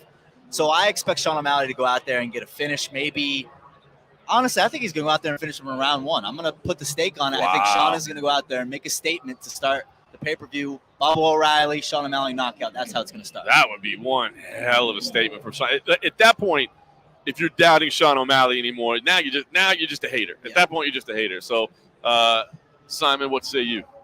5 seconds ago, I hadn't decided. Seriously, 5 seconds ago, I hadn't decided. I'm looking at the odds, and I'm purely from a betting standpoint, I'm looking at Pedro Munhoz at plus 260 and thinking that's really attractive. That is attractive. And it's hard to remove that from the stat picks aspect, right? Because you are picking straight up. Well, that's so why you're not really rewarded. I'm looking at that and I'm thinking, okay, if I'm putting a few bucks down, I'm looking at Pedro Munhoz probably by decision, right? That's probably what I'm looking at as a value wager for the fight. But Sean O'Malley is a super talent. I really do think that this is his coming out party. I think he's going to go in there. I don't know if he'll get the finish because, we have, as you say, we haven't seen it yet. But I think he gets it done. And if he gets it done inside the distance, then, the UFC has a bona fide superstar on their hands. Well, we're talking about what a great card this is, and we're talking about how incredible the matchups are, and we're 5 for 5 on unanimous picks. So, I mean, if you were just to pull that up, you look at the stat picks, this thing's just full of blocks. But that's not. I mean, we're all leaning the same way. I don't think there's, at least to me, I guess if you were going to say the one that there's the most difficult assignment would be Cannonier versus Adesanya. But on all 5 of those, even though we leaned one way, you do see realistic ways it could go the other. Well, and I think it's not so much the pick so much as the reasoning behind it where we're all aligned. And maybe some of it's groupthink because we've been sitting here for 7 hours. But I think some of it does play into, like, we're all very, very deep in this game. We watch so many hours upon hours of footage where if the Y matches and then the pick matches, you know, we're all going to be surprised if any of them turn out the way that we, like, opposite the way that we predict. Right. So I do think that there's something to be said for the fact that we all have the same reasons for those picks. You know, it'd be one thing if we had different reasons and maybe you could make an argument and poke holes in that. But I feel like we're all aligned kind of in, even though these are close and we see an opportunity for victory in all of these fights for the underdog. I do think that we all are aligned with how the fights play out. And, you know, like I said, proof is going to be in the pudding when we wake up Sunday morning. Let me throw an alternative question. Bear in mind, we've all picked the same fights. Right. Let's take a look at these picks. And let's say you've got $300 that you have to bet on this event, $100 per event. Which three of your picks are you putting your $100 stake on? The whole card? No, the ones we've just picked, the main card. So which ones are you most confident in? Is probably, or and what's our goal? Just to retain money, or to be, are we worried about profit, or are we just worried about not losing our money? Yeah, I hadn't thought that when I come up with it. If I'm trying to win money, my bum hasn't left his chair in 7 hours, John Morgan. I might just fall straight to the floor. It's pretty incredible, man. It's pretty incredible. If I'm trying to win money, I'm putting it on Jim Miller at the dog. Like, and he's is he a dog? Is Jim Miller a dog? Is he a no, he's almost minus 200. Ooh, that's rough. Never mind. I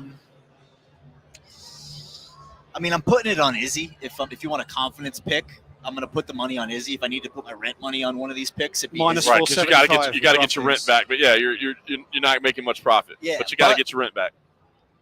The sneaky play is Pedro Munhoz by decision. Just granted, with all of the history that you've laid out, and like I said, I am kind of playing a bit of a devil's advocate when I say, oh, he's going to get finished in the first, you know. But Pedro could easily go out there and wrestle him or whatever, play the advantages he has to a 15-minute decision. I wouldn't be surprised. And it looks like you can get Munhoz by decision for like plus 600.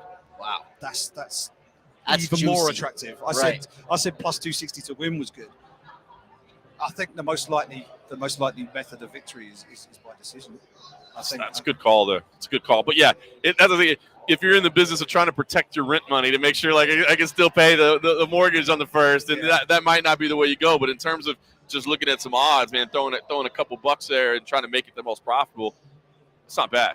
Yeah. It's not bad. And listen, I think given what we were talking about earlier, you can still get Barbarina at dog money, and I think you feel like maybe more of a dog by the time we go off tomorrow night. You think maybe more money comes in on Lawler? Well, because I think, you know, just judging by this fan experience, I would expect a lot of the money to come in on Lawler based on the name. Joe Public, you know what I mean? Like, right, they're going to the windows, but again, like we talked about earlier, betting their guy. You know, oh, Robbie Lawler, that's my dude. I'm throwing some money on it. It could easily swell to like a -3 or -130, -140, and then immediately, you know, an hour before the big money comes in, all on Barbarina, waiting for that line to shift. Yep.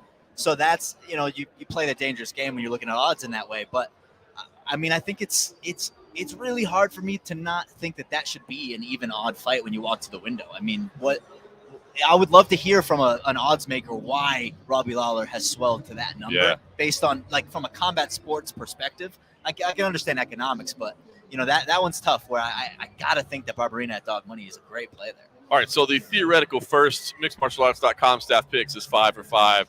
I guess we got to think this. Do we have to come up with some weird, like, I kind of hate when it gets like too complicated. We're like, some points here, or some money here, or some whatever, versus just the straight numbers sure are a lot easier. I'm just happy that given that we've picked all the same fights, it means I'm guaranteed to be top of the league table on all tied for first. Alphabetical order. Well, I'm dealing with two champs. I'm the rookie in the situation, so I'm dealing with two champs. That's right, both former champs of another place. You're dealing with some true veterans of the MMA media game. I mean, look around. Oscar Willis from MacLife, gone. Mike Heck from MMA Fighting, gone. We're the only ones rocking. Gone. By the way, I mean, it looks like we were definitely the first ones in, And yeah, it's thinned out quite a bit. I feel like we might, in fact, hold on. Be able to snag, Everybody else here still works for the UFC, I think. Well, we might be able to snag Davison Figueiredo just because of that. Where's he? Oh, is He's Davison over there. Over there with the hair. Oh, I see now. Yeah, he was tucked behind somebody. The hair definitely gives it away. He's looking sharp though, man. I like the dye that he's got on there. We will be wrapping up here shortly. The ceremonial weigh-ins at 4 p.m. Pacific, 7 p.m. Eastern. I know you think, guys, we've only been doing this for 6 hours and 45 minutes. Like, why are you calling it quits now? But no, it's. Well, because they're going to ask us to leave. It's not our choice. Yeah. I'll run it from my phone if we have to. Just pick it up, switch it over to the phone, head on like, over. hey, the cleaning crew's got to come in. I'm actually pretty proud of myself that it didn't turn to the frosty beverages at any point during this. I mean, we still power through. We doing it. Yeah, right. Like at this point, like once we leave, that's exactly where we go. We pack up as quickly as possible and we head over there. But yeah, ceremonial weigh-ins. What's funny is, the ceremonial weigh-ins, obviously it's always fun, the last face-off, but the real tension in here is between Strickland and Adesanya. They won't be on the stage. Yeah, they won't be on the stage at the same time. I won't see it till the embedded comes out, which I candidly, I used to love the McGregor, Woodley behind-the-scenes stuff that you would get from embedded that we just simply don't get anymore. I'm not sure why. I don't know if it's the homogenization of kind of the fighting or the venues or whatever. Maybe they just do a better job at keeping people separated. Yeah. But I miss that. Like if they're imagine the promo you could cut if there's a little argument in the behind the stage weigh-in aspect and then Strickland goes out there and wins. Well, here's something that a bit earlier on I talked about. If Sean Strickland wins, Eugene Behrman needs to turn the television off in the locker room. Sean Strickland is fighting out of the red corner this weekend. So is Israel Adesanya. They're going to be warming up in the same room. Oh, they'll have them in a room. Not anymore, they're not. Not anymore, they're not. Yeah, well, and if you notice at the weigh-in, they did flip them so that they weren't on the same side of the curtain, you know. Which but then you got Adesanya and Pereira. So whichever way you slice it, there's tension knocking around. And I don't know how you fully avoid that unless you give Izzy his own dressing room or something. I think that might be the way to do it. But yeah, it's. I'm buzzing for this fight, not just because it's my first time back in the States since January 2020. This is a dynamite fight card. There's so many good matchups.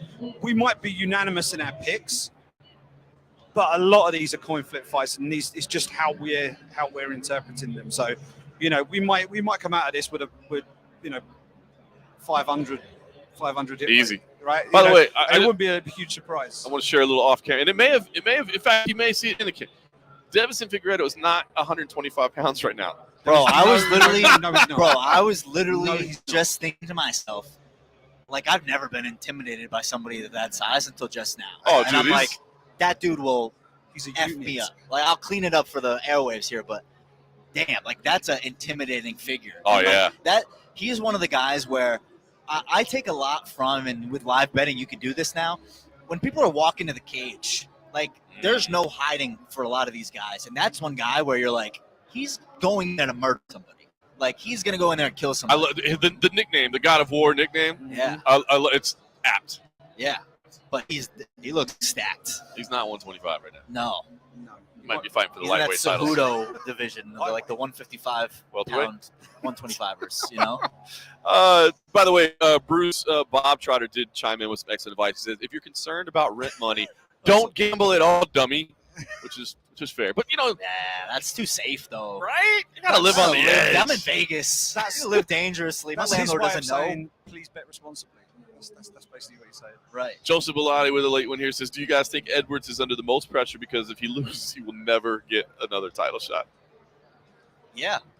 I think it's fair. And unfortunately, Leon doesn't do much for himself outside the fight. So, one of those situations where we've seen it time and time again where if you're not putting yourself out there, if you're not giving the promotion a reason to put you out there, they're not going to do it. So, you end up with your Fergusons who have these long win streaks and don't get title fights. And unfortunately, like I'm still tentatively, like, I don't know if that fight's even going to happen. Like, Usman coming off of hand surgery, I think is way understated factor. Yeah.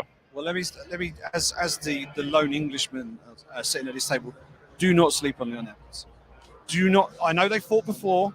I know Usman won before. Long time ago. They have both evolved I don't think significantly. Leon Edwards has evolved so much his striking is kind of overlooked at this point, but that's what got him to the dance in the first place. But he is a well-rounded martial artist, and I think of those contenders at the top, he is as well equipped as anybody to give Usman trouble. I really do. The one thing the one sort of chink in the armor, if you like, was the last few seconds of that Nate Diaz fight where he dinged him. I've never really seen Leon on skates before. He was on skates there. But yeah, Leon and that training camp he's got in Birmingham, it's a Team Renegade. They're a bunch of killers up there, and he'll be super. Boy, how much did that one punch change perception of the? I mean, I know people weren't already. I know that Leon wasn't the most outspoken guy, not the most popular guy. I know that people were already doubting him anyway. I get that. As you said, I think a lot of people are overlooking him, are undervaluing his skills and all that. But I mean, he dominated Nate Diaz. Like, it wasn't even a close well, as he should. fight. Though. Nate Diaz is an unranked 155er, right? Fighting a 170 pounder, right? And then I think if he wasn't already on thin ice with the fan base, that would be overlooked a lot more. And of course, you have the Nate Diaz factor where everyone's going to love everybody Nate loves Diaz, Nate. But I don't think he did himself any favors with the way that he handled the Bilal fight. I mean, I'm obviously biased, but like, you go out there and you poke a guy in the eye, the fight gets ended, you're crying to your mom in the bus. Like, you're not really doing, yourself a service. I would have liked to see him give Bilal the rematch. Obviously, I'm a little biased, but I agree. I mean, I don't think that's one fight where those odds are not going to reflect the actual lethality of that fight. No, they're going to be a lot wider than reality, I think, for sure. But there's going to be a lot of value, I think, on Edwards in that aspect, especially. I mean, look, Usman's looked fairly unbeatable. How do you Kamaru Usman? He was rocked in the Masvidal fight, in the Burns fight, but he won. Can Leon go out there and maybe flip the table and be the one to finish Kamaru Usman? Well, is I think what it's going to look like. Leon is the sharper, more accurate, cleaner striker than the other guys that you just mentioned. Like, if he clips you, the chances are he's going to catch you clean, because that's just like the style of his striking. Right. The question will be how he handles an evolved Kamaru Usman, who has got some legit knockout power of his own. The wrestling, I think, may balance itself out a little bit more than it did in the first fight. Kamaru, obviously, I think will still have the strength advantage in the clinch and things like that, because he's an absolute unit. I mean, I saw a quote earlier. He's talking about jumping up to light heavyweight and having a go at light heavyweight. I saw that literally 5 minutes ago. Doesn't want. He said he wants to bypass middleweight. He says he thinks he can beat some guys at 205. I think he's taken leave of his senses, and he needs to keep. Whoa! He needs to keep his eyes set on 170. But that's another reason why you cannot. I thought that was just Ali talking. Oh, well, it might be. Who knows, right? if it was on his Twitter account, Who was the fighter that had the earpiece in? Except it's not a translator. Like Cyril Gahn or whatever. We had Fernand. Yeah. Except it's Ali. I actually Practical Jokers are behind the scenes. Got say this. Yeah. By the way, hey, in ragging Ali, I will say Ali, man. Last night we weren't going to get Khabib Nurmagomedov. When Khabib was walking the red carpet, we were kind of. Basically, we had pulled up together to do a little scrum, and we got told by UFC PR one spot before he got to where we were that, sorry guys, he's done after this one. It's like, oh, we're not going to get to be. And I just happened to look over at Ali, and Ali was like, he was like, oh, I'm going to make him do one more. And awesome. And that meant it benefited everybody because we were in a scrum. Habib actually joked. He walked up. He's like, you guys said John. There's like 75 of you. He's like, I know. But I will say, so if Ali thinks that we're messing with him, of course we like to mess with him a little bit. Ali, he enjoys it, but I do want to he deserves some respect for that, man. That was cool because you know Habib didn't feel like talking to his many interviews as he had to do, so it was really nice to do one more, and nice of Habib to accept as well. And not for nothing, I mean, fans can believe whatever they want, whatever they read on the internet, whatever. But like, I was kind of disappointed last night that the fans, were trying to almost like bring Ali down in that moment of announcing Khabib, because it's not about him. I thought I heard some boos, right? Yeah, it was just really disrespectful. The chatter, save it. That's not the time. Like, if you can feel any type of way, but like, talk to anybody. Right? Yeah, it's a celebration. You don't go in and piss on someone's parade. And talk to anybody who works with the guy. You give the shirt off his back for these people. Yes. Like, there's a reason that people ride or die for this guy. And I just thought it was a little disrespectful. So, if you're one of those fans that wants to, spout off needless hate, like, if that's your prerogative, fine. But I just didn't really appreciate it in that moment. Agree. I thought that he deserved better than that. But it was nice to see, him get like the credit that he deserves for what he's done for Khabib and that whole team. And, quite frankly, for the UFC, I mean, that's a person who you could argue has done more for the sport than a lot of fighters and a lot of individuals in the sport. So, when we talk about Hall of Fame and, the respect that people should garner in the sport, I do think that Ali gets kind of a bad rap in that way. So I was a little disappointed by that, and I just wanted to bring it up here. I agree. I wasn't. You were in the building. I was watching on Fight Pass, so I heard as well. And I get it, but I thought it was unnecessary, especially you said in the moment for sure. So, Mark Fellows says, appreciate the epic show today. Yeah, it is pretty epic, man. We had this crazy idea. We were like, hey, you know what? We could just sit there and stream for like 7 hours and just see who comes by, have a little fun. If we're gonna sit here anyway, why not just be live and interact with anybody that took the time to even spend a few minutes, man. I know this is still a small little baby as we're growing mixedmartialarts.com, but to do stuff like this, just have a little fun and see if we could do it. I mean, we didn't even, we were right. You know what I mean? Like an hour before, 30 minutes before, going by the seat of our pants. We're like, I think this might work. I don't know. Then we got here, the Wi-Fi wasn't that good. We were like Googling fixes 5 minutes before the start. Googling fixes 5 minutes before the start, but we got it up and running. We had some audio issues along the way. We had a couple video issues as well, but we got them all rectified quickly, and I do appreciate everybody that watched even just 1 minute of it. And there goes future UFC light heavyweight champion Devison Figueroa. the king of the open weight division of the UFC. That would actually be fascinating. If you got some guys to sign the dotted line to not care about the weight, just be like, I'm going to go put my nuts going on to the Montana table. and we're just doing whatever. Yeah, well, not so much open weight as like they're okay meeting in the middle or like some kind of like, I'll cut 5 and you can cut 10 or whatever. Like, that'd be kind of fascinating. I don't think the UFC is a promotion to do it, but I think there would be some interest in that. I do agree with that. Mine has always been, I wish they would do one Pride event a year. I wish the UFC would promote. They still own the brand. They could still do it. Break out the ring. Do it Saitama, in Japan. yeah. Do it at Saitama. Did you know how many people would how many hands would go in the air on the UFC roster? Be like, put me on that card. It's be a 30-fight card to get everybody on there. I want to see that. They did that grappling. The grappling the one time where they brought it was like Pride versus Strikeforce versus WEC. Prince Ultra. Yeah. That was pretty cool. But you got to bring back a full-on event. Yeah. Simon, you're a stud, dude. You went nonstop, no break. You never got up once. MVP. I got to say, even It's more just so than us. laziness. It's just laziness. That's what it is. He's like, I've actually peed myself twice. He's got one of those the Wizinator John, now? yeah, John always has this like Special portable bag. urinal thing at the table just in case. I don't think he's ever had to use it, but maybe because Simon was having use of it today. Just slosh my way down the corridor there to the toilet. But yeah, no, it's been good fun. Thanks for having us on. And I mean, what can be better than spending a Friday afternoon chatting to a whole load of legends and just soaking up this atmosphere ahead of a huge fight night on Saturday. It's great. And yeah, it's somebody who's interested on the chat and tuned into the stream. Thank you, because it's a whole lot harder if we're just sitting here and we know that no one's watching. It's great that we've got people interacting with us. So thank you to you guys out there as well. And we'll sign off on this note of feedback from Mark Bellows, who said, if you want that, just go watch UFC 1, Cody. Well, I can do that with my UFC Fight Pass subscription, where you can find the Anakin Florian podcast and maybe soon the MMA Roadshow. That's what I'm talking about. Hey, listen, this was fun. I'm glad we got to do it. We'll kick it on now over to the ceremonial weigh-ins. Tune in for your coverage tomorrow at UFC 276. And thanks for watching. One more sleep. We'll see you tomorrow night.